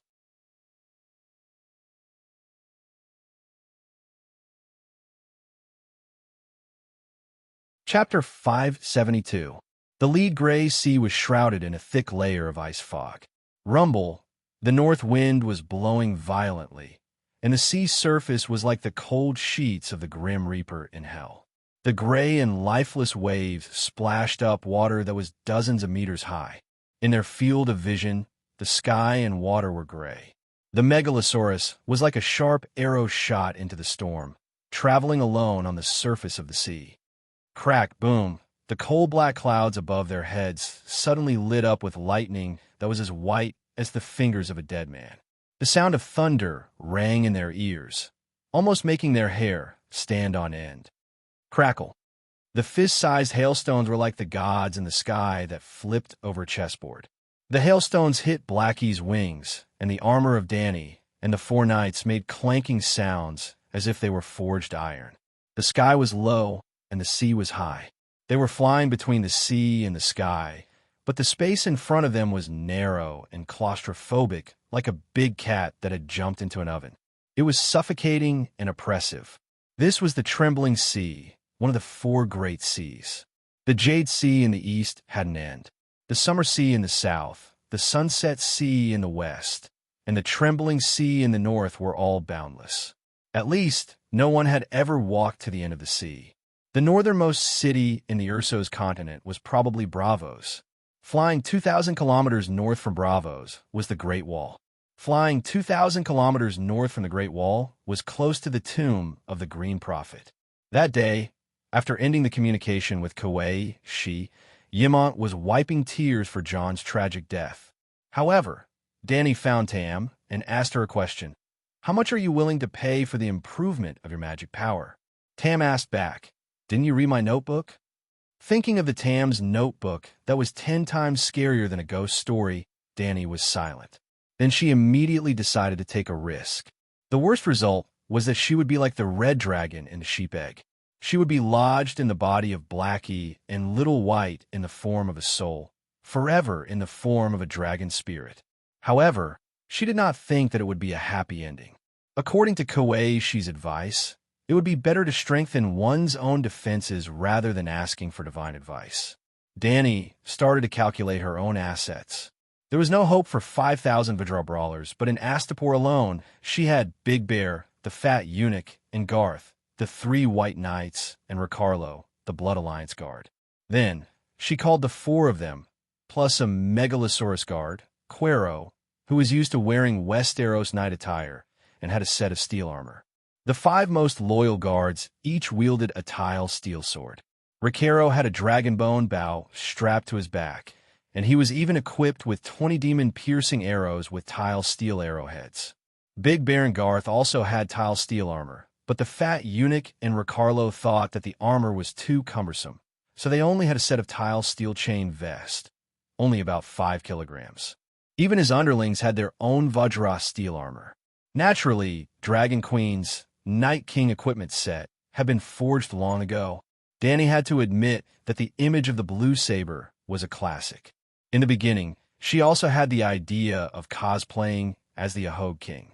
But after her rationality returned, she used the experience of a veteran of the battlefield to carefully draw out the design of the saber, only to discover that other than looking good, there was nothing good about it. The saber's equipment set. Inside was a gorgeous blue ceremonial robe with golden edges. On the outside was a pair of elbow-length iron gloves, a sleeveless plate armor, 2 pieces of skirt armor, and iron boots. That was it. If anyone dared to wear such an armor to battle with her on the battlefield, she swore that she would be able to cut off the opponent's arms in less than 3 rounds. Moreover, the ankle-length skirt affected her movements too much. She might even trip over herself on a battlefield littered with corpses. Just as Danny was about to completely give up on becoming the Night King, she suddenly thought of something. Why did she get a set of Night King's blue and white armor to wear? It was beautiful and cool enough. Danny had a sudden realization. She didn't get this set of armor to prepare for the battlefield at all. This meant that the saber's knight armor completely met her requirements. As for going to the battlefield or encountering a battle, it was very simple. She just had to take off her skirt. The blue saber's armor didn't have many flaws on the upper half of her body. She just had to wear the shoulder and arm armor. In order not to affect the appearance, she could sew a layer of silk cloth of the same style as the ceremonial robe on the shoulder and arm armor. The complicated and gorgeous skirt armor was changed from a one-piece to a separate assembly type. Usually, her clothes fluttered in the wind. During battle, the skirt would come off with a button, and she would immediately transform into a valiant and heroic armored female knight. However, Danny didn't completely imitate Saber. Their situations were different. First of all, Danny's newly forged king's sword was on her back, not in her hand. Secondly, in terms of details, Saber's armor was more gothic, while Danny's details were more practical on the battlefield. The joints of the different parts of the armor didn't have any decorative patterns, metal, or silk mesh. They were all smooth steel plates that wouldn't easily allow the blade to get stuck in the gaps. Even so, her armor was much more exquisite and gorgeous than the men's armor from before. It wasn't entirely because Saber's armor looked good. As long as it could show off a woman's soft and beautiful figure, the style didn't matter. Just like in the anime from the previous world, there were so many female knights, but Saber wasn't the only one who looked good. It could be said that none of the female knights in the anime were ugly. The reason was simple. The armor was differentiated between men and women to show off one's figure. If Chong were to wear a green military coat, anyone who didn't have X-ray vision wouldn't think that she was attractive from the back. Previously, Danny's gray armor didn't differentiate between men and women. In fact, it was prepared for men. As for whether he would attract the enemy's attention on the battlefield if he changed into a new set of armor, he didn't care. About that, the reason why she became a target had nothing to do with the color of the armor. The main reason was that there was a red spot in 1,000 green spots. It wasn't the fault of a white horse to obstruct its master. It was only because its master didn't have the ability to equip all the knights with the same type of white horse. Everyone was riding a white horse, so it wouldn't hurt to look at it. At that time, it would be the people riding ordinary yellow horses who would be more likely to be shot. Dragon Queen decided that since she had changed into a silver armor and a blue ceremonial robe, her underlings would immediately change into white armor and blue cloak. She was the queen. She had the final say. Danny didn't go to the Great Wall. Instead, she flew north above the trembling sea. She flew to the same latitude as the tomb of the Green Prophet, if this world was really a planet. Then, she followed the latitude line and entered the frozen land of eternal winter in the west.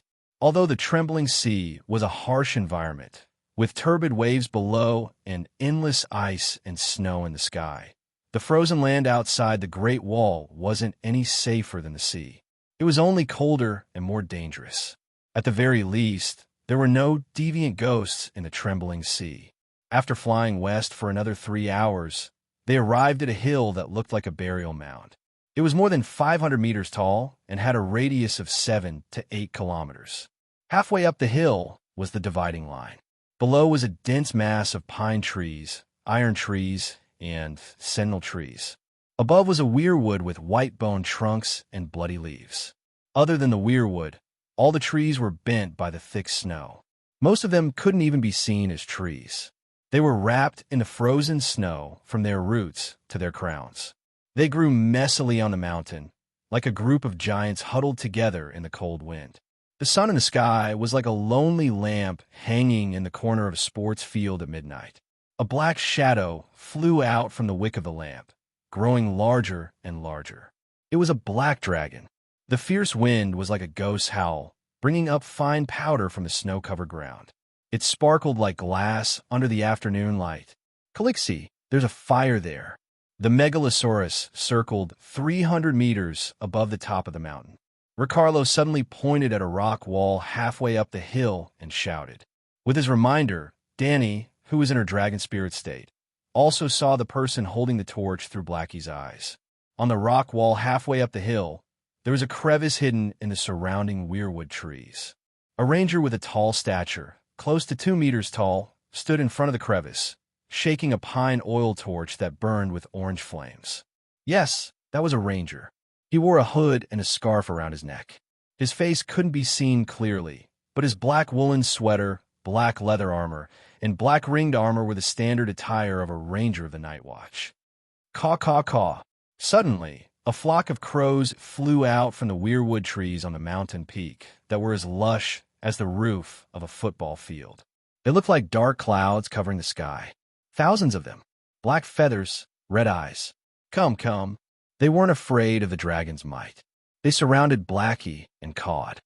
"If you do this, I won't dare to go down," Danny complained. Her voice wasn't loud.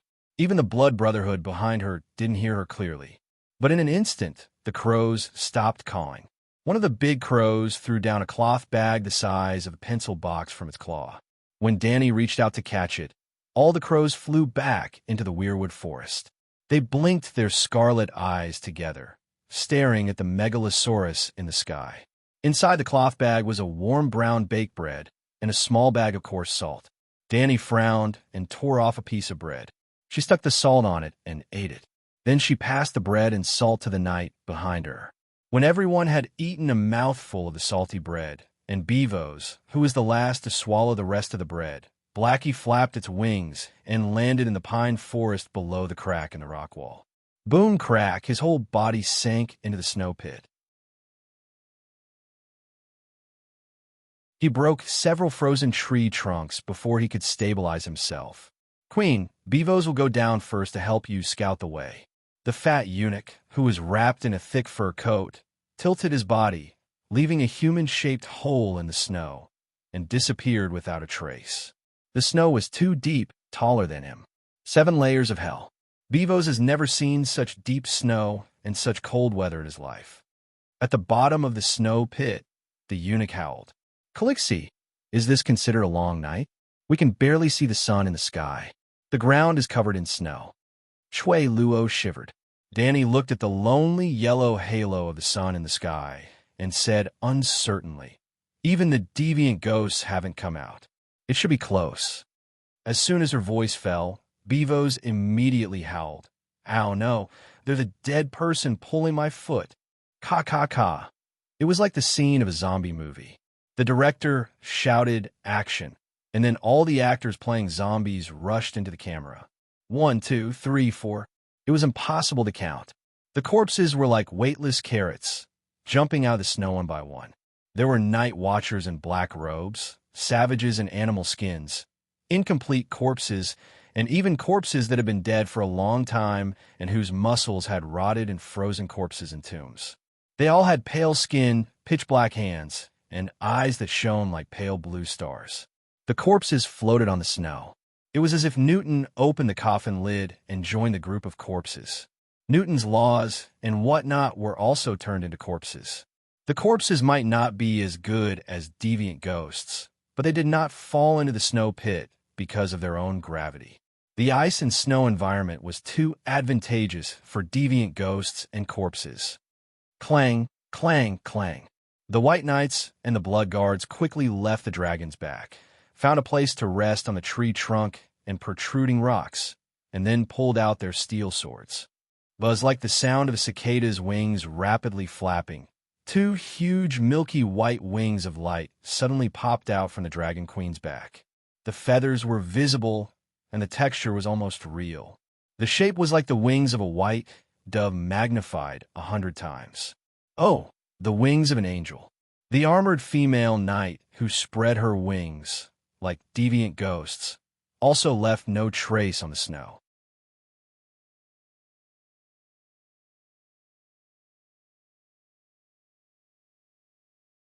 Chapter 573. Danny wore silver armor and a blue robe. A pair of angelic wings flapped gently behind her back. Just like the zombie ghost, she walked slowly on the snow without sinking into the snow pit. The wind howled angrily, bringing with it tiny bits of ice and snow. It blew past her armor and hair. A bunch of trash unworthy of my sword. Her voice was a little muffled by the howling northern wind. But the next scene was clear for everyone to see. The black dragon stepped on the trunk of a pine tree and leaped into the sky. At the same time, a golden-red fireball the size of a pineapple shot out from his mouth and floated in front of Dragon Queen. Blood-colored fire snakes, as thick as chopsticks, shot out from the fireball. It was as if the fireball was made of fire snakes. TSK, TSK, TSK, boom, boom, boom. One fire snake after another landed on the ghouls' faces and chests. It was as if the ghouls had been set ablaze with oil.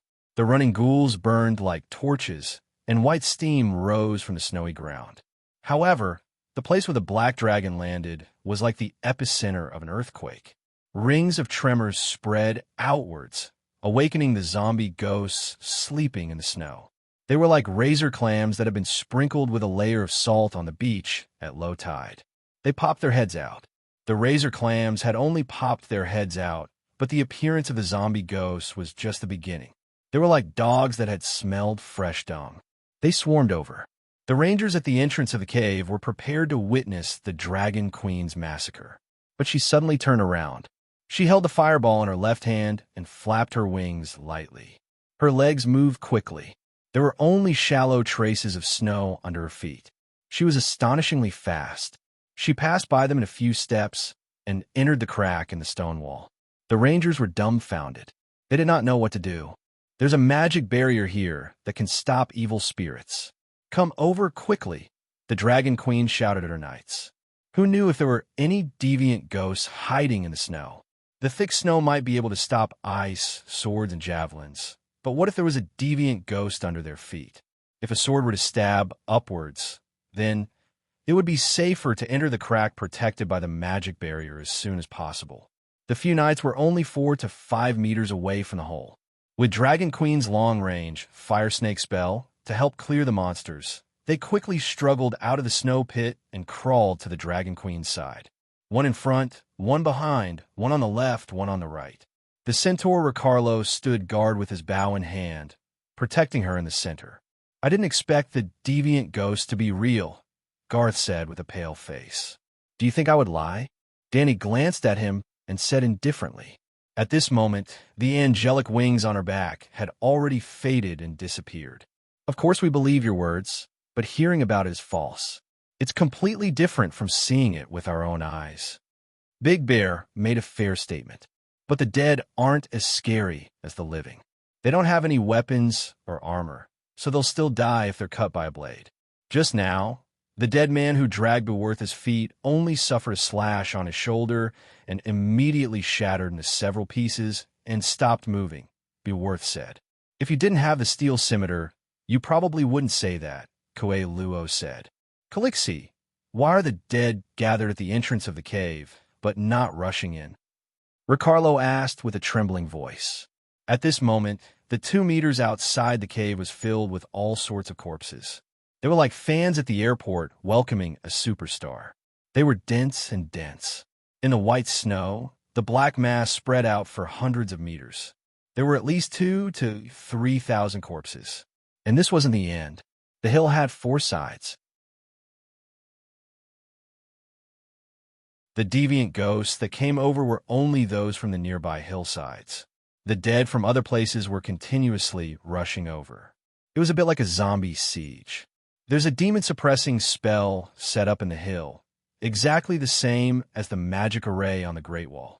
It's hard for evil creatures to enter. Danny looked at the ranger, standing with the deviant ghosts at the entrance, deep in thought. At this moment, the ranger had already extinguished his torch. Beside him stood the corpses that were baring their fangs and brandishing their claws. It was as if they weren't corpses, but wooden sculptures. The ranger turned back and said, "Your Majesty, please enter quickly. When the aura of the living disappears, the corpses will automatically retreat." "What's the matter with you? Why don't you come in? Why won't the dead eat you?" Deshiong asked in a low voice. "He's also a dead man, a night watchman who died a long time ago," a voice said from inside the cave. It was the voice of a little girl and the tone of an adult. It was high and sweet, carrying an unfamiliar rhythm that Danny had never heard before. It also carried a trace of sadness that struck the bottom of her heart. A child, Kue Luo, who was guarding the queen, exclaimed in surprise. She did indeed look like a child. She was barely over a meter tall, reaching the waist of a knight. Her limbs were slender, and she wore a cloak woven from leaves. Her bare skin was covered in spots that resembled those of a deer. She had messy brown, red, and gold hair with purple grapevines, tender green pine branches, and withered red chrysanthemums stuck in her hair. It was as if someone had knocked over an autumn landscape painter's plate. At first glance, Danny noticed her eyes. They were large and clear, a mix of gold and green. They were long and narrow like a cat's eyes, like a pair of top-grade gems. This wasn't human. 7 gods above. The child of the forest. Danny murmured. Child of the forest? Squirrel people? Deshiong was a little dizzy. Had he stepped into Grandma's legend today? The scholar said that the child of the forest was fake. It was made up by the ancestors to deceive people. Garth looked at the little squirrel in amazement. The scholar also said that the other ghosts were a strange tribe beyond the Great Wall that knew magic. But look outside. Do you think it's like that? Danny complained in annoyance. She stepped forward and said to the squirrel, "I'm Danny Liz Targaryen, your Green Prophet. The previous Green Prophet, Blind and River Wind, invited me here." "Yes, I'm here to welcome you on behalf of Lord Blinden," the squirrel said. "Your Majesty, please wait at the door. I'll scout the way for you," the knights said almost at the same time. This was expected. Danny brought the 5 of them here. Wasn't it for the safety of the guards? But at this moment, Danny changed her mind. "No need. Let's go in together." She stared into the squirrel people's eyes that were as clear as spring water. She didn't trust Blinden, but she suddenly had a lot of confidence in the squirrel people in front of her. She believed that the squirrel people wouldn't lead her into a trap. She couldn't tell why, but after seeing the squirrel people, she felt completely relaxed. The squirrel people seemed to see the doubts in Danny's heart and said, "You have Mother's aura on you." Suddenly, Danny thought of the door god. The Green Prophet was only the priest of the child of the forest. The old weirwood was the mother goddess they believed in. But now, she was singing her own song of wind. This, Danny nodded in understanding and looked at the squirrel people more affectionately. There were often ministers who betrayed their lords, but there had never been a devout true believer who betrayed the mother goddess. The path inside the stone wall was narrow and curved. There were black mountain rocks on both sides, and white weirwood roots hung down from above. Under the light of the dragon flame fireball, they looked like ice-cold white snakes that were circling around the top of the cave. Danny felt that they were going down. The cave was gloomy and terrifying, but the deeper they went, the warmer it became. In the quiet cave, there were only the rustling sounds of cloaks rubbing against the stone wall, armor, and iron boots hitting each other. Danny couldn't help but be curious and started talking to the squirrel people. "What's your name?" she asked. The squirrel people hesitated and said, "My real name is too long. You can call me Leaf. I've traveled the continent for hundreds of years and have many names. Leaf is the name given to me by the new 3-eyed crow." "Hundreds of years?" Garth exclaimed.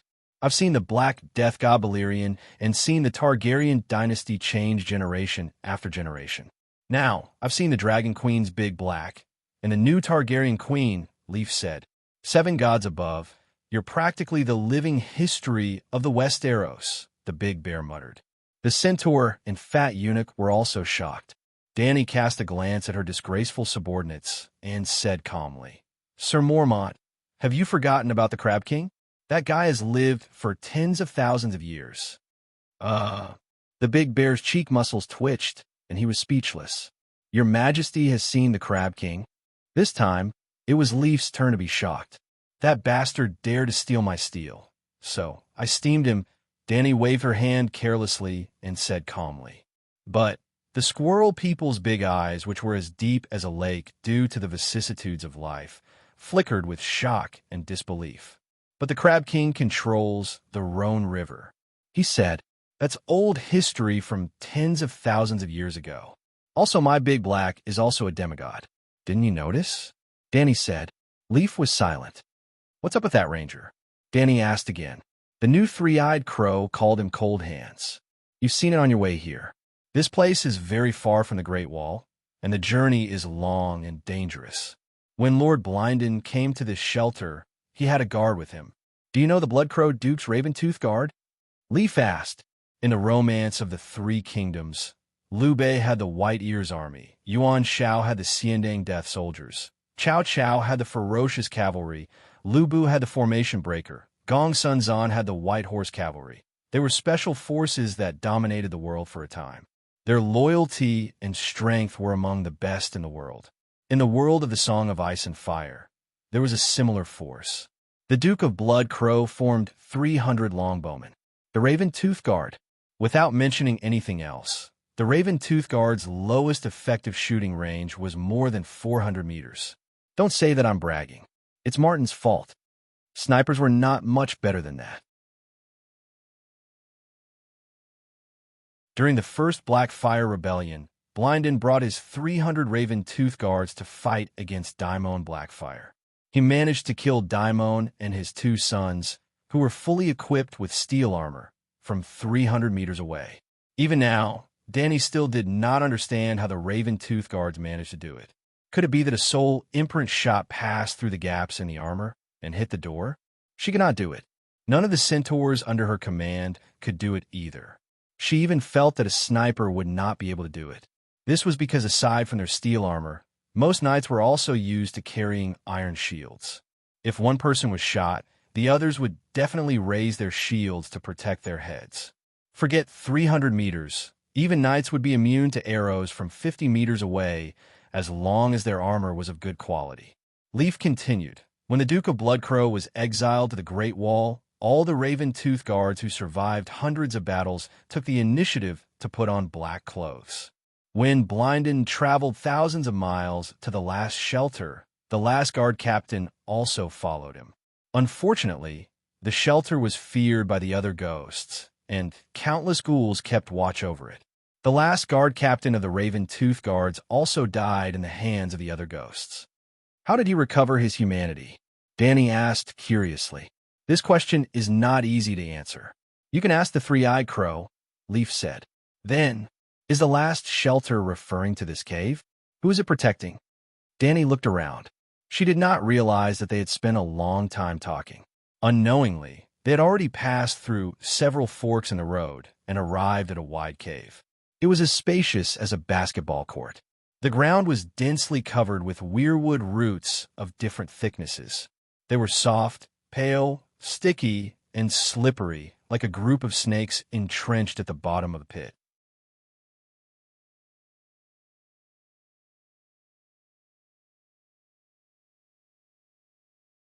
Chapter 574. Weirwood was a precious wood with powerful functions. The weirwood god was also a good person, but the image of weirwood was too horrifying. The leaves were like blood-stained palms, the trunk was like the bones of a dead person, and the roots were like entwined sticky snake balls. It was very demonic. At this time, the cave under the Weirwood Hill did not even need special effects to film a Chinese ghost story. If the squirrel Leaf was taller, his eyes would not be so clear, and his expression would be more ferocious. It was a living example of Granny Tree Spirit's cave. But this was not a fairy's cave, but a sacred sanctuary, the last home of the children of the forest. Not only our home, but the giants also live in the cave. This sanctuary belonged to the previous generation of the lost tribe. Once, even unicorns and mammoths would come in for the winter. There is more than one entrance to the sanctuary, but the green prophet guards the door of the world and lives closer to the edge of the world. If you follow the fork to the northwest, you may find the giant's cave after a few months and a few thousand kilometers. Leaf introduced the cave to everyone as they walked. The others were surprised, but Yura Mormont, a child who grew up listening to the stories of the old nannies in the north, was suddenly touched and exclaimed, "The Gorney Passage. This is the source of the Gorney Passage. So the legend is true. What is the Gorney Passage?" The fat eunuch Beworth was puzzled. "I remember, I've heard of this rumor too." Garth Hightower said, "Legend has it that there was a king beyond the Great Wall named Gorney who found a tunnel connecting the Great Wall and the north. He led the barbarians directly across the Great Wall to the north. It's strange, there was almost no threat to the north. The king of the north seemed to have received the news in advance and was guarding the entrance of the tunnel." Big Bear nodded and said, "Legend has it that for a cave, a tribe of children of the forest and a family of giants fought endlessly. After that, the two tribes invited free people to be the referee and mediator. They were the future kings of beyond the Great Wall, the brother kings, Jander and Gorney. The giants and children of the forest were too naive. They were deceived by the brother kings and gave up on the cave.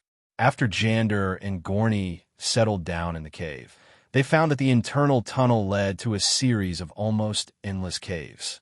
In the end, they discovered a secret passage that led underground through the Great Wall, which was the Gorney Passage. Legend had it that the tunnel was too complicated and only Gurney could tell the direction. In the end, when Gurney came out of the tunnel, he was attacked head-on by Stark and died on the spot. Jander led the rest of the barbarians into the tunnel, planning to return the way they came. However, they could not find the way home. They can't even return to the surface and are completely lost in the tunnels that are more complicated than a spider web. The Centaur and Beavis listened with fascination. Are we in the legendary cave? It's several thousand kilometers from the Great Wall to here. Just how deep is the cave? LaCarlo exclaimed.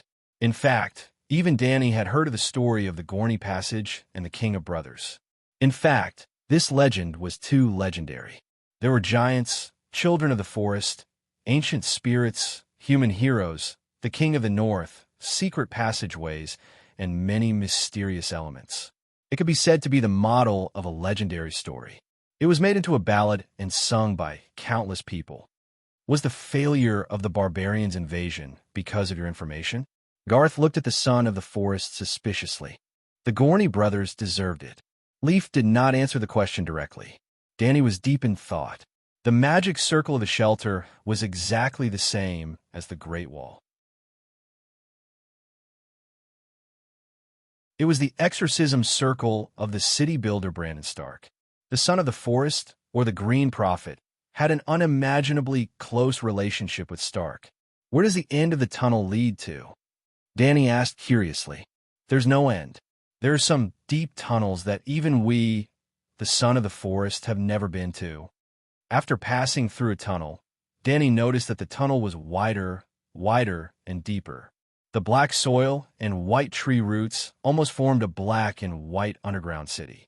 However, this city was sparsely populated and backward. Bypassing the giant tree roots that were thicker than Beavis' waist, they entered a long stone hall. Thousands of shrines were dug out from the stone walls on both sides, and there were skulls placed in them. The skulls obviously belonged to different races.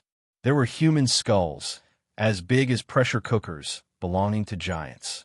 There were also skulls as big as cantaloupes, belonging to the son of the forest. There were also skulls of direwolves, giant bears, and other animals that Danny could not recognize. Some of the bones had existed for too long and were half buried in the soil. White tree roots grew out of the eyes and mouths of the skulls, and even delicate red palm leaves grew out. It seemed that the squirrel man was not lying. The shelter belonged to everyone, all the survivors of the last era. Caw, caw, caw. There were 7 or 8 big crows perched on the heads of the shrines. They seemed to have woken up from a deep sleep, and their bright black eyes curiously scanned Danny and the other strangers.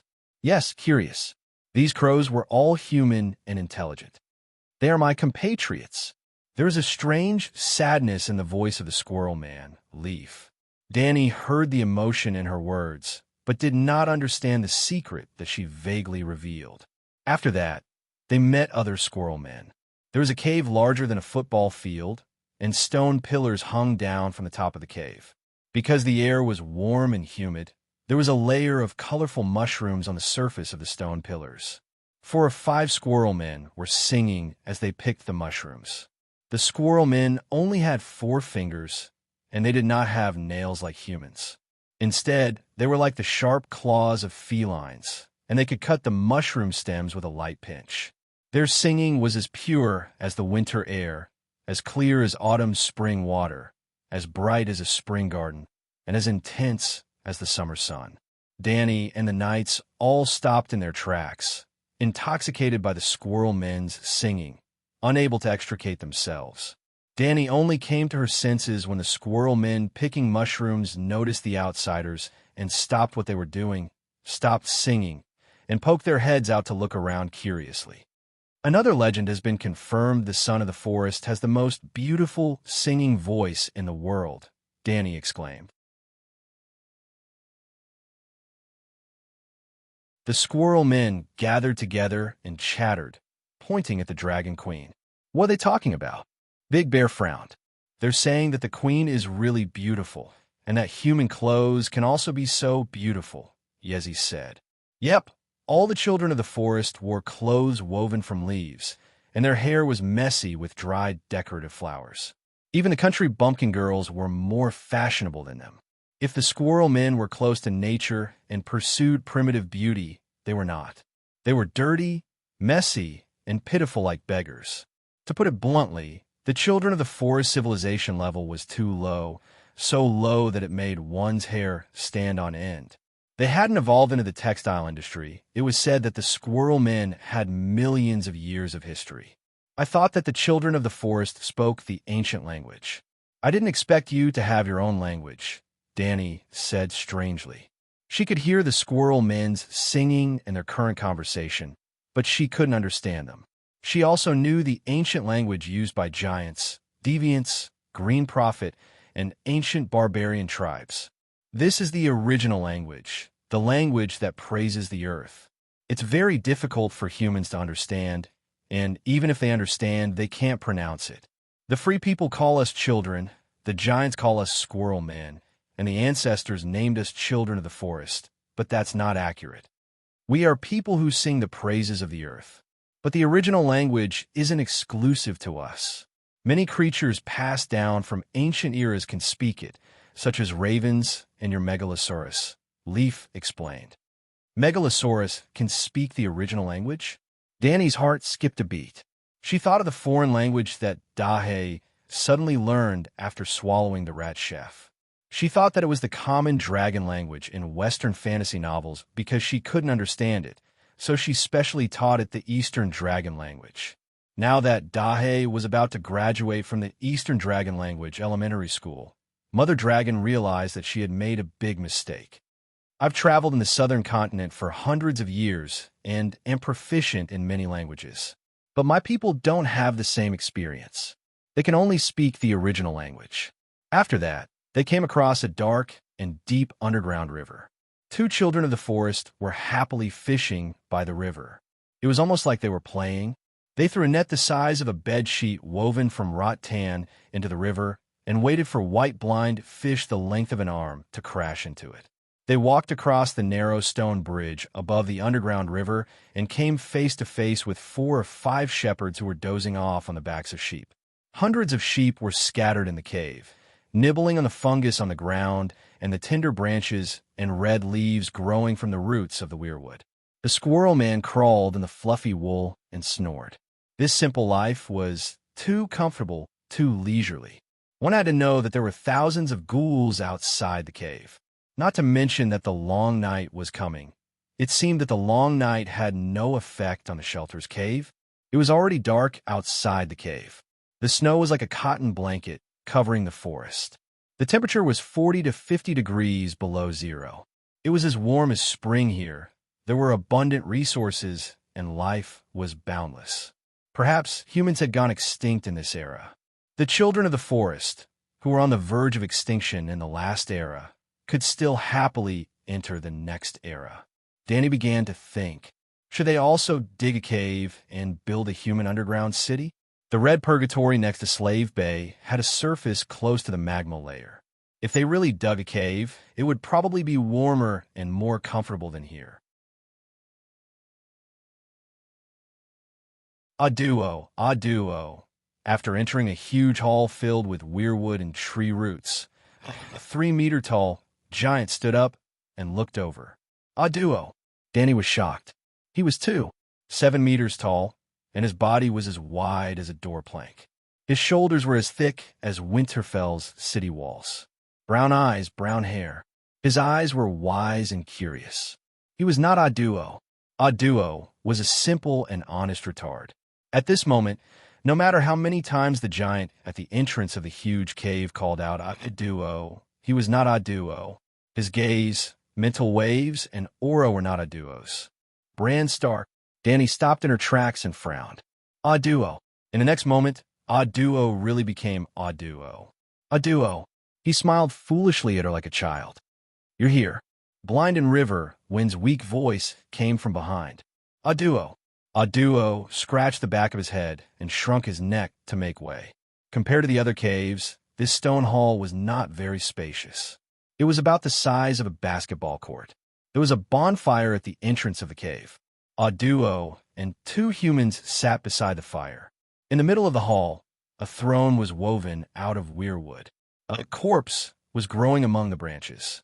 The roots drilled into the withered thighs, passed through the torso, and came out from the shoulders. Dark red leaves grew on his skull, and countless gray mushrooms covered his forehead. What little skin remained stretched across his face, tight and hard like white leather. Here and there, brown or yellow bones protruded from the muscles. This was definitely not a living person. You're also a deviant ghost. Danny was shocked.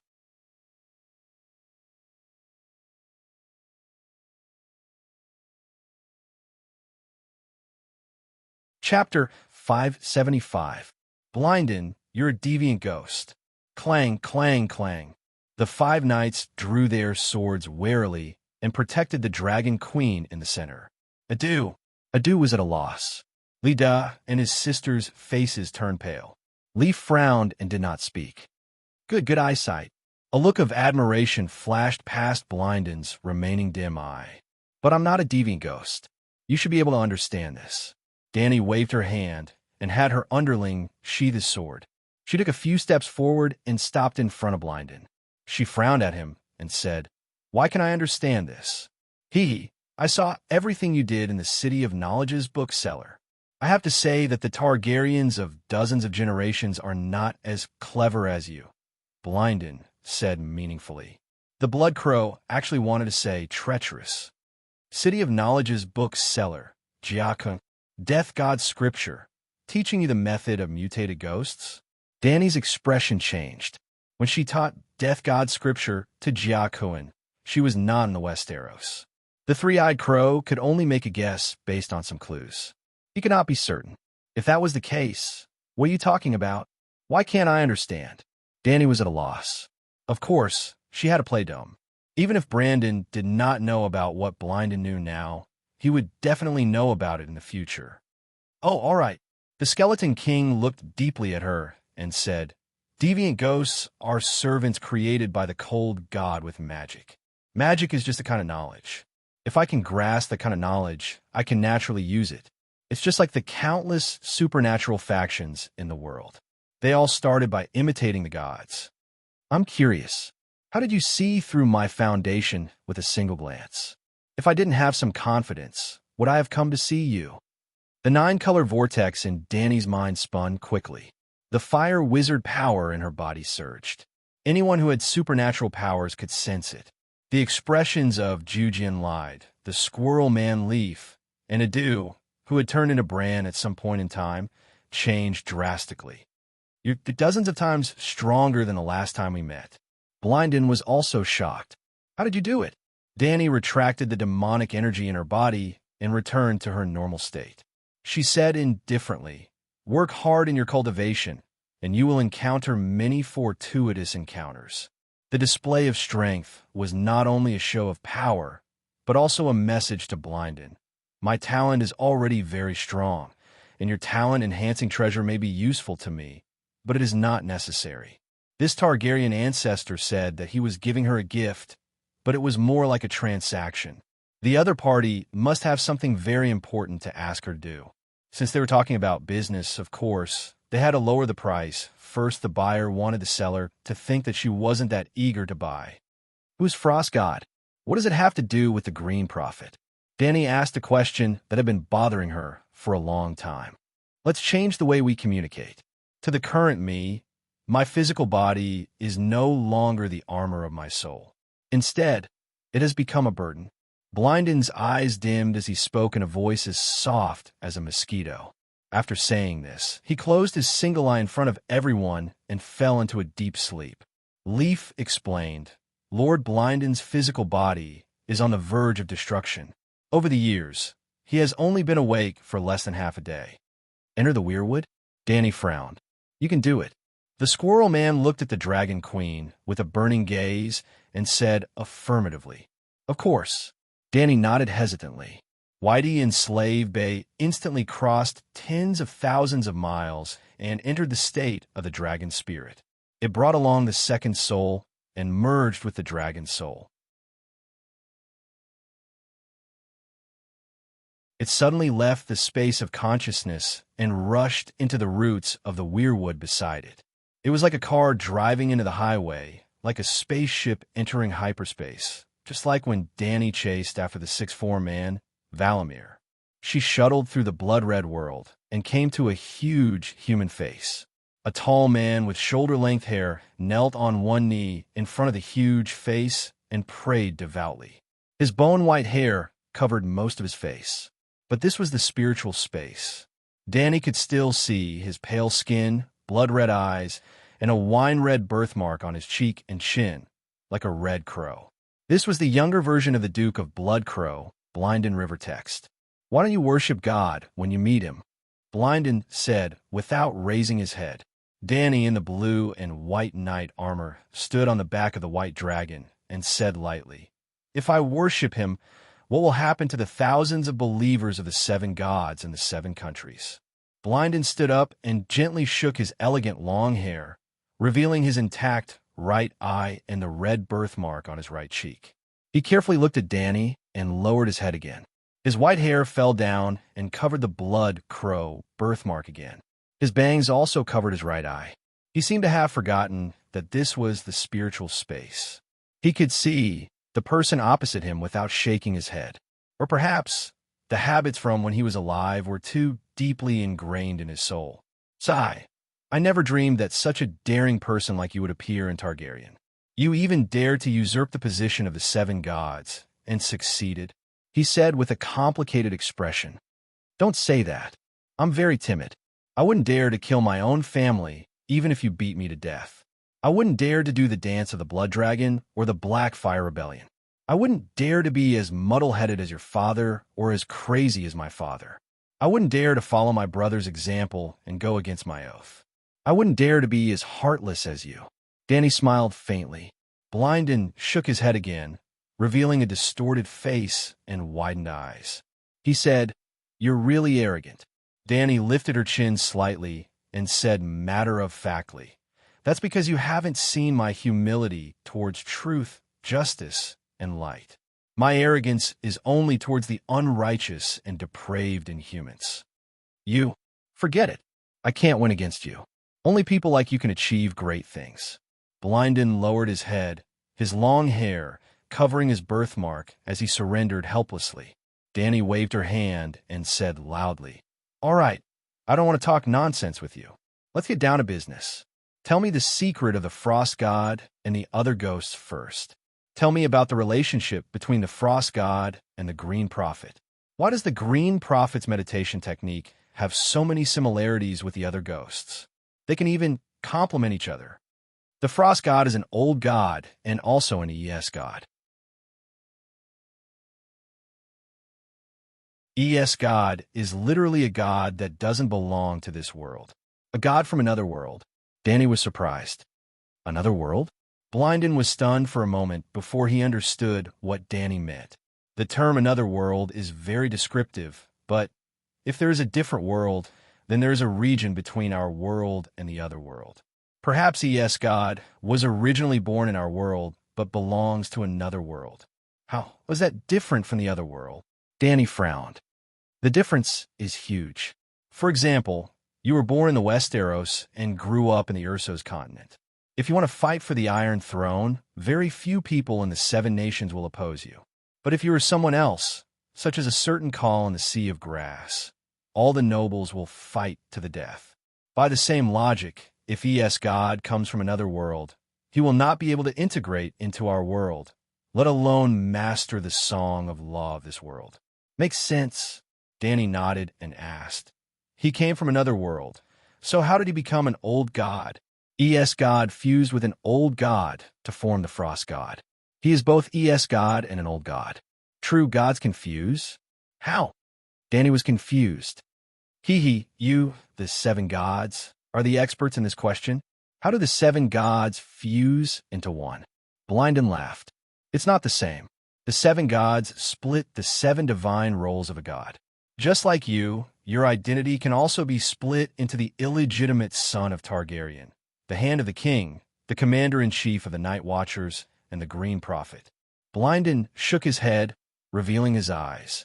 He quickly glanced at her, then lowered his head, his long hair covering the birthmark. There's nothing different. Being able to fuse means that they have a certain degree of commonality. Then which old god did ES God fuse with? What do they have in common? Danny asked. Blinden repeated the action of shaking his head and lowering his head again. Since you can discover that the fundamental meditation techniques of the Green Prophet and the Deviants are extremely similar and even complement each other, don't you have any connections? I can't imagine, Danny said in disbelief. That's the truth, Blinden said. I've seen the Door God. I've seen the Weirwood God who mastered the Song of Wind. He was kind and gentle, not like an evil god at all, Danny said with difficulty. In your heart, what is considered an evil god? Blinden asked. Almost without any hesitation, Danny blurted out, accepting blood sacrifices and killing humans, such as Lalo the Shadow Demon or the Korhor Black Goat. Blinden shook his head and sighed. Your standard is too exclusive, as if you're saying, those who treat me well are good, and those who treat me badly are bad. In fact, the mother goddess, the Weirwood god you mentioned, she never rejected blood sacrifices. She even liked blood more than Lalo. It's simple. Which tree doesn't like fertilizer? What's better than the flesh and blood of living beings? This. Danny was stunned. Blinden's words seemed to make sense. If Danny had a deeper understanding of the customs of the old gods, she would not have such doubts. The worship of the old gods was far more bloody and brutal than that of the Red God. Lalo's followers liked to burn people. The true followers of the old gods, savages and clansmen, would cut open the chest of the sacrifice and hang the organs all over the heart tree. Well, after the Undulls invaded the Westeros, the followers of the old gods in the north changed the bad habit of blood sacrifices. Only a few mountain clans still believed in the old ways.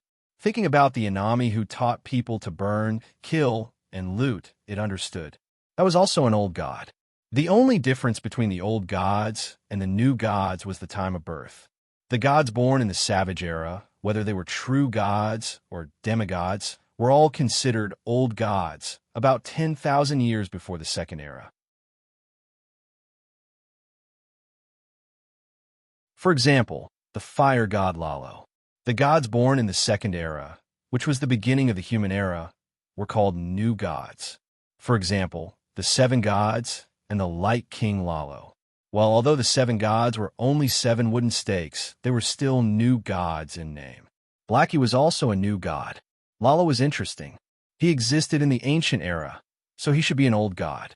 However, at the beginning of the Second Era, the Sheep Egg brothers took away the Song of Fire and took away the fire god's divinity. After that, he slowly turned into the Light King. The Light King was born a few thousand years ago, so of course he was a new god. That was off topic. From the division between the old and new gods, it could be seen that the old gods were more barbaric. The ancients were more bloody and barbaric than the modern people. Was there a problem? Sigh. The Weirwood god's nature is not bad. What's bad is the barbaric customs of the Savage Era. At this time, Danny also remembered the 100 royal girls who killed themselves when city builder Brandon took the Door God's branch. Before the Seven Kingdoms were formed, anyone with a castle dared to call themselves a king. However, she still could not help but speak up for the Door God. But the Weirwood god is already dead. How did he merge with the Yes God? Danny was confused. The branch that died was the branch, and the one that merged with the Yes God was the root, Blindon said. Well, it can be so weird. Danny was stunned. You're tuning in to the Warrior Lore YouTube channel. Don't forget to subscribe and join us on this journey to catch the most captivating stories.